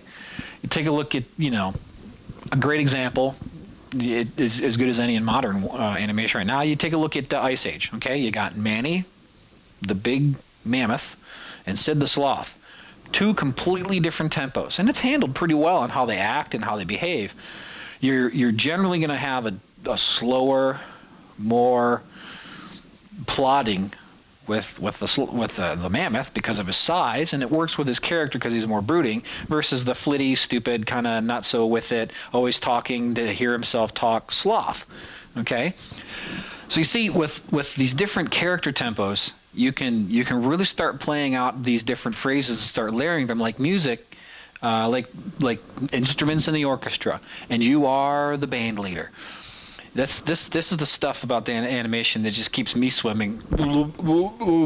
It keeps me up to my eyeballs in this stuff. When I start and think about, well, how do we kind of let this move? How we move that? How we phrase these things together?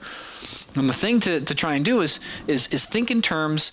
I'll help you a little bit of breakdown. Okay, this is all interesting, great, esoteric, weird stuff you're talking about, Keith. How can I think about my motion in terms of phrasing? Well, take the actions of your character and write them out as phrases. Okay? So, going back to the example of the man leaving his burning house. Man runs from burning house. Man stops. Man remembers cat. I guess man stops, remembers cat. Okay. Man turns around and runs back in burning house for cat. Okay.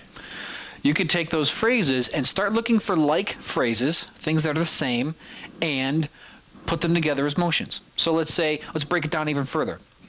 Man opens front door. Man runs out onto front lawn. Man stops. Man remembers cat. Man decides to turn around. Man runs in the house for the cat. Okay, you can take opening the door, running out on the front lawn. Those are similar type actions inside that phrase. Those are sub phrases, but what they are is you can put those together. You can start letting those things kind of roll together, and running out on the lawn, and then the man stops. The man remembers the cat. Those are part of another phrase. Okay, you can take and put them together. Man turns around and runs back in the house. You can put those together. So now you have a basic 3-phrase scene, which is great. Man opens a door, stumbles, comes out on the front lawn, stops, remembers cat. Turns around and runs back inside the house. Okay? So think in your terms of your emotion. Get inside the character's head, get inside their heart, think about what they're feeling, and then break that down into phrases. And then take those phrases and define your motion around them, okay? Build your motion around that idea. Take these things that are similar. Take the actions that are the same emotional beat, coming from the same emotional or thought process. Cluster them together, and then when you have another part, separate a little bit, okay? However you're going to do that, whatever the default baseline energy of the scene is, go in the opposite direction for those other things. You need this contrast in order to pull people in. You can't always keep everything always the same, always big, because then it starts turning into trance music. You know, think in terms of composing your scenes from the emotions out. And let that affect how you plan all these actions together, which ones you cluster together, which ones you spread out and give a little bit of breathing space, which ones you cluster together again. Or which ones maybe you come in breathing, flat baseline, and then you, boom, turn into action. However the scene needs to be, there are no rules. Remember, this is animation. There's ideas, there's principles, there's guidelines, but very, very few rules, okay? So for those of you who are looking for rules, you're going to just get formula. All right, we don't want formula, we want heart, we want emotion. So anyways, let's take a look at a scene I have here of my character Donut, my little robot from my short film. I've got a little scene. I've just got 7 poses of him. These are just basic key poses, no breakdowns or anything like that. And it's about a basic 3-phrase action. And we're going to play it out, we're going to time it out, we're going to see how we can get this to feel like there's some phrasing to it, okay? So let's take a look at it and have some fun. All right, let's take a look at this in practice. We have here my character Donut, and these are just, again, images. And let me go ahead and take this, try and get a better view of this a little bit. Sorry about that. Okay. So, the play here is that he is wondering where something is. He's looking. He stops looking, he thinks, I wonder what's up, and then something catches his attention. Okay? Let's take a look at that again. 7 basic poses, real simple to work with. We'll make sure that our timeline is easy to read. Okay? Looks, stops looking, wonders, something gets his attention. Some very simple things to play with, distinct actions. Right now, if I were to hit play, you'll see that all this is very even. And that's very dull and very bad. Okay, so here's what we're going to do. We're going to play around with the timing of some of these things. Again, keeping the same poses to try and play with our phrasing. Alright, remember what I said, find something to emphasize. I think the important thing in this is when he catches, when something catches his attention. So what we want to do is we want to give ourselves some contrast leading up to the moment where something gets his attention. Okay? All of this stuff, from a phrasing standpoint, all these different looks are the same things. It's all the same action, it's just different parts of it. It's the looking phrase of the scene. Okay? That's one of the things about phrasing is think about what is being said and break it down into distinct phrases. The phrase here is donut stands, donut looks, donut wonders, donut donut notices. Okay, whatever. Just break it down into phrasing. When you plan your scenes, figure out what the phrases are of each distinct action, and don't be afraid to just lump a bunch of different small actions together into one, and then put them together. So let's play around with this some. Okay. He starts, he looks, and then he looks. So let's go ahead and take some of these looks here and nudge a few of them together so that he's a little quicker with these things. Alright, we move these things together. Just hit play. Alright, that's a little too jumpy on the front side, so what we'll do is we'll just put a couple of these together and then take these guys, and when he comes down here to notice. So let's play that.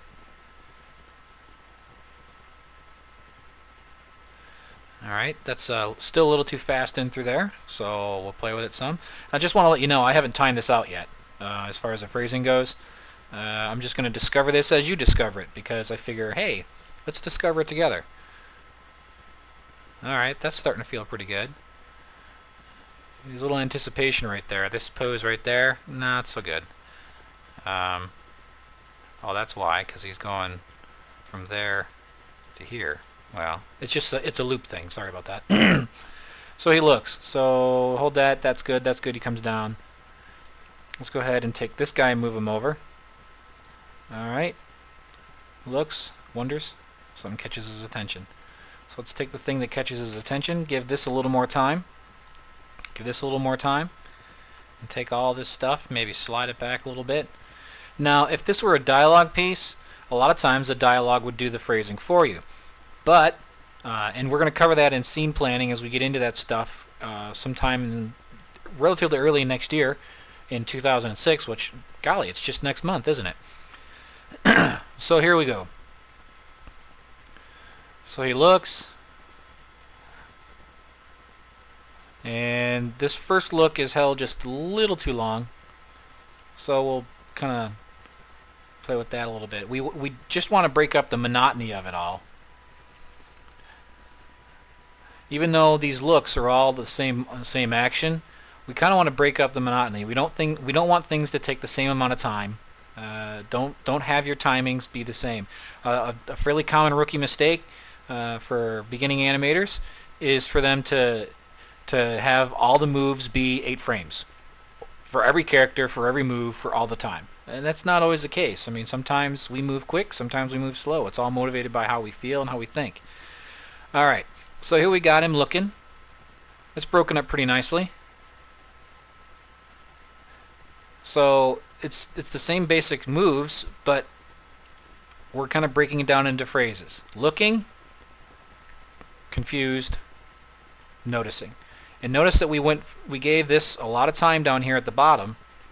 So he's looking around, and these looks are all kind of, it's the same motion, but we notice we're playing, one is 7 or 8 frames, the other one is 17 to 29, 12 frames, then he comes down out of it, and he comes down of it in 7 frames, and then 8 frames later he's kind of confused. We can even take that one and nudge it back so that he gets down in the confused even faster, to even push that tension of building of like, huh.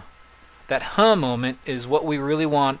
We want to change here. We want this to have time down through here, so that when we get to the part that I've decided is the most important part of the scene, where he notices something, this is what I want to leave space around. So We set the default tempo energy of the shot to be fairly, not too active, but active enough where things are moving. But we want to give this stillness, and we give this stillness a fair amount of time. We can maybe even push that just a little bit further.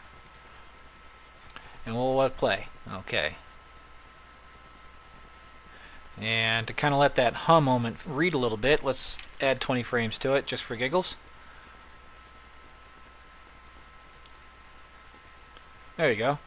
So now you kind of see what I'm talking about here as far as clumping things together, taking these actions, which are all sub-actions of the same phrase, looking around, and then confused.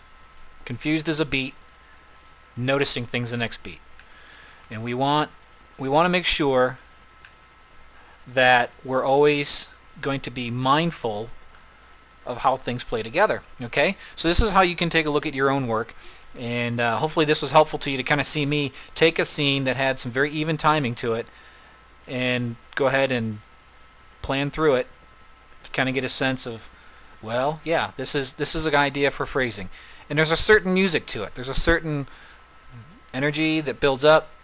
Again, thinking back to Beethoven, where Beethoven would da-da-da-da. Huh? Kind of make a sense to you? All right. Hopefully that helped. Hey, I hope that was good for you guys. I hope that will help fill in some blanks for you as far as the difference between timing and spacing and phrasing. And you see how important phrasing is, and you also see how important it was that I covered all these other things about introverted and extroverted poses and using, peak poses versus secondary peak poses versus third peak poses, and all these things I talked about in posing. Now you're starting to see how they apply when we get to talking about timing, especially when we get to talking about phrasing, because it's the mixture. You see? It's the mixture of how things work. Yeah, you saw it. You know how it goes. And if you didn't understand it, rewind it, watch it again. And if you still don't understand it, shoot me an email. I'll try and explain it in a different way that maybe makes more sense to you. Okay? Anyways, it's been great. I really appreciate you guys hanging in there with me. I hope that so far it's been a fun year. Well, it hasn't even been a full year yet. We started in March, and here we are in December. I feel like I just got started. We just barely scratched the surface of all the things that are involved in animation. I'm looking forward to 2006. 2006, we're going to cover some really cool stuff. We're going to get into facial animation. We're going to get into acting and scene planning. We're going to be getting into larger, storytelling aspects of animation, where phrasing, again, will be brought back in when we converse about our scene planning, because there's phrasing inside of a scene, but when you take phrasing and you bring it all the way back to the planning stages, especially for a dialogue piece, and we're going to get into dialogue and how to handle it and how to plan for it and how to use phrasing to build interesting dialogue and to make a momentum for a story.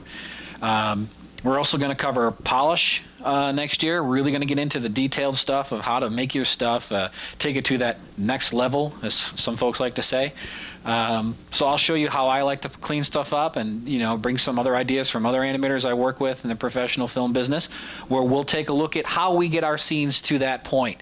And, we're going to get real nitty and gritty. It's like, what do your curves look like? What do you want your curves to look like? What's the difference between a bad moving hold and a good moving hold? How do you keep something alive? How we handle little things like eyes and mouths and just all these little tiny things that bring so much more to a character. So this is stuff we're going to cover in 2006. We're going to cover lip sync, we're going to cover eye animation, we're going to cover acting and performance. It's going to be good stuff. It's going to be like getting into the really good meaty stuff. And then whatever else comes up in 2006, it might take us all year to get through all that stuff. It might take us longer to get through all that stuff, because animation is such a deep business. I mean, there's so much to it. It's life all around you. So hopefully, the first 10 of these have been good for you, that you've enjoyed them, that you've learned a lot from them. I've had a lot of fun doing them. I really appreciate the things that you folks allow me to do with the funds that come in from this. This month, actually, we're going to go down and travel to Brazil and see some of the, my wife and I were going to see some of the various good works that we support with the funds from this.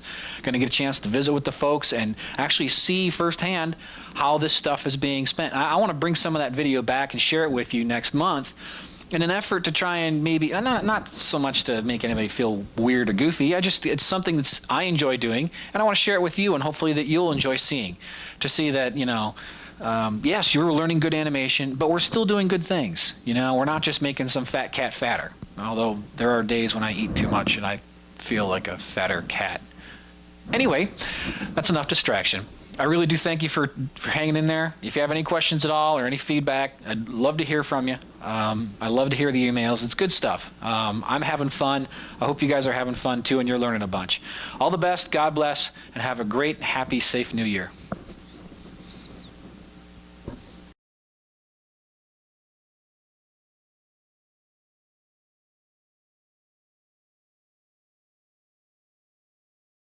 Hey everybody, welcome to 2006. This is VTS 11? That's 11? Wow, alright guys. Almost a year we've been doing this. To all you new guys who joined this month, welcome aboard. Those free videos I gave you didn't have this ugly face on there, but that's something I started around video 3 or 4. Was doing some intros and just using some video lecture. So this is me, I'm Keith.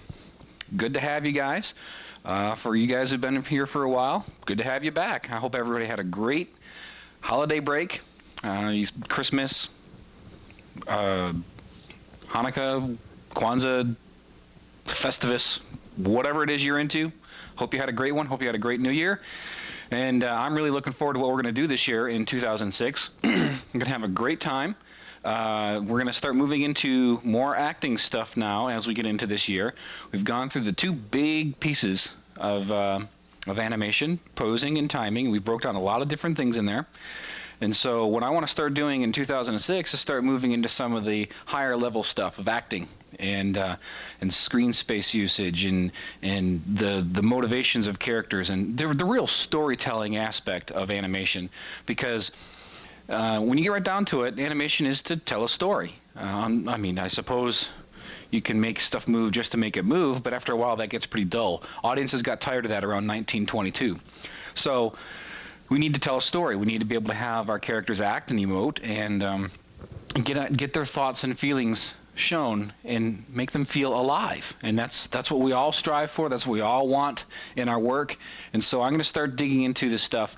And I'll be honest with you, we're getting into stuff that I feel a lot more comfortable talking about. I mean, talking about principles and talking about, what's the best way to do an arc, or what's the best way to do this, or, these technical things. After a while, they just stop meaning a whole lot to me. They become tools, but in and of themselves, they're not rules. They're just things to help me communicate the stuff that we're going to get into, which is talking all about our characters acting. But this month, we're going to go over a couple of things. One thing that I feel like is helpful to understand is to see how these principles can be applied to get you differences in style of motion. And so this month, we're going to take a look at a simple little bouncing ball. And we're going to see how we can use, just by changing some of the application of our timings or of our poses or how our phrasing works, we can go from fairly realistic to cartoony. And we're going to start peeling back what is behind this idea of cartoony. What's the point? What's the best way to use it? What's advantageous? What's disadvantageous? Another thing we're going to look at is screen space. We did some talking about staging, about how to stage actions, but now here I want to talk this month a bit more about how to use characters as a whole inside the screen space and also interacting with each other, because the best stories are about characters motivating characters.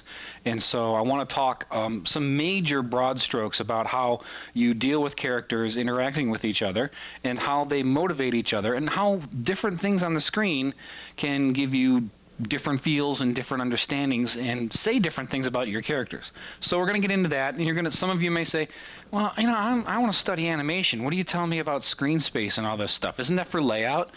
Well, a lot of times animators are their own layout. I've worked many jobs where I was given just a storyboard and a bunch of assets, and they said, make a camera, make the characters, and make it work. So I think it's important for animators to know what these things are all about so that they can use them to push their stuff even farther. So anyways, before we dawdle too much longer on the front end of this stuff, really great to be here again, and let's hop right into it.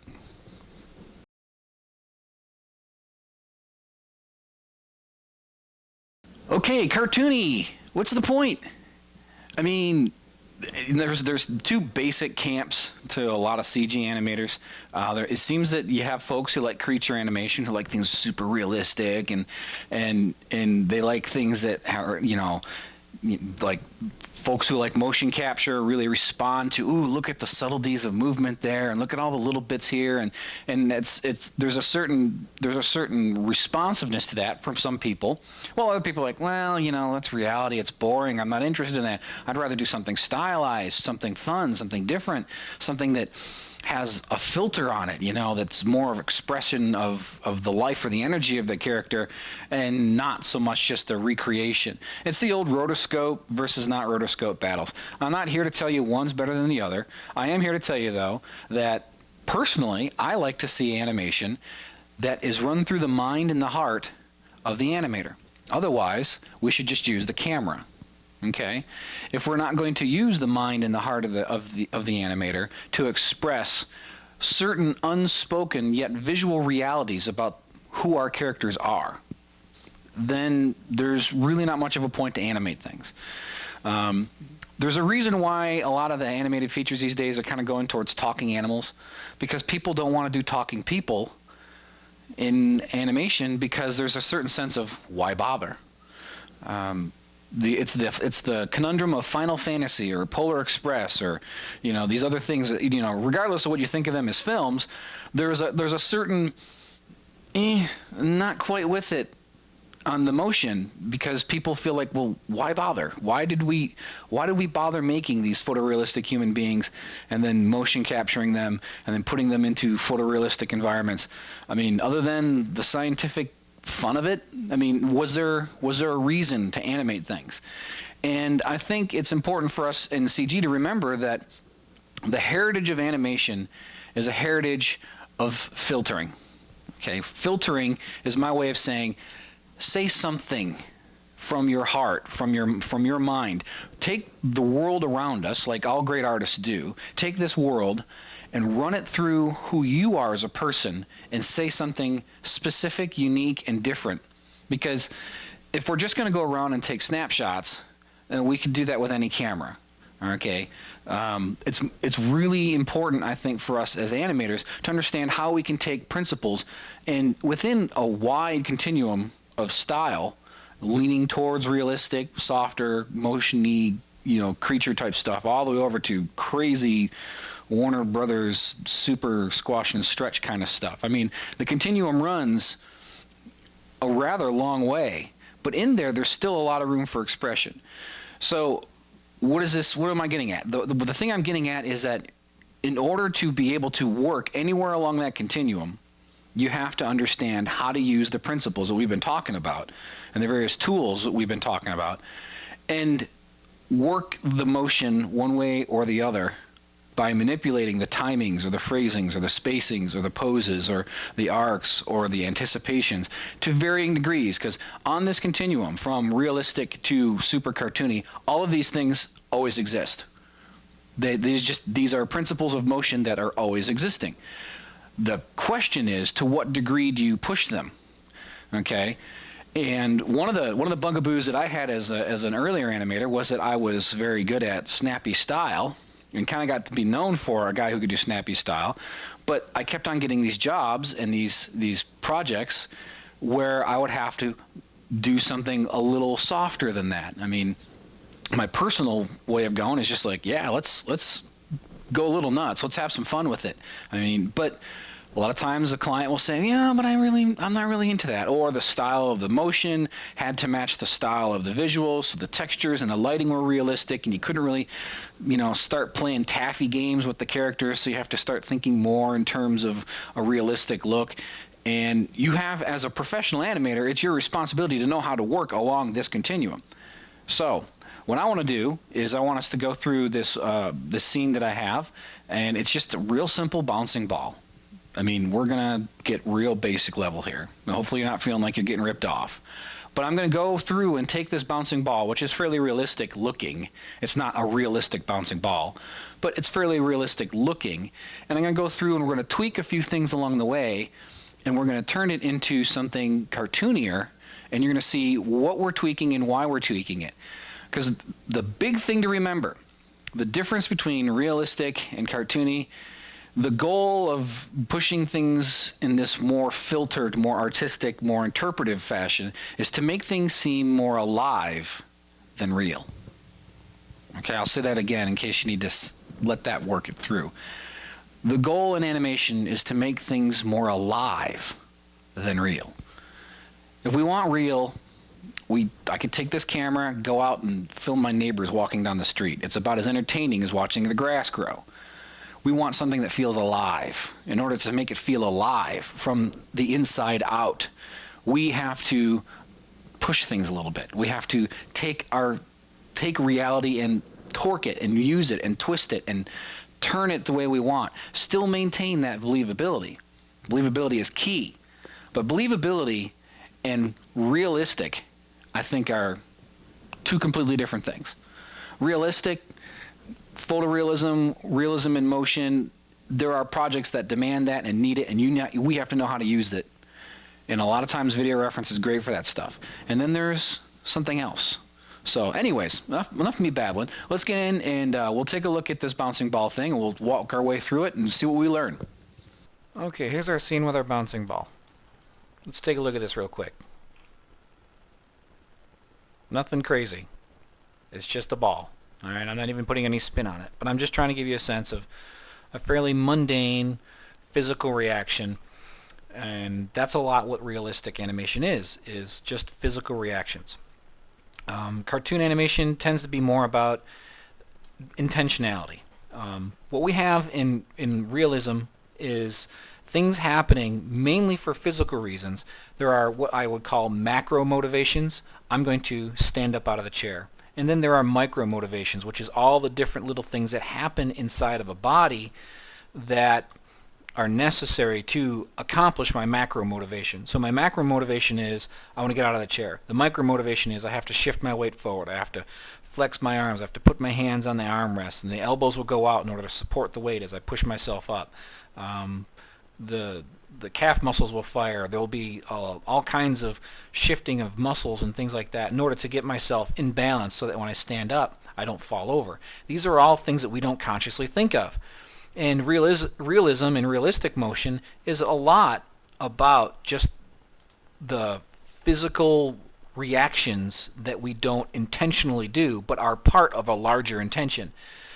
Cartoon animation filters a lot of that stuff out, boils away all those things, and almost everything is some kind of an expression of intentionality. Now, there are going to always be these unintentional biomechanical mechanisms in order to allow us to accomplish things, but there's going to be less noise, as it were, and more direct intentionality. So let's take a look at this bouncing ball. If we take a look at the Y translate, we'll see it's just a simple decaying bounce, nothing special. There's no value to it one way or the other. It's just a decaying bouncing ball. Okay? Very simple, very easy to understand. So let's play around with the timing. Now it's too generalized, it's too simplistic to say that, well, cartoon timing is faster. No, that's not necessarily true. Cartoon timing is exaggerated, either faster or slower. The difference is that cartoon timing is just not perfectly realistic. And to prove a point, let me go ahead and just make all of these things just a little bit longer. I'll make my scene a few frames longer, give myself some room. I'll actually add time to this thing so that when it does its bounce, it actually takes longer.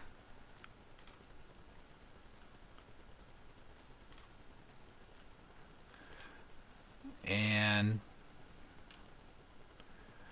I have to fix some of these things, but oops, split.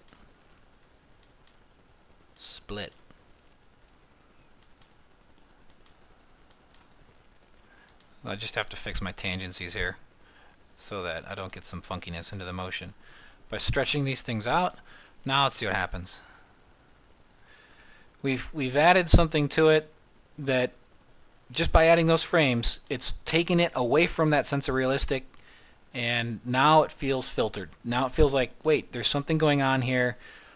It's almost added just that one simple little thing, just added some life to it. I mean, isn't that crazy? And let's undo all that stuff. We'll go the other direction. So we'll undo all the little time shifts we did, and we'll make things shorter. Okay? So, we'll take a couple of frames out of this. And one more.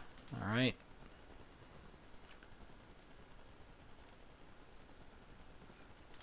And shift that. And that. So what we're doing, I suppose I could just scale this for you and you can get a sense of it. But what I'm doing is I'm going in the other direction now. Again, there's something more to it. It's not just reality here. We're pushing a little bit. So by pushing the timing, we get a different feel. So let's keep this timing, okay? Just because I like it.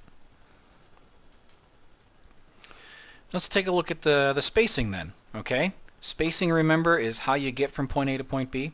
These curves right here, all of these curves indicate spacing.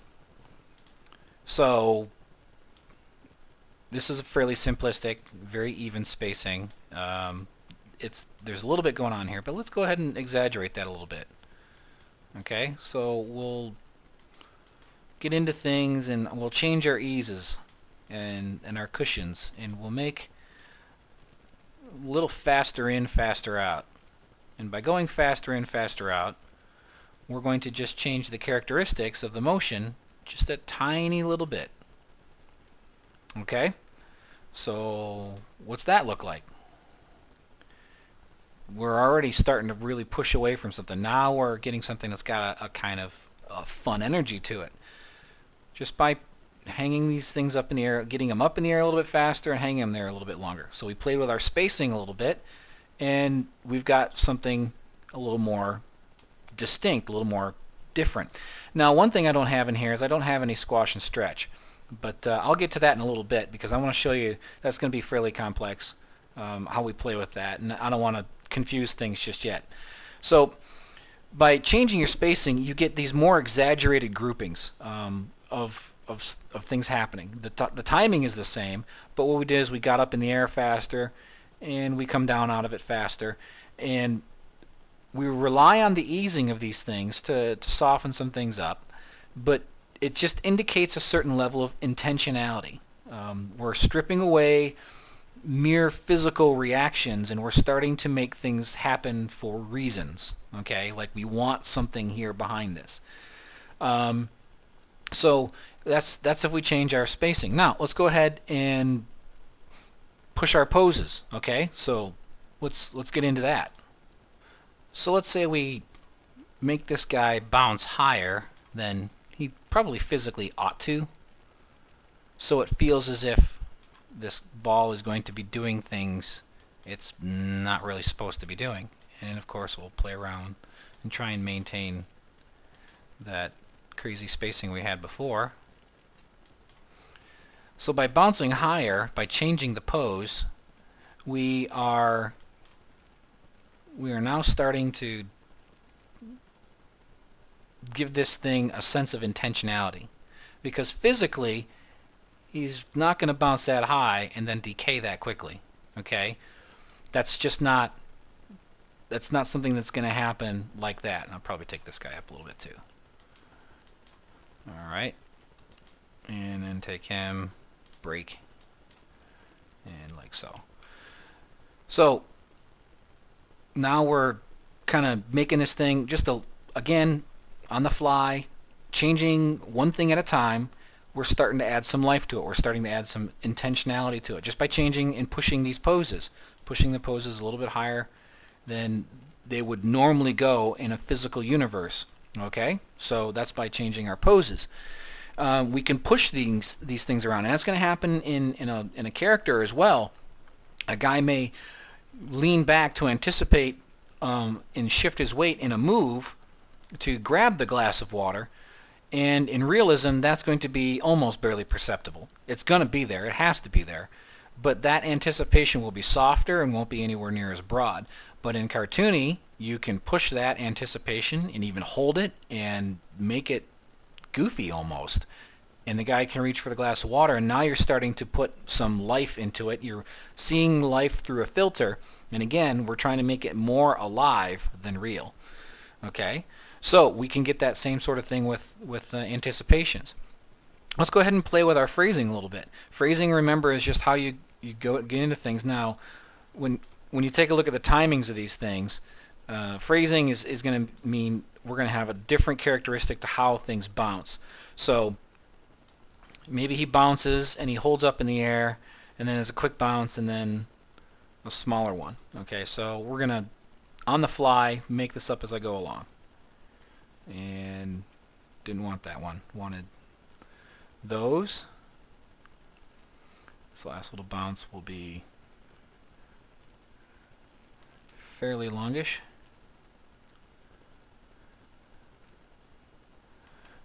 Make sure we don't get too crazy with our spacings right there.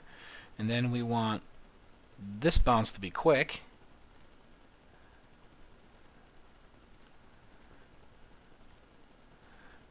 And we want this first bounce to have a different flavor to it. Okay? So then we take that, and we take that, and we take that. So now we've changed our phrasing. Let's see what happens when we do that. That's totally not real.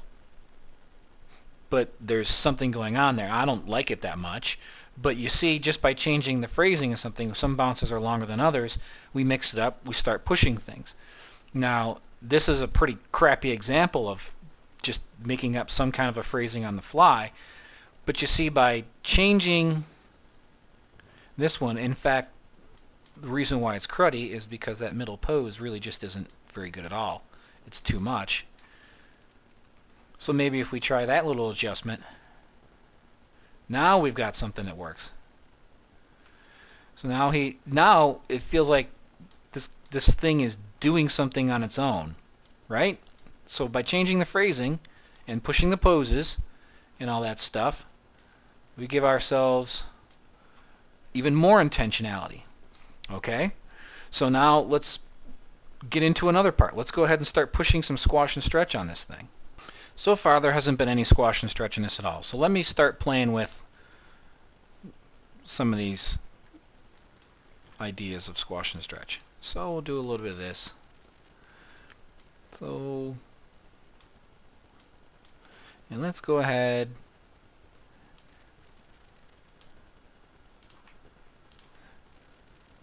and while we're here, let's go ahead and add one other level to what we're doing, which is maybe some level of anticipation. Okay, so what I've done is he's on the ground, and then he's going to hold on the ground for a frame, and then he's going to come back up. Now I have to fix a lot of that stuff later, so just watch what I'm doing, and if you can follow along, I'll try and talk my way through it. So he's going to stretch, and he's on the ground. He's going to squash down into that.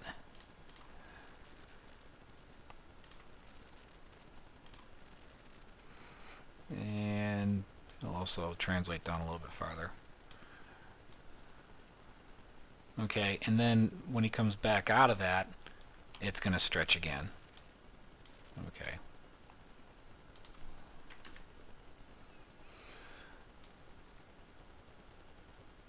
All right. So there's some junk happening down there. You'll see it in the translate Y. We gotta kind of flat. Oops, didn't want to do that. You take this guy right there. No, not scale. There we go. Okay. And then get our spacing back over here again, like we had. Okay, see what we did there? And I won't fill out the rest of these. We're just going to concentrate on this first bounce, so it's simple to follow. Okay, maybe the second bounce too. All right. So we'll take and we'll just repeat that process again. When he's right there, do a nice stretch. We'll take him up. We'll take all those keys, slide them over. Take this guy, hold him on the ground for 1, and we'll just take all this stuff back to 1 so I can see what I'm looking at. Squash him again, push him down to the ground again, take these things, fix them again, okay, and then fix the spacing again on that.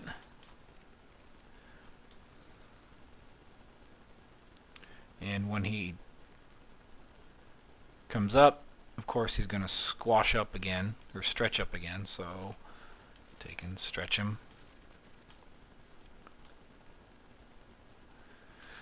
And we'll undo that fun little bit of spacing we did before so that this thing has some room to play on this, or sorry, on the phrasing.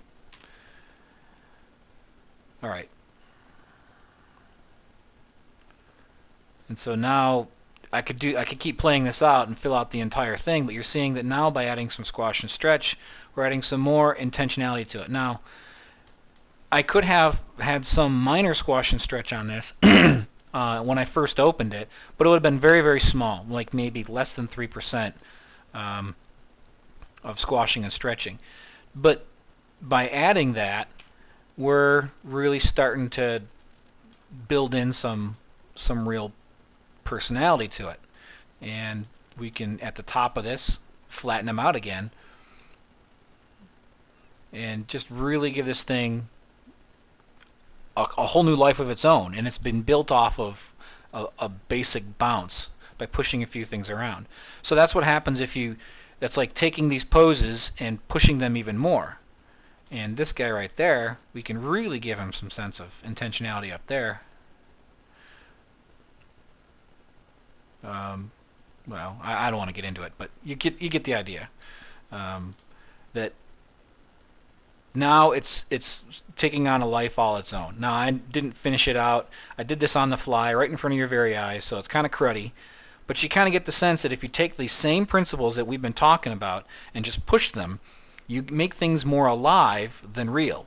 And that's the beauty of animation. That's what great animation really has to it. It has the ability to be more alive than real. Live action cinema is beautiful. It has its place. It's a great tool. But animation, I think, sometimes we throw the baby out with the bathwater, especially in CG, in our chase to make things as real as possible so that we can wow each other. We're losing a bit of our soul. And so I like the idea of making things more living than real. Because by making them living, by making them believable, by making them motivational, they become more real than real. That's the greatness of animation, and I like to see us get back into it. But that's just me. I don't want to tell everybody else what to do, and there's plenty of clients who don't want us to do that. So we just need to know how to play with these principles and get from point A to point B. So hopefully that was helpful to you, and you'll start looking at your own work and start thinking how you can push the timing, the phrasing, the spacing, the poses. Start pushing in some more intentionality into things, some more greater anticipations. You know, just look at how you can push these things and make them even more living than they are. Bring some of your soul to it.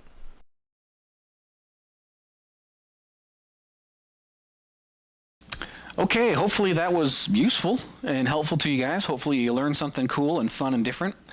Next up, I want to talk about how we move through screen space and how we use character interdynamics. A lot of the stuff that I've exhibited in the past or talk about has been in isolation, where we're going to talk about a particular principle. We show it on one character, on how timing affects weight. We do it with one character. And to study these particular principles, we have to burrow down to the individual like that. But storytelling is about people interacting with people.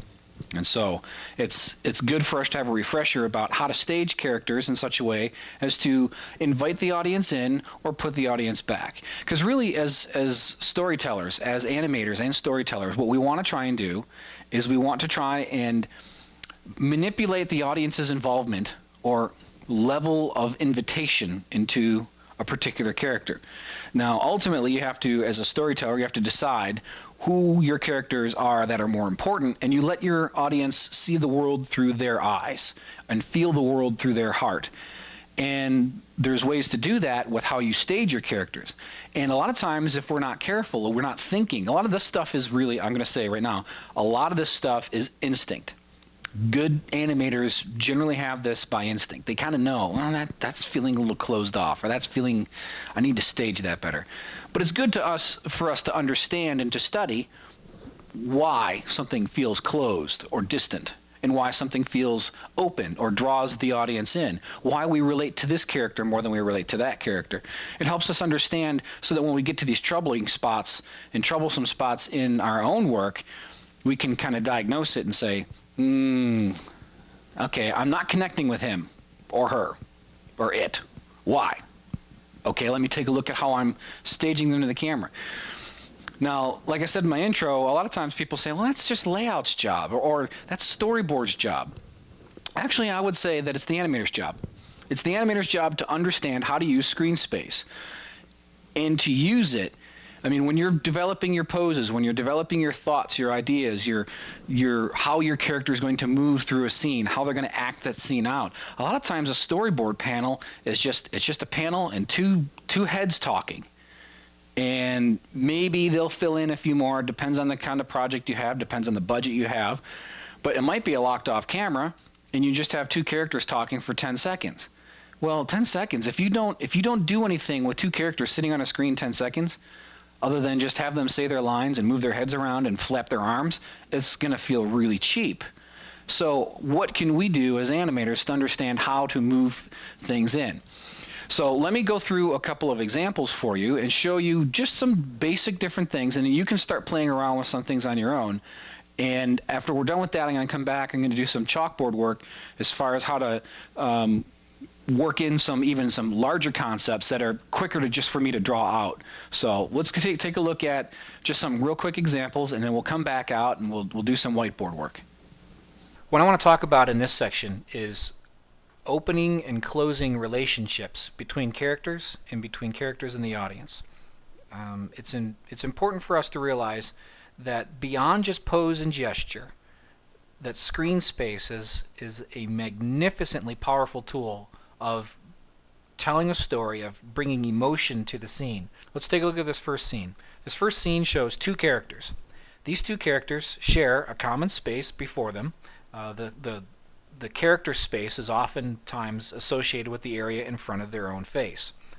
So these guys have their faces sharing a common space, and we as the audience, or whoever we are supposed to see the world through, whose eyes we see the world through, we are included in this activity. So these two characters, their line of action play together, they share a common space, we're in there. This is a very open, wide open kind of thing. There's no secret, there's no mystery here, it's open.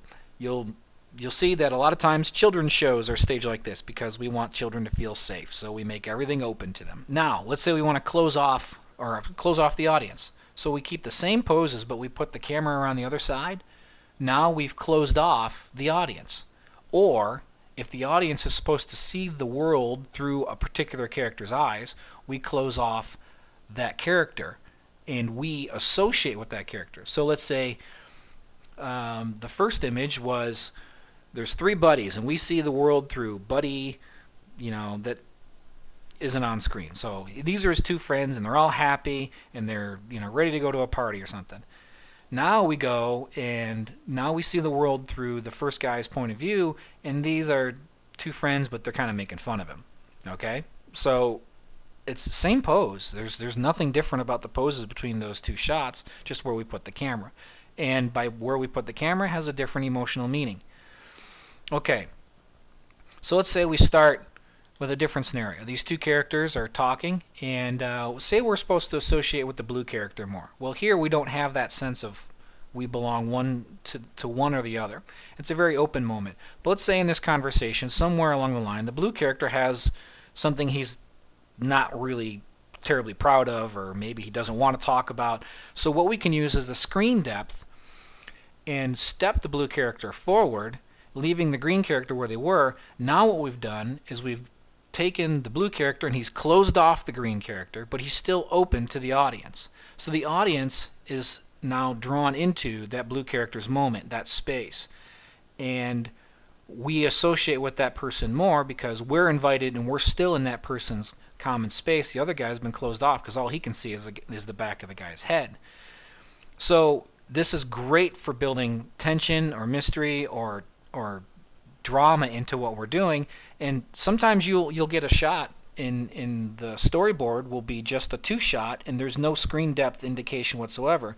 But instead of just doing a sad face and drooping the shoulders and dipping the head for a guy who is, maybe not so sure he wants to talk about something, step him forward, close off relationships. And by closing off those relationships, now your scene has a lot more power. And let's say this guy finally gets the courage to turn up and tell the other guy what he's talking about. So he turns around and now we're not included. Now it's our turn to see the green character's response, and we go to the green character and we're open to them, but the other guy's closed to us. So you see what I'm saying? You start playing with these relationships.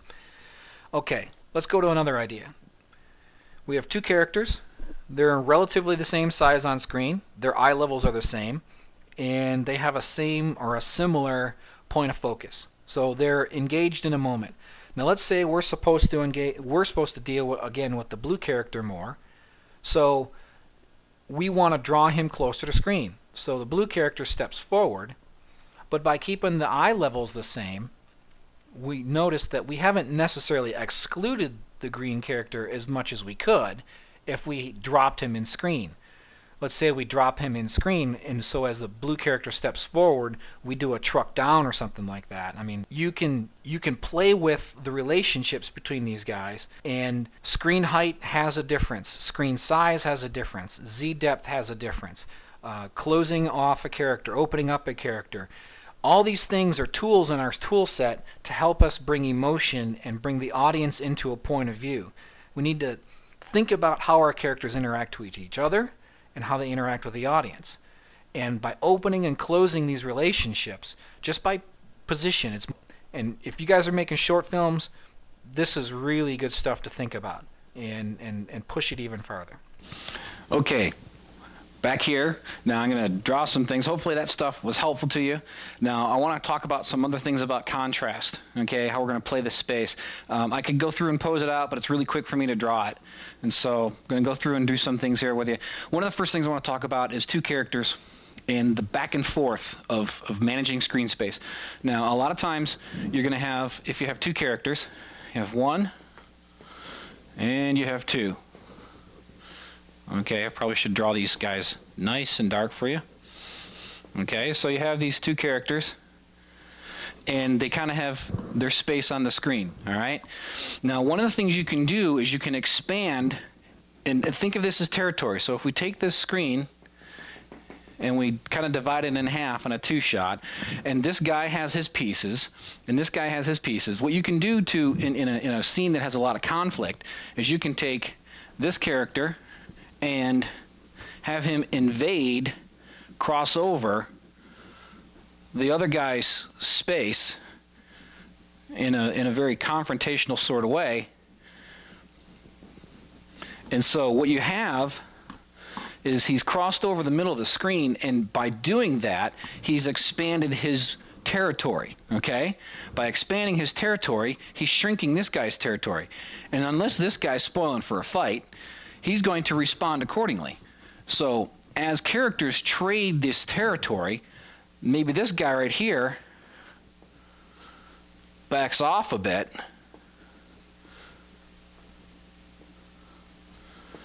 Okay? And so he's invading his space, and this guy backs off and starts retreating. And now you notice that the dividing line between their space has shifted. And you can do this, and I mean, it's not as powerful if you have a guy over here pointing and gesturing, and this guy over here sitting there and responding, but not really. A scene has a lot more energy to it if you start taking territory and giving up territory. And then this scene becomes really powerful if we reverse this scenario. So this guy's leaning forward, this guy's going back. Now let's say that he says something and this guy's just like, all right, that's enough, I've had enough. So we can back the whole thing up. You like my eraser? So maybe this guy responds and retorts, and watch any good scene of tension, and see if you can see this happening in other movies or other things you see. So maybe this guy is just had enough, and he comes back over and reclaims his space and pushes this guy back. And so you can, in this back and forth, it's not just enough to just have guys do their poses in their space. Have them take territory back and forth. And then, to get the ultimate in confrontation, is the two of them are trying like crazy to take over the other guy's space. And so now you've got this conflict. Okay, so think of that in terms of just this guy expands his territory, he expands his territory. So when you have characters that are trying to, really negotiate, and this doesn't always have to happen in fights. Okay, this can happen in conversations about ideas. This can happen in conversations about just about anything. You can have a character who's trying to be friendly to another character, and another character is trying to be closed. And maybe the one who's friendly is going to step over that screen boundary as a way to kind of pull that person in, or at least go fetch them. You know what I mean? So think in terms of how you can take this idea of expanding a character's screen territory, taking other screen territory, invading the space of another. Don't just have characters do poses in a spot and then another character do poses in a spot, but have them move across the battlefield of the screen and take that position from another.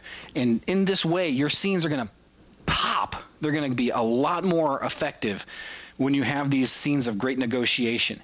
And like I said, it doesn't always have to happen in an argument or a negative environment. It could be a positive one. It could be a guy encouraging another guy, let's go. The treasure's over there, let's go get it. And maybe he gets into guy's space. We do this all the time. Whenever we want to get our point across, whenever we want to get the other person out of a position of resistance or distance, and we want to go get them. So we go get them, not physically grabbing them and pulling them, although sometimes we'll do that too. There's all these kinds of neat gestures that we'll do that we don't even think about, where we tap a person on the arm, it's like, come on. And we'll do this. It's all an effort to move into their territory and pull them out. And so hopefully this was helpful to you. And when you're thinking of these scenes and you've got these really neat scenes to work on, start digging in. Start digging in, thinking about, okay, besides just poses, what kind of screen space management can I have here so that my characters in this scene comes alive? Hey guys, that's the end of this month. I'm really glad you're here. Again, you new folks, welcome aboard. I hope this was cool. I hope you learned something. Next month, we're digging in really deep. We're going to jump in right up to our waist in acting, starting with how to break down a scene. And we're going to go from the moment you get a handoff of, here's a piece of dialogue, here's some storyboards, what do you do now? I'm going to take us right through, and this is going to be a lot more just, it's not going to be so much, here's some principles of animation, but more of, here's a scene, here's how I handle this scene, and we're going to start unfolding how I approach stuff. And I think just by you seeing me do it and me talking through my process, it will help us to see just one way of approaching things. Now, I mean, a lot of people do things different ways, and I'm going to try and cover the broad spectrum of how you get into a scene and how you do it, because every scene's different. And that's why I'm going to go through several scenes, and we're going to start breaking them down. We're going to start talking about things. So what we're going to do starting next month is we're going to get an example a shot. Actually, it's going to be a shot from my short film that I'm doing. So you guys get to see it develop right in front of your very eyes, or at least a few shots of it. And what we'll do is we'll take this scene and we'll hold on to this scene for probably a couple of months at least. And in this couple of months, I'll go through and I'll show you all the things that I'm thinking of when I break down what's going on. And we'll start talking and bringing out these performance things. How do I plan a scene? How do I break down the dialogue? How do I figure out the timing? How do I figure out character interactions? How do I figure out what's going on? And so it's going to be cool stuff. I've been looking forward to doing this part of the VTS since I started. Everything I've been doing up to this point has been getting everybody on the same page, talking through some basic core issues so that I could get to the point I'm going to get to next month, and then we can all just start digging in and having a lot of fun, because I really love that part of animation. My favorite part of animation is the moment they give you a new scene. And from that point until I get it blocked, I'm in heaven. I love it. It's so exciting because you're just dealing with this raw thing. And all you have is that moment. And it's up to you. I mean, right there, all the possibilities are there. And it's up to you as the animator, me as the animator, to dig into the soul of that character and bring them out and make them alive. Everything after blocking is technical work, okay, which is good, and some people really find their fun there, and I like it too, but nowhere near as much as this stuff. So anyways, I'm sorry, I'm rambling. It's exciting. It's going to be cool. I'm looking forward to it. I hope you guys are too. So thanks so much for being a part of this. Quick little reminder to all you folks, I did go to Brazil last month. We saw some amazing things. We saw some wonderful opportunities to help people.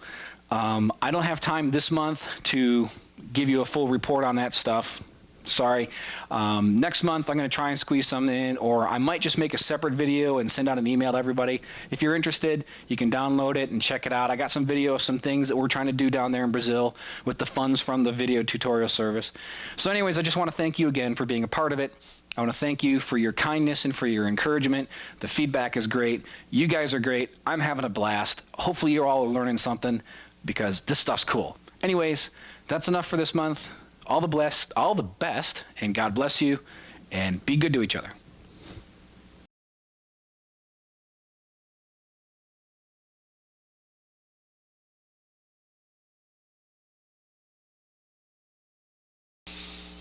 Hey everybody, welcome to February.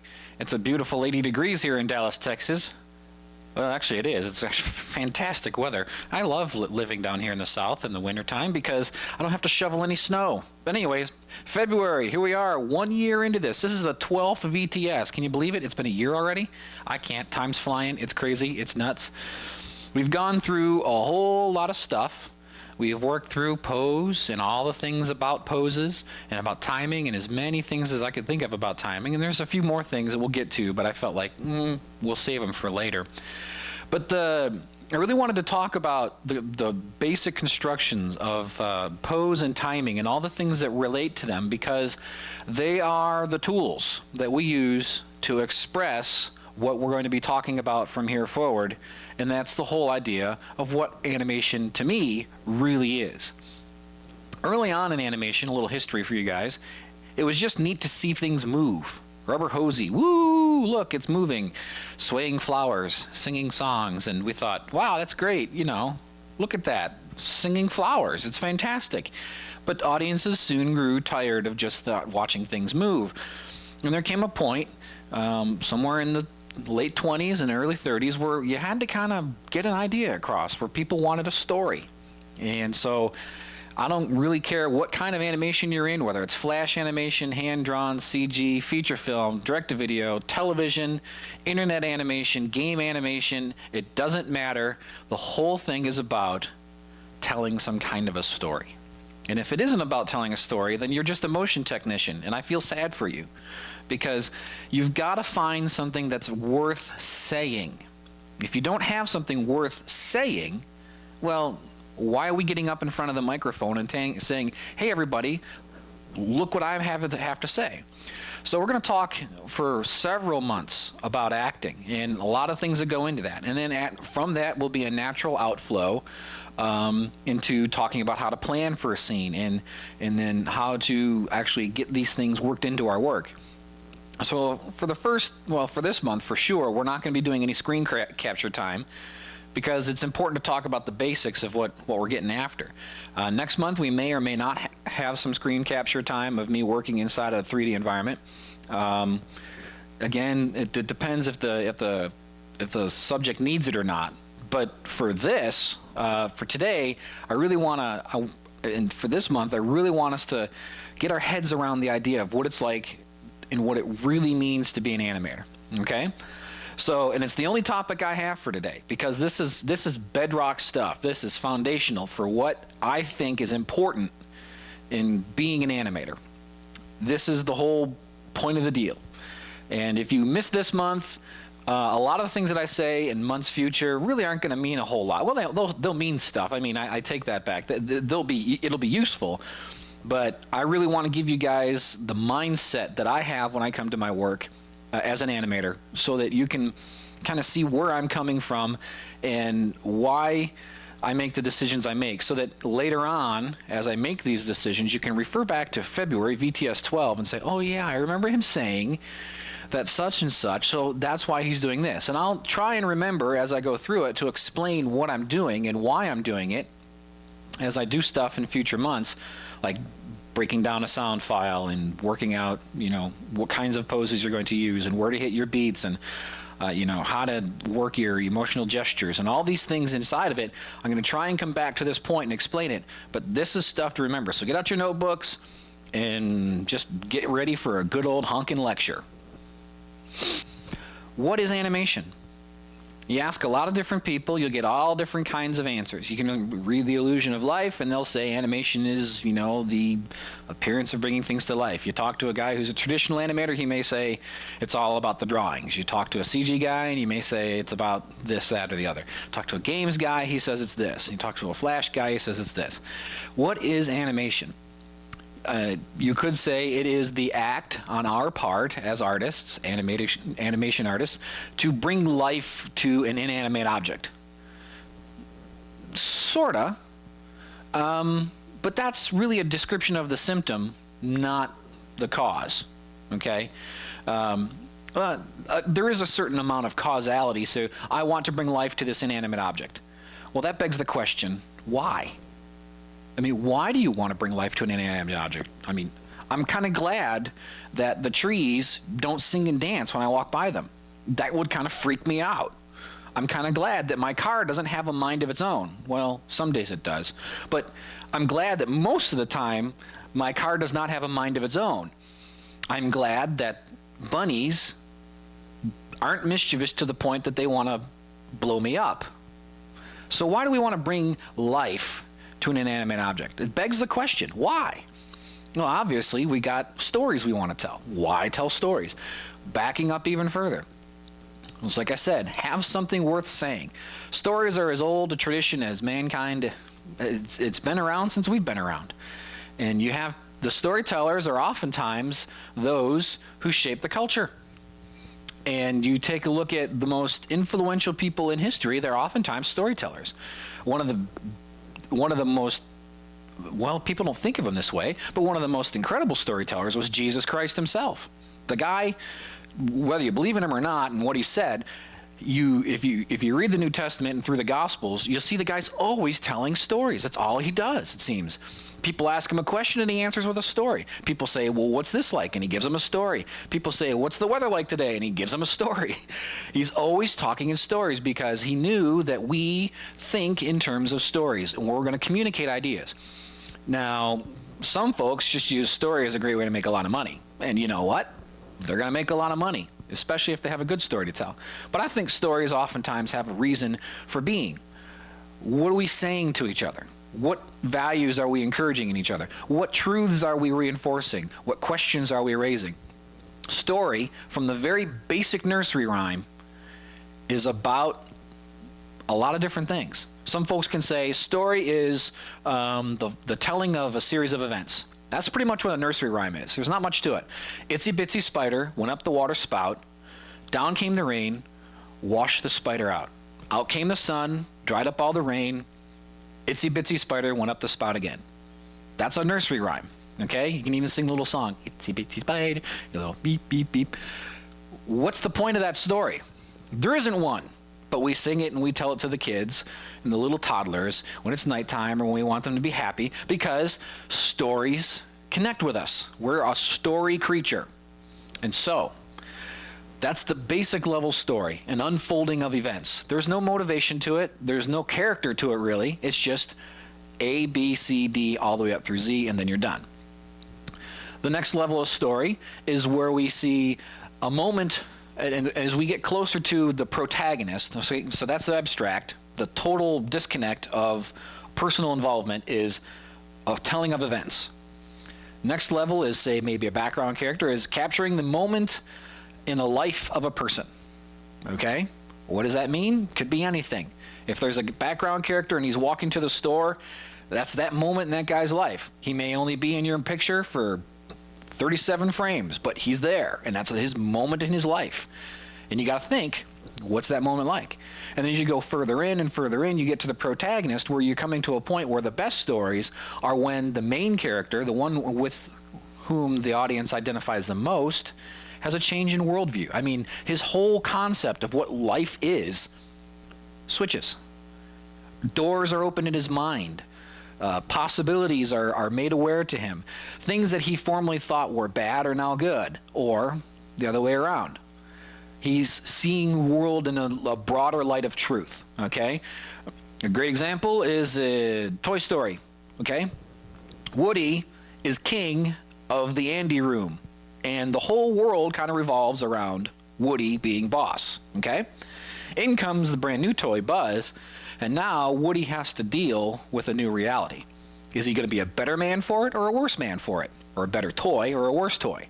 Well, that's the question. That's the story. Story is, a lot of times, asking of subsequent questions and then answering them. Okay? We ask the question, will the beast ever find true love to become back into the prince? Well, that's the primary question of Beauty and the Beast, right? All the other things are questions that are asked as a result of that. So, that little sidebar on story lets us know that, again, I don't really care what kind of animation you're doing, what the style is, what the delivery medium is, or anything. If it's not about story, you're a motion technician, and I feel sorry for you.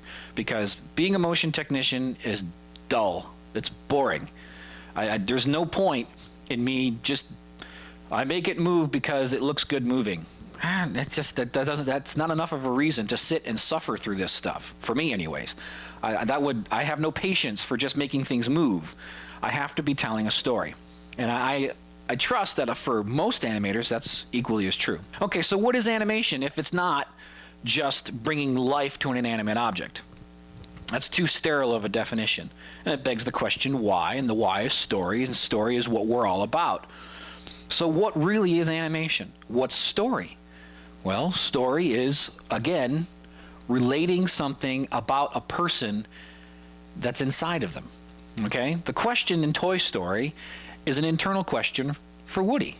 The question in Beauty and the Beast is an internal question for Beast. Will Beast find true love and become the prince that he once was?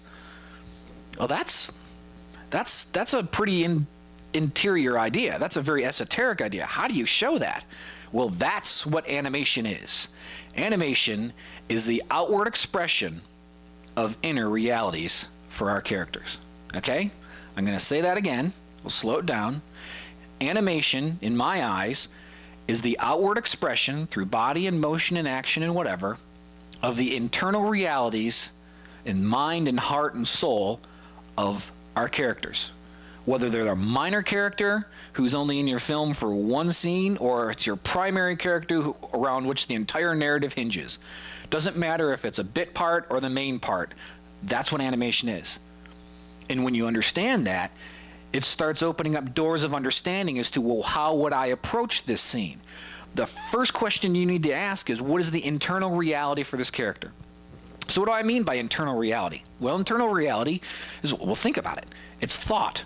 it's feeling, it's heart, it's worldview, it's beliefs, it's faith, it's all the things that make us uniquely people and not make us uniquely fish or not uniquely fish. Hey, fish may have dreams, I don't know. But I've had goldfish before, and they look about as smart as a rock. They just swim around and eat. I don't think there's a whole lot going on there. Look at a chicken. I don't think anybody's home with a chicken. A chicken has so little brain that you could cut its head off and it still functions.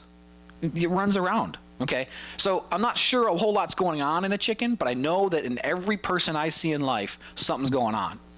In their thoughts, in their minds, in their hearts, in their beliefs, in all these things. So that's what the internal reality is.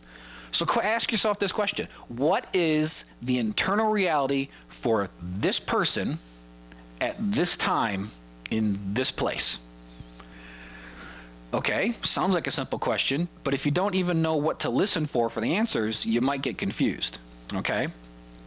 Now, we've talked a lot, and most of animation training is about the externals, okay? External or outward expression of internal reality. Most animation training is focusing on, and VTS up to this point has been focusing on, the external or outward expression.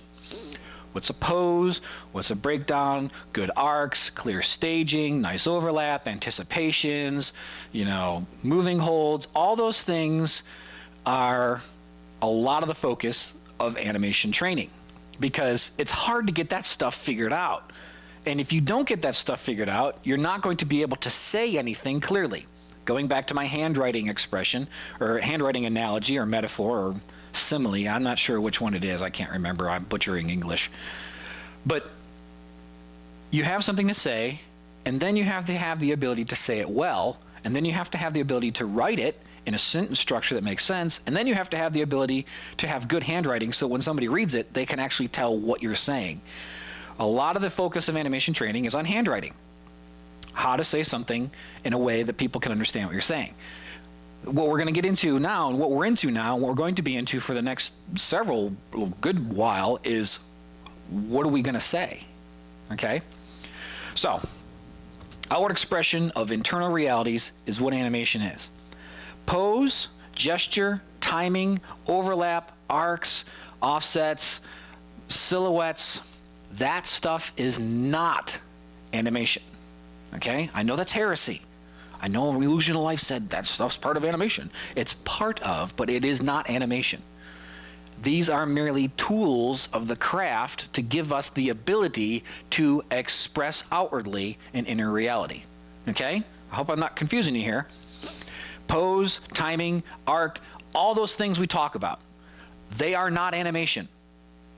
No more so than a hammer, a saw, a piece of wood, a ruler is a house. It's not. They are tools to build a house in which we can live.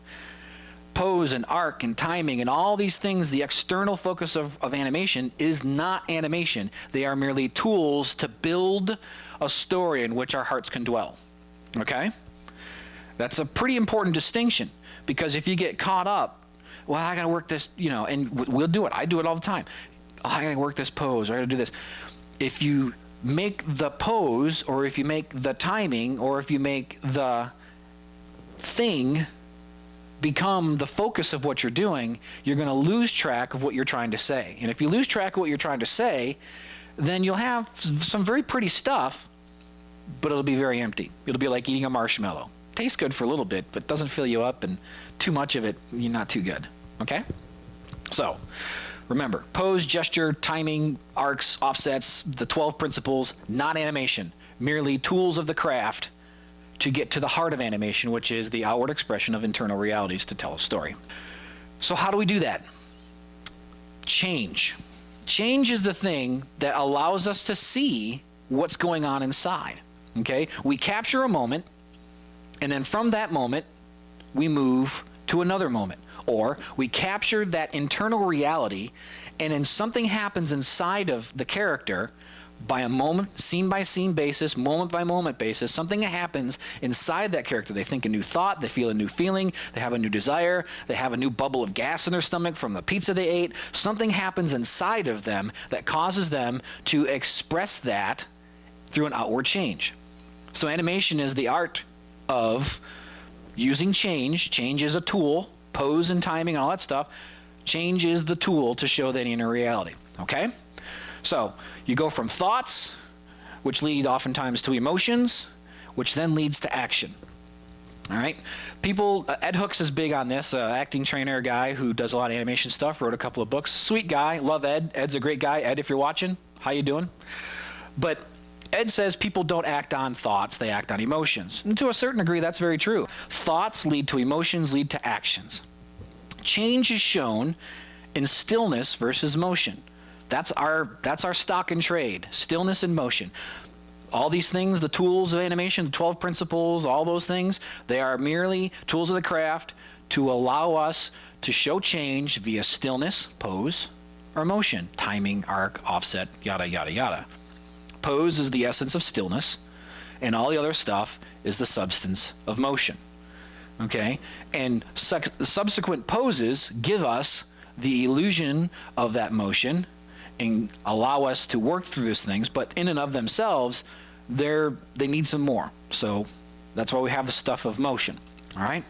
So animation, again, backing up at outward expression, internal realities. We show this by change. Change, our stock and trade, is stillness versus motion.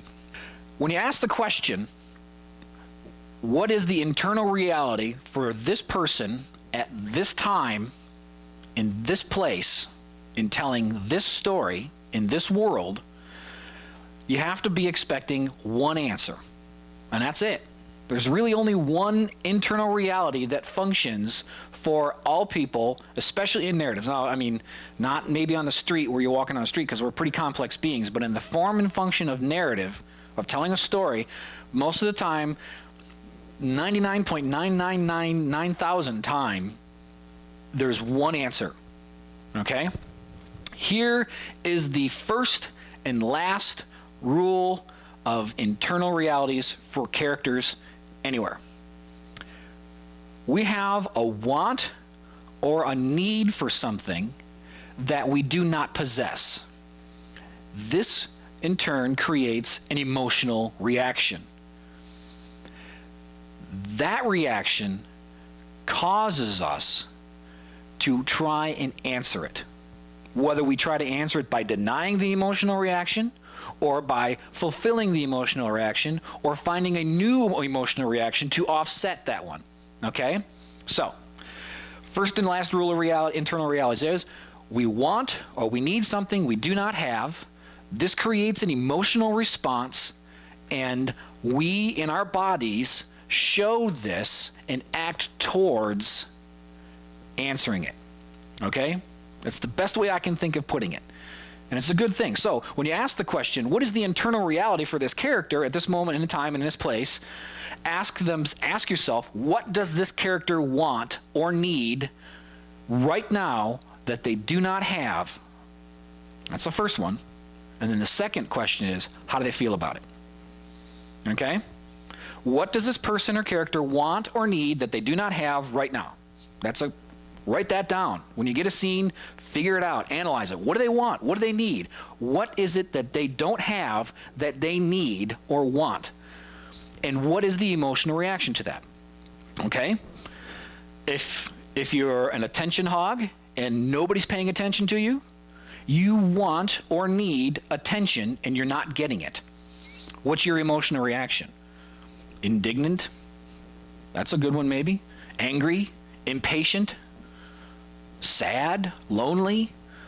Start thinking about it. Start thinking about all the possibilities, okay? I have a broken arm. I want or need comfort from this pain. How does that make me feel?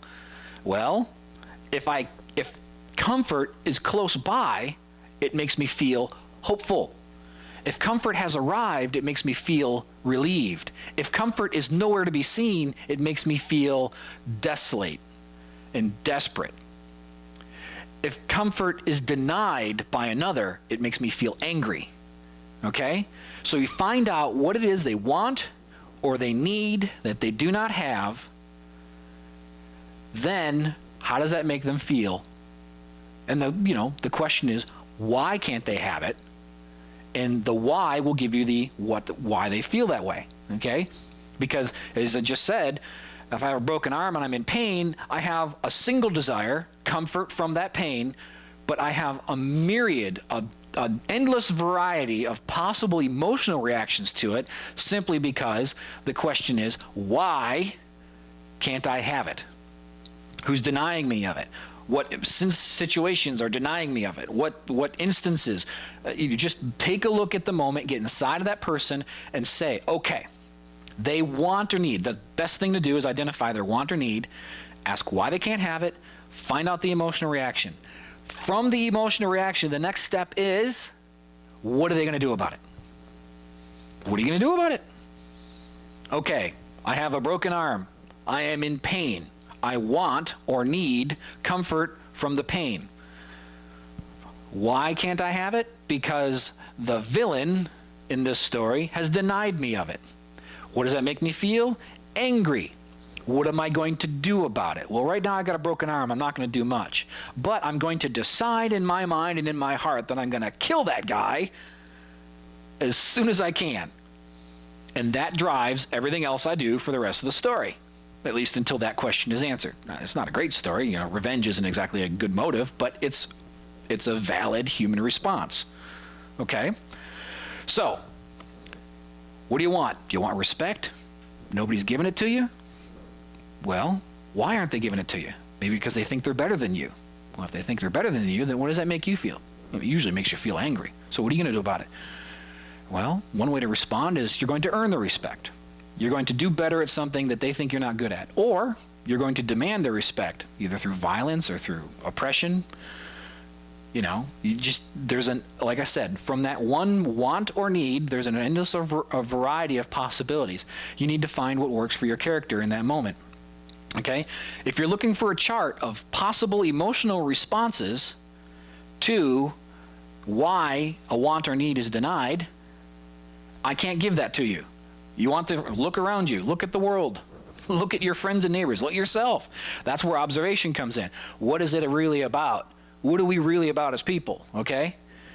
Get into that position, and that's where our intuition as animators, our internal acting ability, is really just the ability to understand and intuit and observe and sympathize and empathize with how a person would feel in a given situation. And that's a very key tool in our toolbox. It's actually the very core of how we approach our job. When I get a scene and I ask that question, what do they want or need that they can't have? Why can't they have it? How do they feel?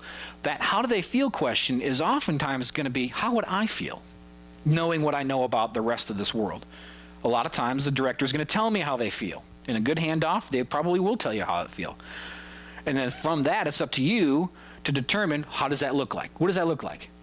Well, he wants to get to the princess in the tower. He can't get to the princess in the tower because the villain has cut his rope. And he's angry yet determined. Okay? Those are handoff notes from a director. And if you get that much, you're doing really good. So the director gives you that and you're like, okay, I got it. It's your job to figure out now, what does that look like? Okay? What does that look like? What does that mean? How does that play itself out? What series of stillness versus motion is going to give me the impression, that illusion of life, that moment, that spark that says this guy wants to get the girl in the tower. It's clear. He's mad and determined. That's clear. And then he's going to do something from that point forward. And that also has to be clear. Animation, there's a lot going on. The internal realities are expressed through outward emotion. Change is our stock in trade. Stillness versus motion.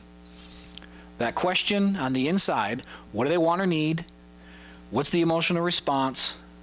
What are they going to do to answer that emotional response? Hey, maybe a guy who's trying to be a better person responds by trying to deny or ignore the emotional response. I mean, that's part of a lot of what a lot of us are about.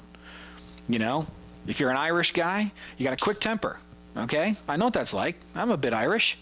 And somebody says something to you and the immediate reaction is like, you son of a... Well, you know, that's going to get you beat up in life pretty quick, because what you're doing is kicking off other people's emotional responses. So what do we try to do? What's self-improvement? It's all about trying to deny emotional responses. There's a certain conflict there, isn't there? That's ripe, wonderful stuff for storytelling. It's real. It's what we do as people. We want to be better. I don't want to hit that guy in the face when he tells me to get lost.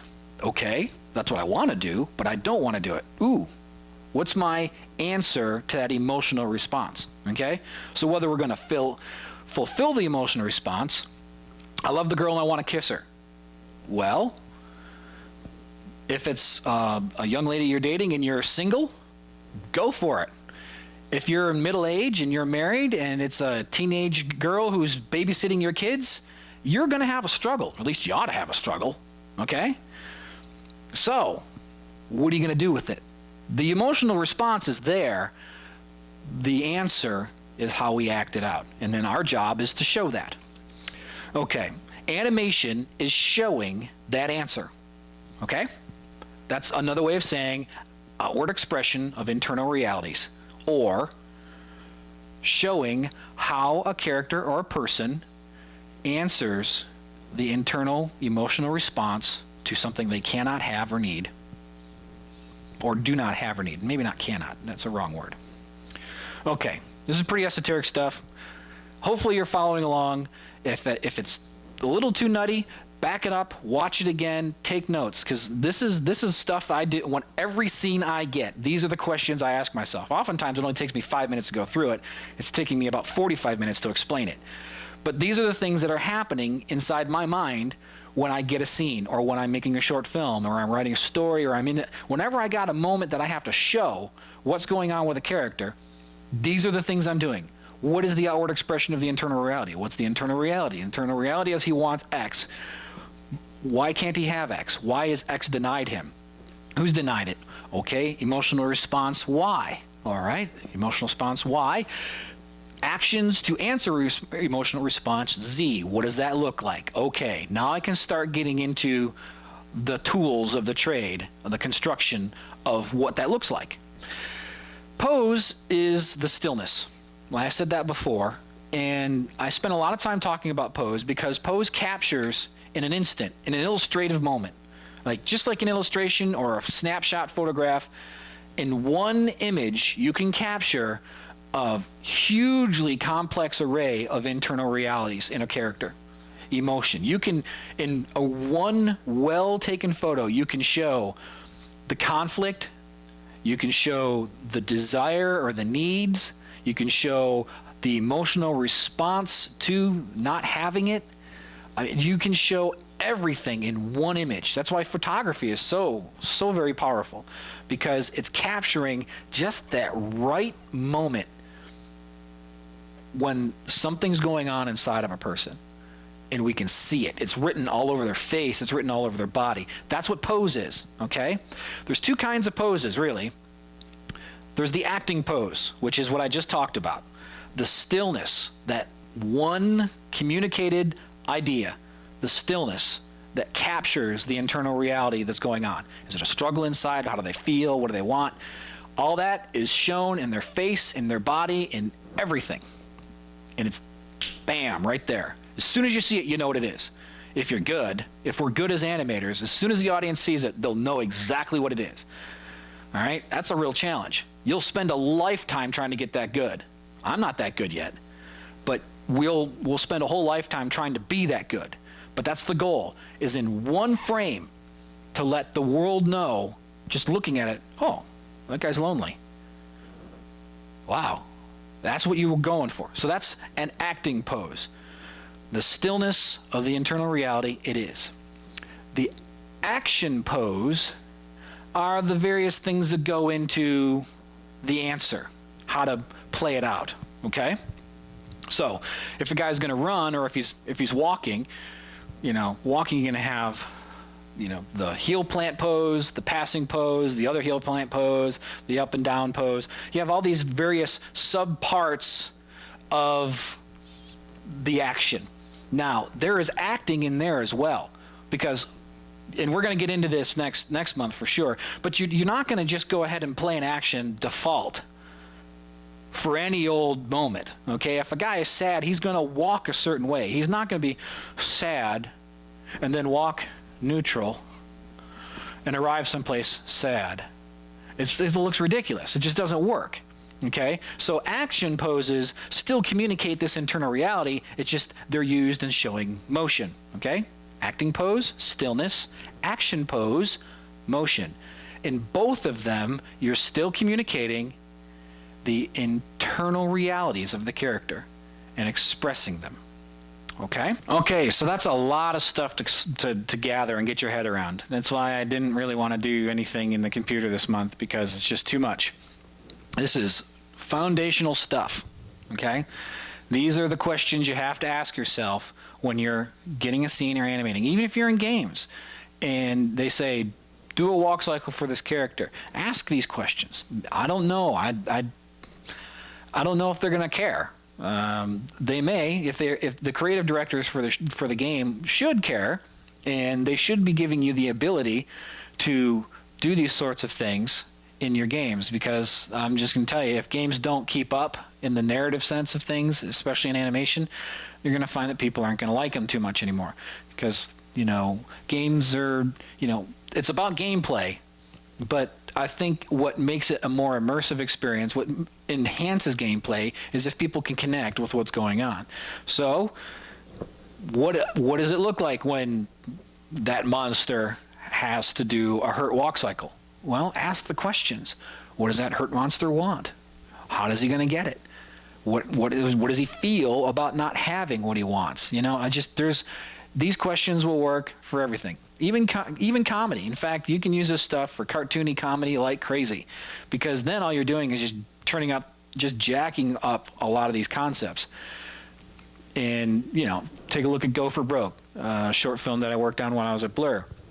When I was boarding that with Jeff Fowler, the guy who wrote it and ended up directing it, we were boarding it back and forth, and I was cutting together the narrative of it in the animatic. We're always coming back to, well, what does this guy want? What does he want right here? Okay, he wants this. All right, how does he feel about that? So he wants the food. The corn comes down. The corn he wants, but he can't have because the chicken got to it first. Okay, what does he feel? What does he want to do? Well, he's angry, so he wants to chase the chicken off. He did all the work. He didn't get the reward. So, these are... And you can just play this out for serious stuff. You can play this out for comedy. You can play it out in games. You can play it out in everything, from the smallest, most insignificant character in the background to the lead character of the show. You ask these questions and try and find ways to communicate externally these internal realities and find those internal realities. All right, so where does that mean we go from here? Well, one of the things that people oftentimes have difficulty doing is figuring out, well, what pose should I use? Or what does a gesture look like? Or what's the right way to... I get this question all the time. What's the right way to show this emotion? Well, all of it, none of it. There isn't a right way. Well, there is, but there isn't a wrong way. Well, there is, but there isn't. You know what I'm saying? What's the right way to show, I don't know, loneliness? There's lots of ways to show loneliness. All it's important is that the way you show loneliness is true for that moment and that character and that time. So, one of the things we're going to study all next month, in our video next month, is we're going to just take a look at how to build pose/gesture that is sincere. A lot of times you'll see a beginning animator and they'll just hit a pose for every beat of the accent, and I call it the 10-second club syndrome. 10-second club is a great place to learn because it's a lot like getting work. You get a scene, you get audio, but when we lack experience, sometimes we want to do too much.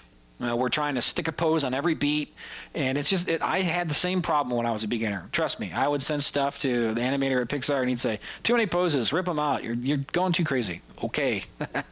What do I know? I'm dumb. I'm new. Okay? So what we're going to talk about next month is, it's not a formula, but it's a way of thinking that will help you start building realistic, or not realistic, I hate that word, sincere, believable, real for the internal realities, expressions of that emotion. Okay, it's gonna be a fun little exercise, and you're gonna start to see how when we put it all together, it really starts having all kinds of possibilities. I mean, the permutations of ability to show lots of different things are all it's just crazy. So we're going to do that next month. I'm really looking forward to it. I hope this month was useful to you. I know I talked the whole time. I know I didn't draw. I didn't do any, in-screen stuff. And some folks really don't like it when I talk the whole time. But I really feel like this month I had to talk the whole time because it's a foundation for what we're going to do. And so if you didn't like listening to me or you thought, I don't want to look at him the whole time, stick with it. Next month, we're going to get into stuff that's going to be far more illustrative. And then the following months, we get into way more illustrative stuff, like how do you break down a sound file? How do you break down an audio track to figure out what's the energy of it?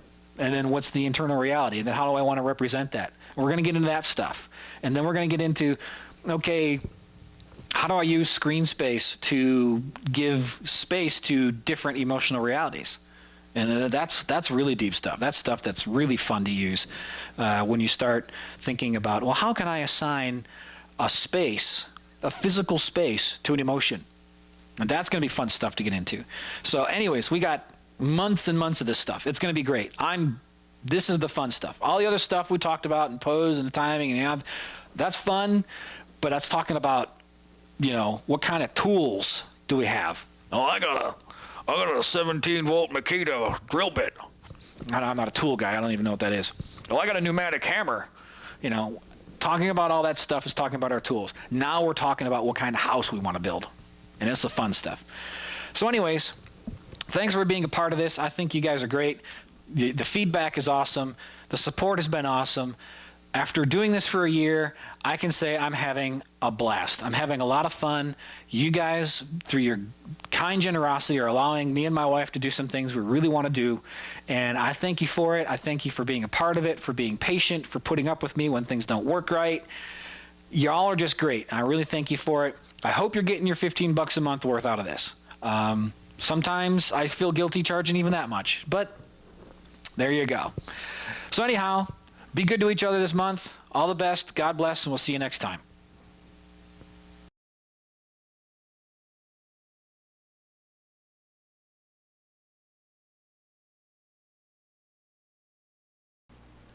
Howdy, everybody. Welcome to VTS 24. My Sony camera's on the blink this month, so I kind of have to use the webcam, which explains the big goofy phones, and it's a different setup than usual. Got to keep things fresh, got to keep things different. No, actually my other camera's on the blink, but hopefully it'll get fixed next month and we'll be back to normal me. Anyways, welcome aboard to VTS 24. This is for February 2007. That's right, 24 months, 2 years of the video tutorial service. Who'da thunk it? I want to say thanks first to everybody, all subscribers, past, present, and future. Those born, not yet born, all of you. I appreciate it.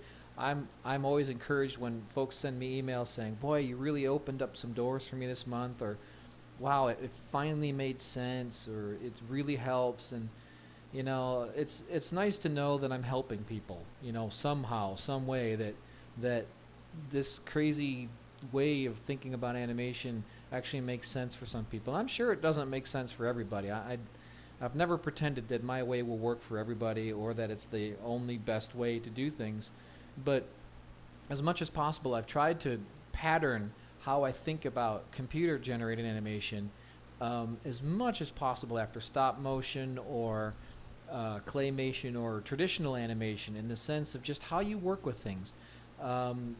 Computer animation is the only medium that completely reinvented the paradigm of how animation was done when it was created, and I'm not sure it reinvented it for the better, to be perfectly honest with you. I thought that a lot of things got tossed out, not out of a desire to disregard what came before, just out of the sheer weight of ignorance, because computer animation was not an artist-driven thing when it started.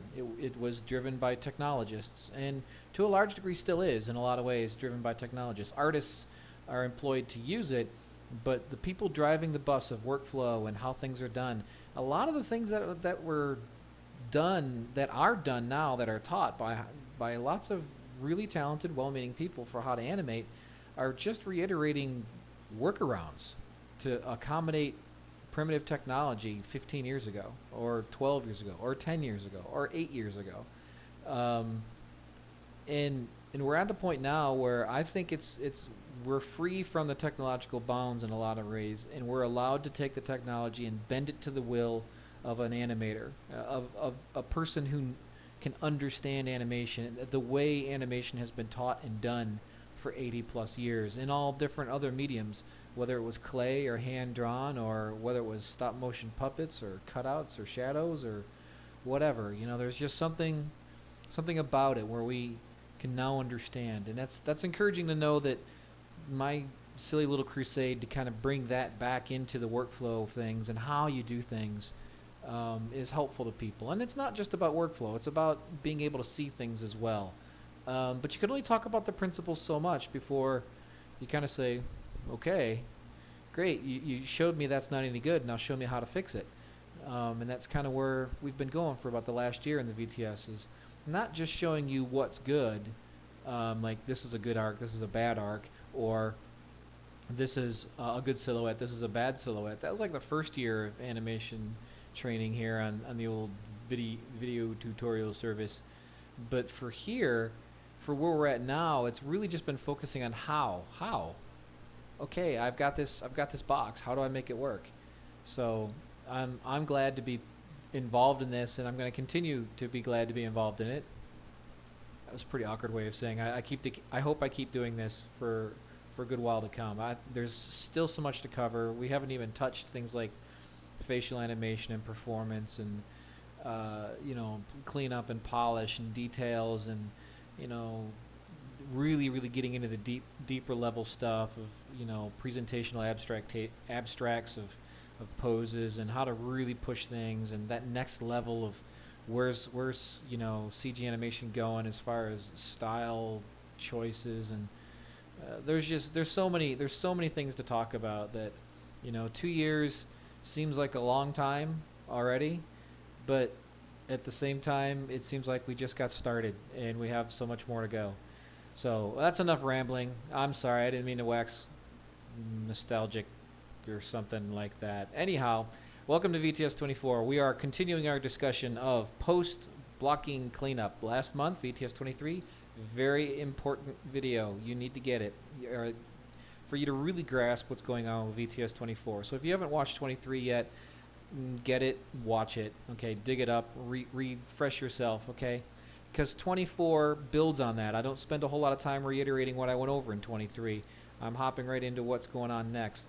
And just a basic overview of how I tend to clean scenes. I block very specifically. I really rely on making the drawings work. I try as much as possible from drawing to drawing to clean up the poses and the breakdowns so that the arcs and the paths of motion and the patterns and the silhouettes and all these things work just image to image, no in-betweens whatsoever. Because if those work, then you know with a high degree of certainty that the in-betweens should work, okay?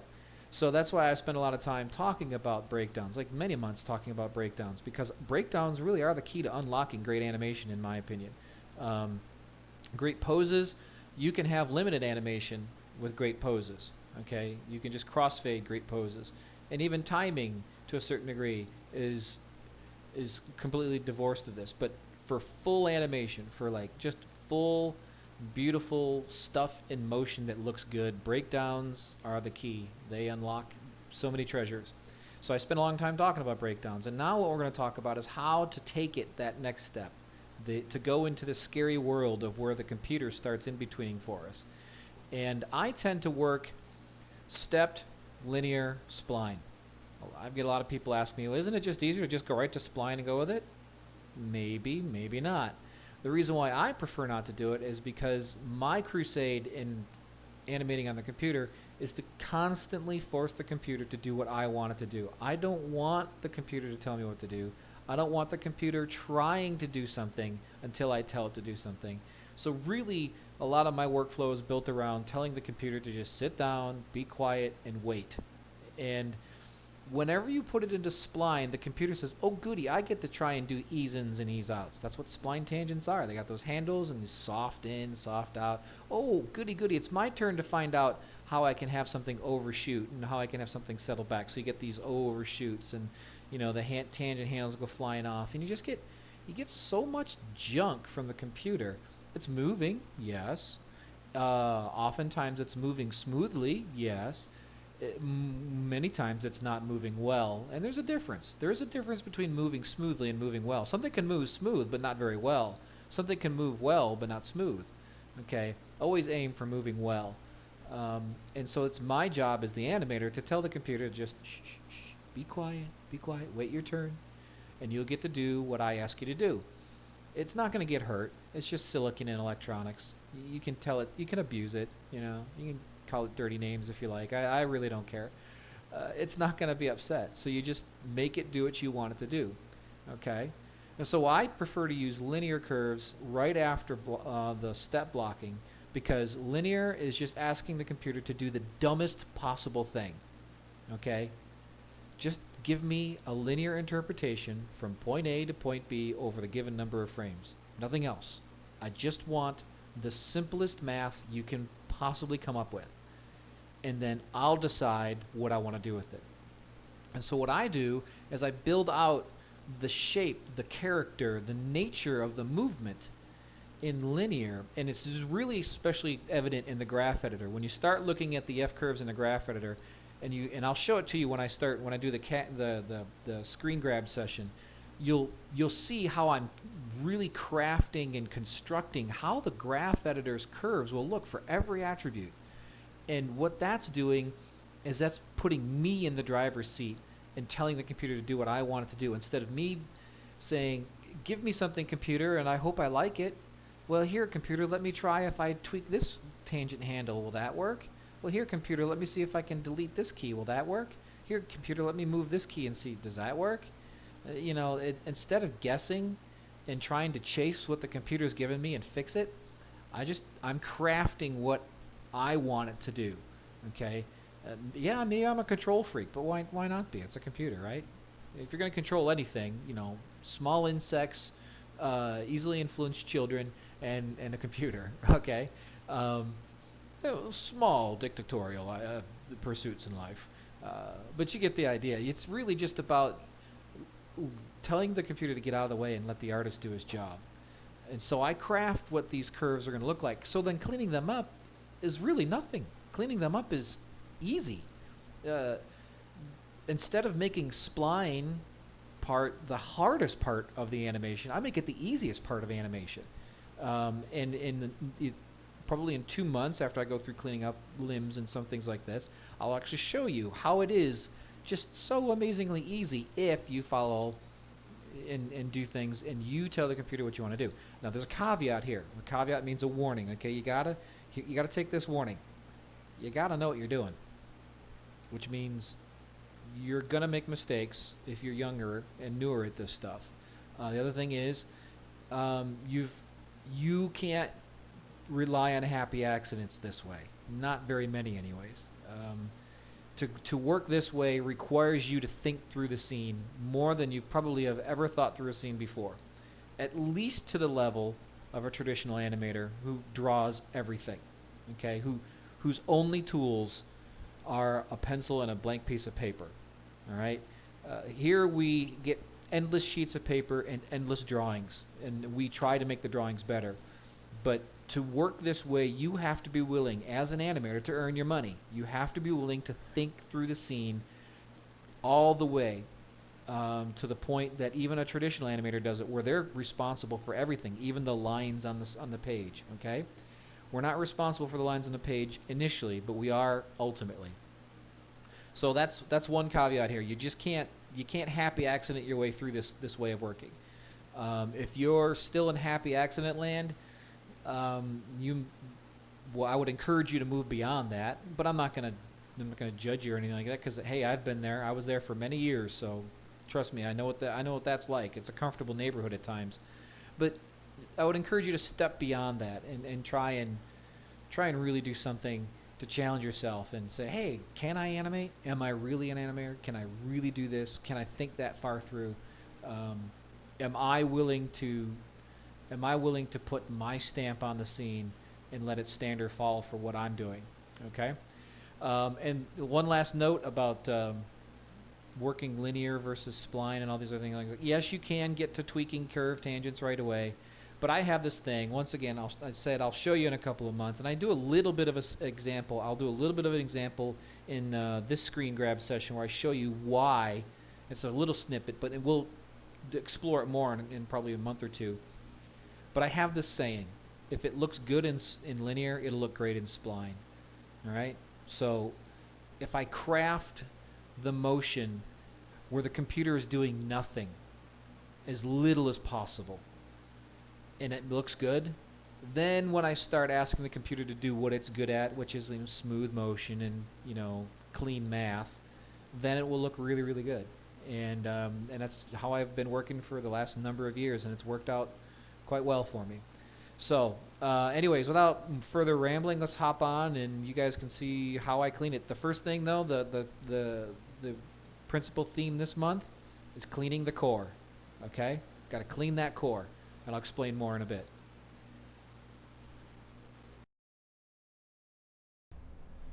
To pick up where we left off last month, I just want to kind of remind you where we were. We have this little action here of our simple guy trying to swat this ball here, and each of these keys is really I've got keys, I've got breakdowns, I got moving holds, I got settles, I got all kinds of things in here. Like here I need to mark this as a settle, so let me mark that as a settle.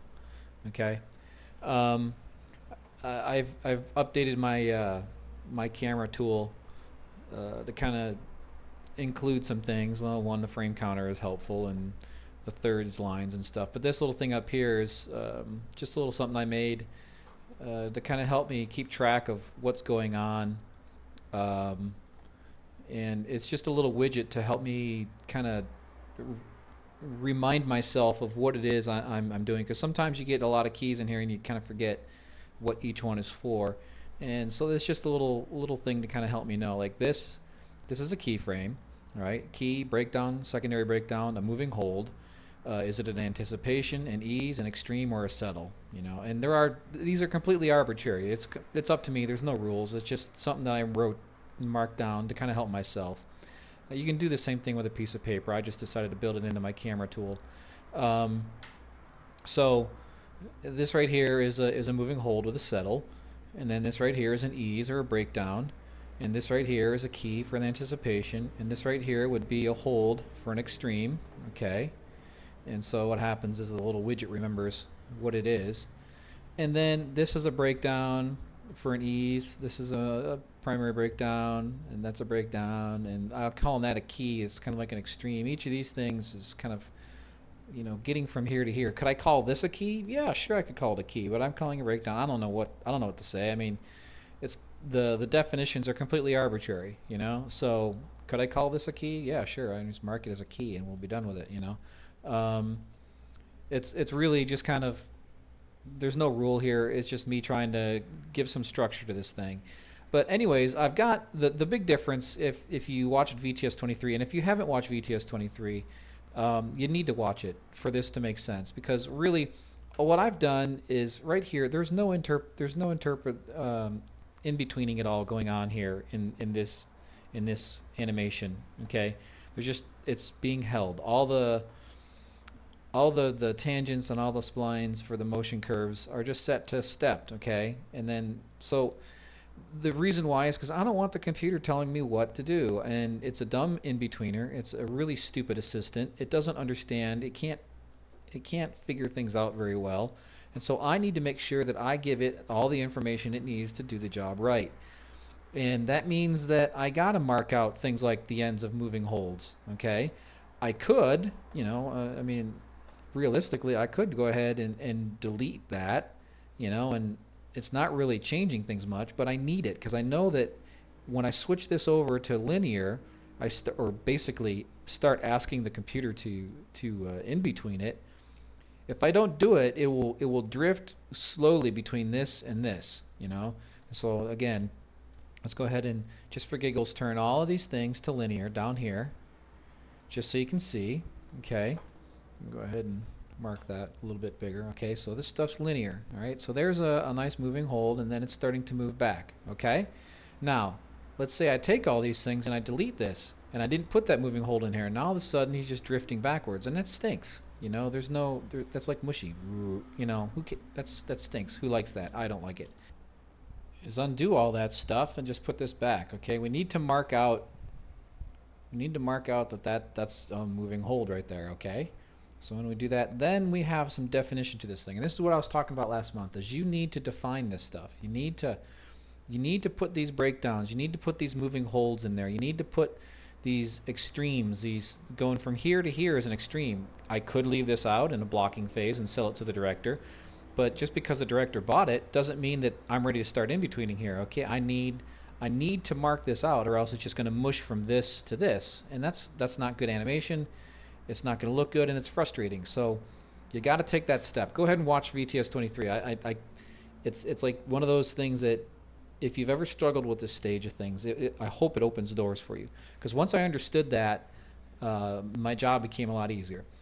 So anyways, I've got this thing all the way blocked through, and it's ready to go. Okay, so let's go ahead and make sure we have every part of him selected.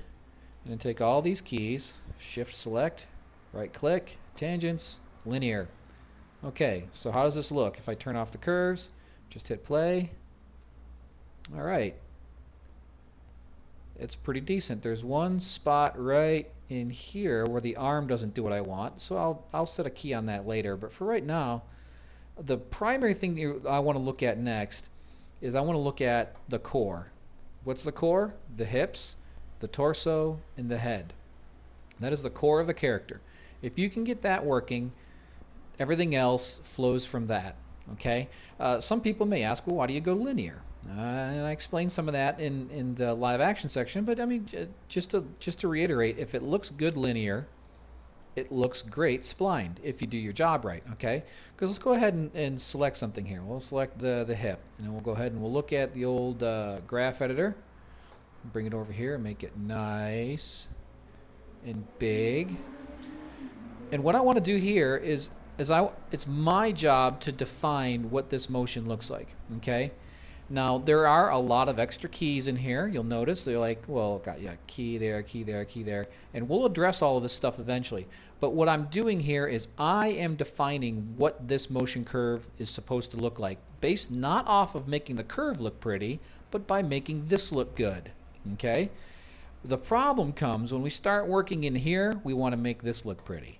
Okay? We want to make sure that the curves look nice. And we want to get rid of little things like, you know, this little hitch right here. Well, gosh, that just doesn't look nice. It wouldn't look nicer if it just went from, you know, from here and just kind of rolled up into there. But this piece right here, this little piece of motion, this hitch there, is important. I put it there for a reason. I put it there because it looked right here. Okay? This is the king of all, the camera view. We do not film this. At least I hope we don't. This is not what people pay $10 a ticket and sit in dark theaters and, you know, listen to people talk on their cell phones and buy overpriced popcorn to watch. We don't watch this, okay? This is not what's entertaining. This is. So, when it comes to time to decide what to keep, gee, something I built here or something I built here, camera wins every time. End of discussion. I'm glad we all understand this. Okay. But here I am defining what this motion curve is supposed to look like. I can clean this up later. You can actually see how I can clean it up, how I can remove redundant things. But the important thing is that I have defined what this motion is supposed to look like. And if I like it now, all I have to do is maintain this characteristic in this curve for every one of these attributes, after I've cleaned them up, of course, which is the next stage. All I have to do is maintain this characteristic of motion for this curve for the motion to feel the same, to have the same energy, to have the same general overall feel to it. All I have to do is just not ruin what I've already built. Okay? So, I tend to work core out. Getting back to the core thing. The core is the hips, the torso, and the head. And what I like to do, if my rig supports it, is I like to build a layer for the arms, and I just turn that stuff off, okay? I turn off the arms stuff, and I try and keep things right down to, turn that to reference. This is it, right here. This is what I try to clean up.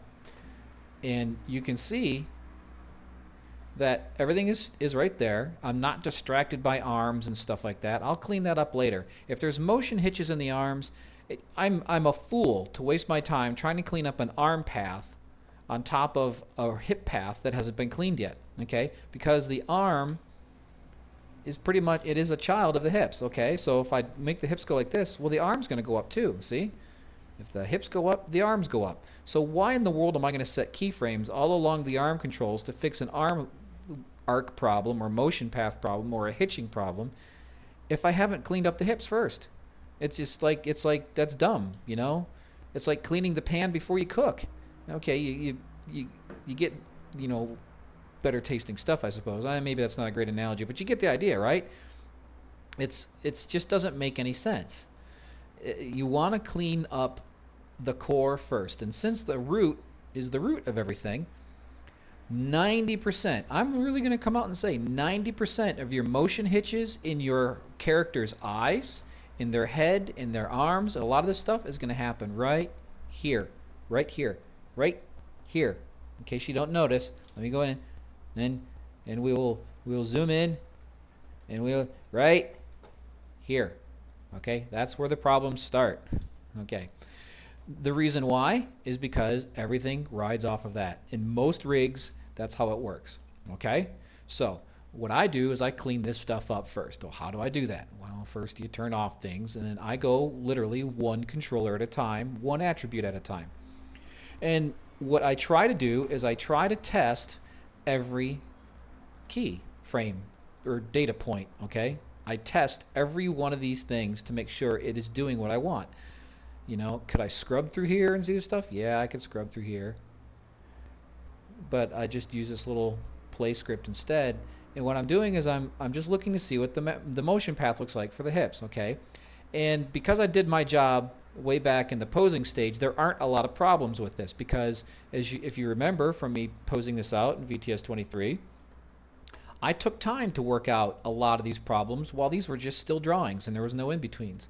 I worked out the arcs of the hips, I worked out the arcs of the head, I worked out the arcs of the shoulders to make sure that the images played well together.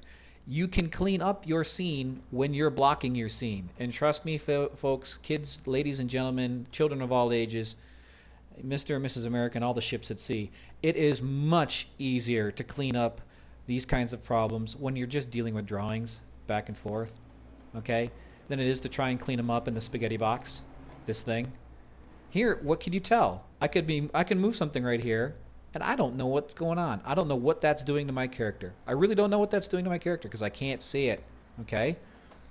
So let's say, oh, okay, well, what if you look at it? All right, so I'll go ahead and look at the rotate X, and I start moving this thing around. Now I can see what's going on, okay? But you're not looking here. You're looking here when you clean this stuff up. All right, that's enough ranting and raving about why I do things. Let's show you how. Okay, first thing I want to look at is one attribute at a time. As I get in here, I literally go through them one at a time in linear, and I just determine how I want this to look when I'm moving it, okay? A couple of things I know about computer animation. I know that this right here is going to feel like an ease out. I don't think I want an ease out here, but I'm going to test it to make sure. He's going back. This is translate X, so I know he's kind of moving to the side, burning into a bit of an extreme, all right? And then he's going to come to the side. Do I want to ease into that or want to go fast into that? Well, I think maybe we'll go ahead and you can fix that. And it does change the nature of things quite a bit. So I have to say to myself, okay, gosh, is that something I want? Do I want it back here? And it seems to be affecting his Z depth because that's the channel we're driving here. But he is swinging forward. So I do want this to come up a bit because I know that this kind of a curve the computer's going to like more, and that's going to be a little bit smoother. It will get rid of any little forward back hitch that's going on there, okay? So I just test that data point to make sure it's okay. So we're kind of doing a little bit of a slow in, a fast through, and a slow out, okay? So I come through. There's no major hitches in here that I can tell, not on this channel. And this is what I do. I just kind of look at the channels and I say, oh, well, you know, what do I like? And to a certain degree, I do look at the curves and say, well, based off of my experience, I realize that this is going to feel a little harsh right here, and then maybe I want to ease that a bit. So what I'll do is I'll go here and I'll just ease that a bit, just to kind of give a bit slow, and then he can go quicker through here, because I want him to kind of feel like he's slowly losing his balance and then he quickly falls. So what we can do is just bring this down to kind of build that up, and then he can slowly lose his balance and then quickly fall. All right. The important thing here, though, is to just test all of these data points and make sure they work the way I want. Like right here, I want him to fall faster. But this, as you can tell, is a pretty linear piece of equipment right here. I mean, all this right here, going from here to here, there's not much being defined. And I know that I want him to fall quickly. And I know that falls tend to be very linear. You don't ease into hitting the ground. You don't, because that will make him feel like he's floating. So I'm not going to do this. I'm not going to create an ease here, okay? I don't want to do that because that creates a sense that he's floating, and I don't want that. I want it to feel like he's falling hard. So if anything, I will create more of an ease in to this move here, or an ease out of this pose, I guess, however you want to define it. And I will create a faster fall here. And so as I play this, you see how it speeds up as it goes, because what's happening is it is going faster here. And that's really what I wanted to do. So I'm just thinking in terms, you do have to think through the motion, and you do have to understand what function curves are going to do for you, okay? And so that's it. I have now cleaned up the X translate channel for this character, for this move, for this scene. You're thinking, but it's all linear. Dude, yeah, it's all linear, but I'll teach you how to clean this up in Spline, but this is it. You're done. Unless you got a major problem that you notice later on. There you go. That's, you know, you can make all these things smooth and put nice little spline tangents in there, but with enough keys, with the right breakdowns, the right eases, the right drawings, in the right positions, with the right cleanup, defining the nature of the move, I have literally cleaned up just this channel. Okay, so let's go take a look at this channel. Now I've got some things here, so let me zoom in. First thing is, let me come back here, zoom in. This moving hold, he's settling down, and then there's like a little bit of a down, and then he comes up. Okay, I like that he's going down, but what would it feel like if he went up? Would it feel a little ping-pongy? Yeah, it feels a little ping-pongy. I don't like that. So maybe we won't have him go down quite so much. But I do want him to kind of dip down here, and I don't even mind pushing that just a little bit more. And I'll do that here. You know, I'll make the pose stronger here, the motion. But what that's doing is it is kind of making it feel a little hard right there. But we can work with the little eases using our curves and stuff, you know, the tangents later. Okay? So he comes up into that, and he's going to be growing into a hold extreme, and he's going to quickly move through this. Now I do want him to come down. Do I want him to ease into coming down? I don't know. What would that look like if I do this? I actually like him easing. Since I eased his X translate right here, I'm going to go ahead and ease this key as well, building this, and he will pop down. Now, normally, if I were cleaning this up and I wasn't thinking about it, I'd be like, oh man, get rid of these, just have them go like that. But if you take a look at the motion, it loses, I mean, yeah, it's smooth, but look at it, it's smooth straight across. It has no flavor. There's no weight to it. It's just floating straight across. So I know that's not what I want to do. Okay? I want him to dip down as he reaches for this. So I want him to dip down because that creates this arc. All right? It's important for me to have that arc in the hips, because if I have it there, I have it everywhere. All right? And so then he comes up over the top. Do I want him to ease into this? Sure, I want him to ease into it. I like how it played out, so I don't really feel a need to change any of this stuff. I like how it is.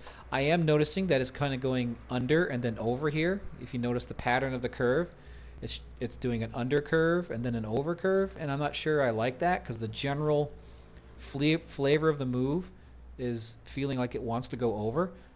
So again, let's just take a look at what this looks like. What would this look like if I had this up a bit. That's okay, because it's up there. Let me turn on my legs to make sure that I'm not doing anything with the legs that's really messing it up. No, it looks good. The weight's still pretty decent, but you know, looking at it, I'm not sure I like that, because he does feel a little weightless being up there. And you got to be careful not to make things too smooth, because life is not smooth, okay? So don't give in to that hobgoblin of always making things smooth. There's a weight that when he comes down like that, I actually kind of like. I don't want to lose that weight. And you really see it right here when he comes across. You see how he plants that foot and his hips come down? That's what this curve right here is doing. Now this, you're going to have one of these, many of these, in every scene you animate. This is what I call the counterintuitive keyframe on the curve. That's a really long way of saying this doesn't look good, but it's exactly what you want, okay? I wish Maya had a way of me making a sticky note that every time I moused over this data point, a little note would pop up saying, you like this, leave it alone. But I don't. So I have to kind of keep track of it in my head or on a piece of paper to the side. Frame 32, hip translate Y, I like it going like this. Yes, I know that to make the curve pretty, it looks better like this. Okay, but that's not the motion I want. I need that weight transfer onto that foot. And to get that, I need this Y translate down in the hips. I just need it, okay? So it doesn't look good. It doesn't look like I want it to look in here. But again, remember what wins. This is why I mentioned this before. Camera wins, graph editor loses, okay? We're not supposed to make pretty looking curves. We're supposed to make good looking animation. Sometimes good looking animation makes curves that look goofy, like this.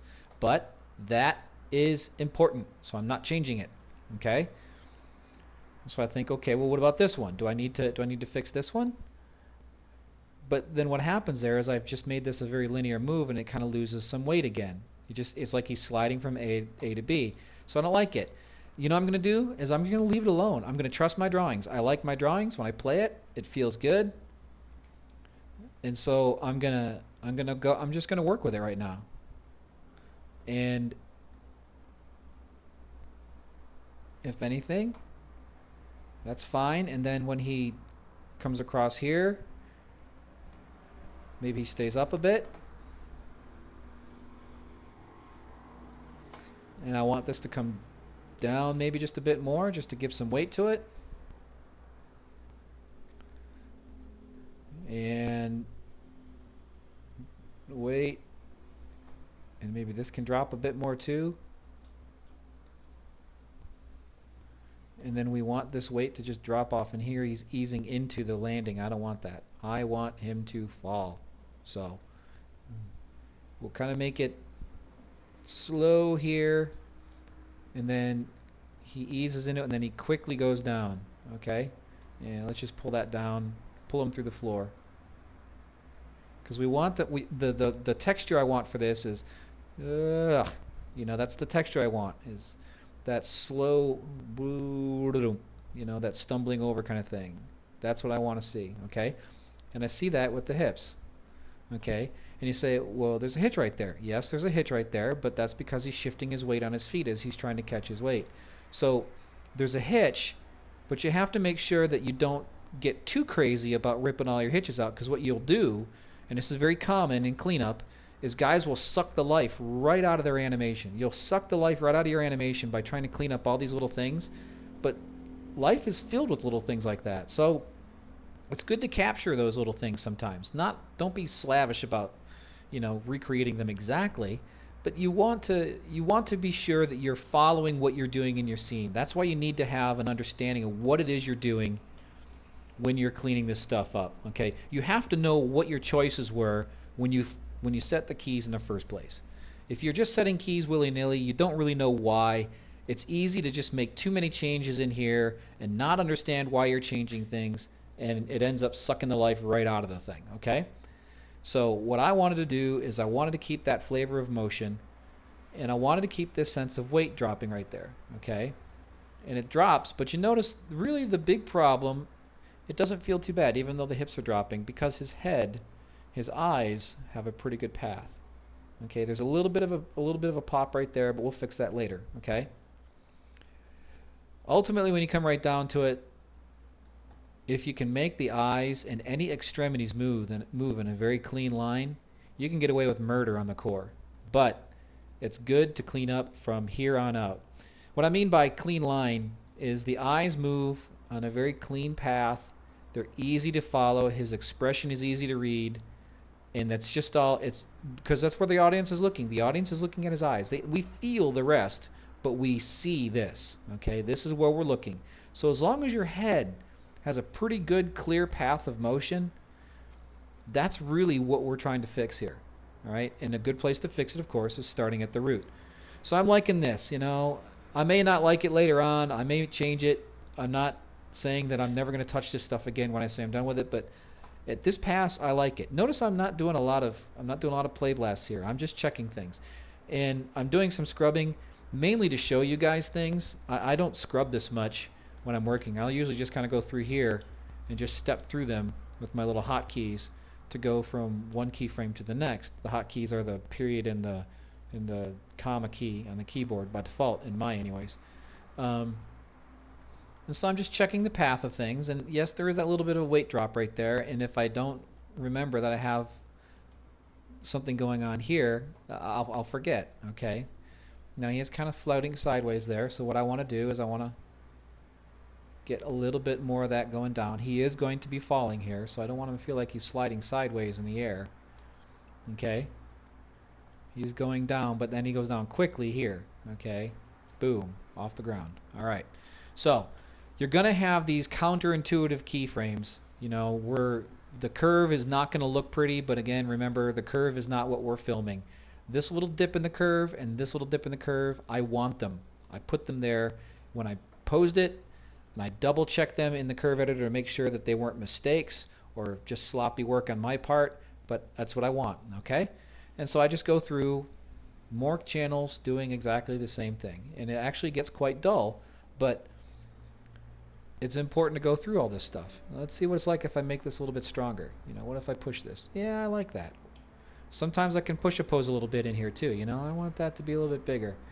And here, I have this thing where it's counterintuitively popping up. I know the other two channels, I eased that key. Okay, so somewhere in my posing, I didn't ease this enough. So I'm just going to favor it back a bit, just so that I have that slow in, and then he goes quickly through it. All right, and that's got the energy that I want. So I wanted this to be more of an ease in, and I didn't build it the way I wanted to build it. So I ended up having to, you know, do it the right way in here, and that's fine. But see how easy that was? I've already built it. I'm just adjusting it here. All right. So then, here's another one of those counterintuitive keys, or is it? I don't know. What do I want this to look like? Do I want this? No, I don't want that. See, if I change it, remember, this is the same one we had before. This is where he plants that foot. So you need that weight coming down. And that weight coming down happens on all three translate axes. Okay? I already left the Y alone, and I don't want to pull back on the Z, because what will happen is that weight just disappears. See that? The weight's gone. And that's, I made my curve pretty, but I ruined my animation. Okay? Verify your curves to your animation. Animation is king, curve is queen, or okay, for you people who believe in equal rights, curve is slave. Okay, well, no, that's not nice either. Curve is dog. No, animal rights people won't like that. Curve is an amoeba. Okay, I don't know anybody who's upset about amoeba rights. Okay, so there you go.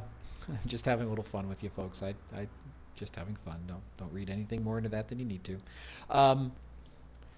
So I want this weird kind of clunking down in the curve because I want this weight. And if anything, maybe I'll accentuate it by clunking it down a little bit more to try and put more weight on it.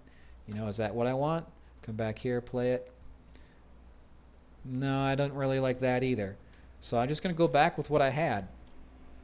Okay, which was right about there. Okay, the weight comes down, and here we go. All right, I have another one right here, another one of these dips in this curve, and I'm thinking, well, is this what I want? I don't know. What's that look like if I hold that back and just make this more linear? Of course, being linear isn't very interesting, but maybe that's what I want. That's fine there, but I really think I want to do a little bit more of a drop right here. I want this to come because I want it, well, see, but then I don't like that either because that ruins my motion path a little bit. I want to mix it up. I want to have some sense of weight in here. And do I, you know, how much do I mess with the curves versus just stick with what I had in the poses? Usually what I'm going to do is I'm just going to go ahead and stick with what I had in the drawings. You know, I'm not going to get too crazy about this stuff. I'm going to trust my drawings, okay? And when he falls away quickly. Maybe he can fall away even quicklier, if that's possible. So he comes over here and he falls away quicklier. Definitely want a sense of him kind of going quickly off screen, you know, slow through here and then scramble, fall quick, okay? So that slow through is this business right here. That weight shift thing is right there. It's this little down hitch right there, okay? We had another down hitch right there, and that's how I had the weight built into it, okay? Now, that's all looking good. And I go through, and I'm going to look at all these curves for the rotates, okay? And literally, I could be here, you know, for a couple of hours just talking through every single one of these channels. And what I'm going to do is I'm going to clean this up, and then I'm just going to show you what it looks like with the torso cleaned up, and explain what the overall goal of that is. I'm not going to bore you by sitting here and narrating while I animate and clean up curves for hours.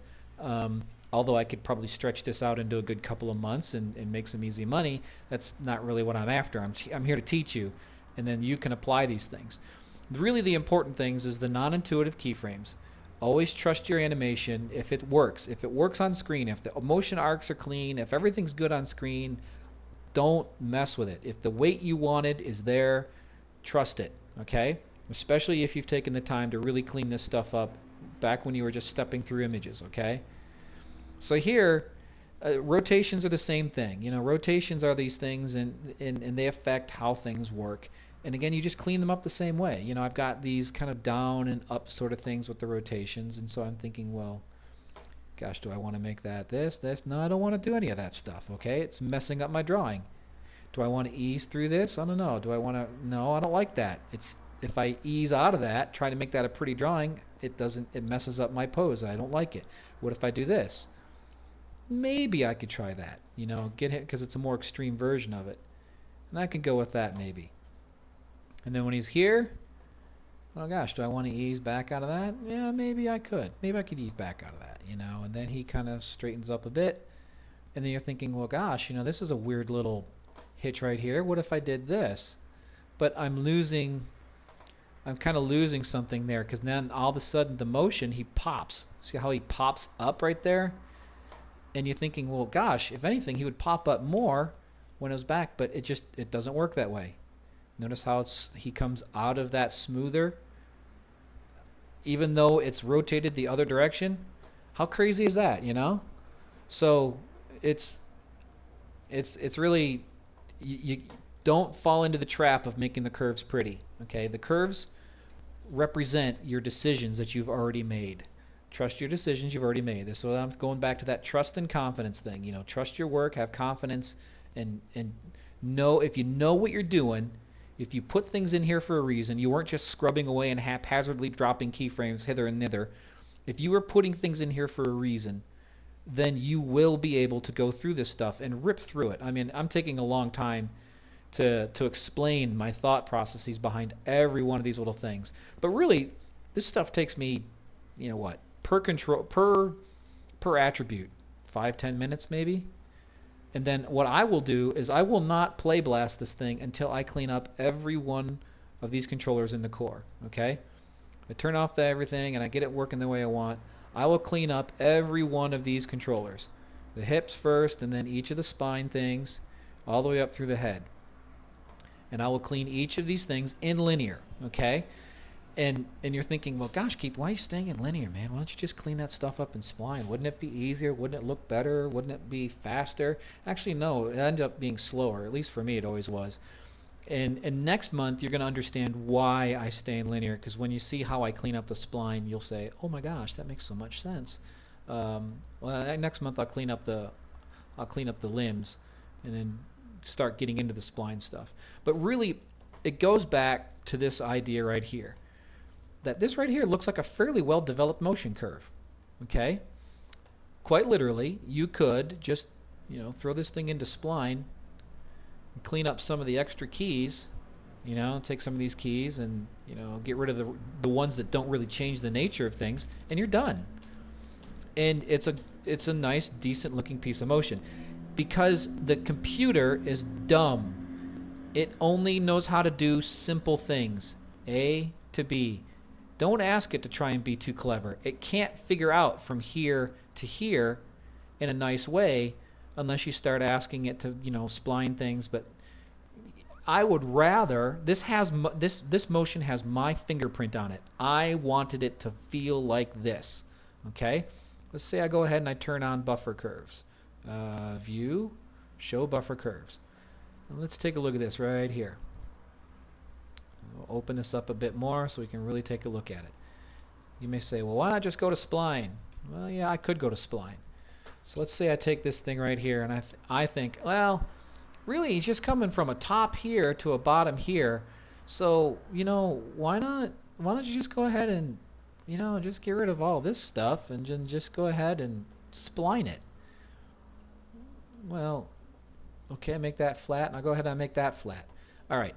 See the difference between the gray and the white? The white is the computer's idea. The gray is my idea.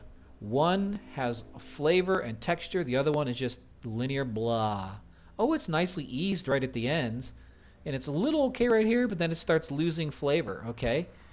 Oh, you may say, okay, well, maybe that's just a bit much. So how about we just go ahead and we turn all this, let's say we keep these, but from here to here, you really just don't need these, you just get rid of those and make that flat, and we'll make these spline, and I can go ahead and I can take the curve and I can kind of, I can make it pretty close. Yeah, you can make it pretty close, but you are losing some of this flavor here, all right? So what I want to do is I want to define my animation.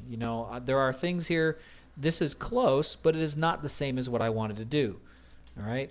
So for me, the important thing is to define the motion the way I want. And I do believe that these little shades of difference are significant, okay? They are not insignificant things, because when you start adding them up, if every piece of your character is super smoothed out like that, and every attribute has that kind of lack of character to it, then what you end up with is this just over buttery animation that just doesn't have any sense of flavor to it.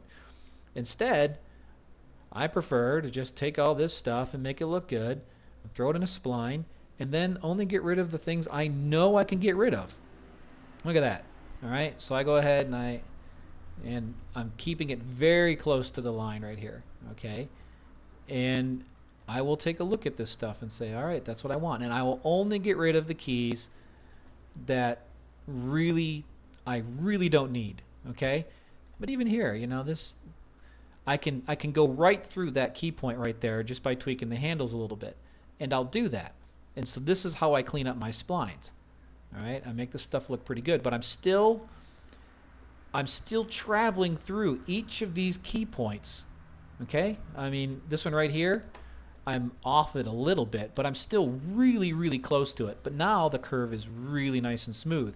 Thus, I go back to the old adage, if it looks good in linear, it'll look great in spline, if you know what you're doing with your curves, okay? This is important for me because when I do this stuff, I'm not even thinking anymore. Well, I'm thinking. I take that back. But it's not, I'm not trying to find my motion here. I've already defined it. My motion has already been built. I have already cleaned it up. I already like it. I already know what it is. All I'm doing here is just kind of meeting a certain style requirement of making it smooth because that's what they expect in computer animation. I'll be honest with you, I have accidentally turned in scene files where everything was linear. And we're not talking like, internet animation here either. I'm talking like, stuff has gotten on a big screen that accidentally got left in linear, but it was so cleaned up and it had everything so worked out that nobody noticed and nobody cared. Because it was there. And it's important for me that I'm always on this mission. Anybody who's been in VTS long enough knows I'm on this mission to make my ideas come through, to express my concepts in animation, not let the computer do it for me, okay? So I clean through the important things. Always play and work inside of the camera. Check your arcs, check your paths, check your motion paths, check your weight, check and make sure everything's moving the way you want it to. Clean up the core because everything rides from the core. The head is the eye travel. If there's any hierarchy of what's the most important thing to track, the eye tracking through the scene is probably one of the most. It's probably the most important thing. And then if you have large extremities like hands and things like that swinging through, those are next. Okay, eyes first, large extremities second. But in order to clean all this stuff up, you need to clean up the root, because in most CG rigs the root drives everything. All right, so you clean up the root right through the core, and that's at the risk of repeating myself, which I'm going to do. This is the stuff that everything else rides on. No use cleaning up arms, no use cleaning up all these little external things until you get this stuff working. You get this stuff working, the rest cleans itself up. It really does. And I'll show you how to do that a little bit more later on next month. All right, I hope that was helpful. Hope it wasn't too confusing. I hope I didn't rush through it. I've included in this zip package two copies of some Play Blast at full frame rate. One is I went through off camera and cleaned up all the attributes on the core, really worked out some motion paths for the eyes and the heads. You really want the head to read clean because we read the face. All the other stuff we feel, but the audience is usually, if there's a character's face on screen, they're gonna 9 times out of 10 be looking at that. Okay, so you want the motion path of the heads in any large action like this to be clean. Okay, it doesn't mean it has to be smooth like it's on a track. It just needs to be clean. Okay, you don't want it to jerk and pop around. And so I cleaned out the core, all right, from the hips right through the head. Try to get the hips traveling well, but while still keeping that weight that's important for us. Remember, we didn't want to lose that weight with those non-conformed keyframes in the graph editor. You know, those non-intuitive ones, the ones that felt like, oh gosh, but if I make my curve pretty, I'll pull it up. Well, you'll also ruin the motion, all right? No, you leave it down if it's down. Or maybe you got this weird jig-jag thing and you want to clean that up, but you can't, man. You got to leave it where it is. So anyways, I cleaned that out and I give you 2 examples. One with the limbs turned off, where you can just see the core of the body, how it's cleaned up and how smooth and how well it moves just in linear. And then I turned on the limbs as well, so you can see how it all plays together. And you see that it's already taking great shape. And this is not a simple piece of action. I mean, the guy's there's a lot going on here. It's fairly physical. He's swinging around. There's a little bit of acting in it as well, but it's a pretty over the top kind of piece. And the reason why I chose this is to kind of show you that the workflow works. It works no matter which scene you're kind of approaching. Okay, so. Check those, watch them, study them, try and figure out what I'm doing, frame through them, do whatever you want to do. I mean, they're there for your reference if you want to look at them, okay? Next month we're going to get in and I'm going to show you about cleaning up the limbs, and then we're going to start looking at how to review and refine your work, okay? That's another important step because I didn't really cover that too much this month, but there's a smarter way, a less painful way to check your work, okay? And so we're going to cover that next month as well. Anyhow, great stuff to have you guys around. I appreciate everything you guys do for me. I appreciate you sticking with me, for being good subscribers, for being great customers. 2 years and we just got started, and may we have another 2 years. All the best, God bless, and I'll see you next month.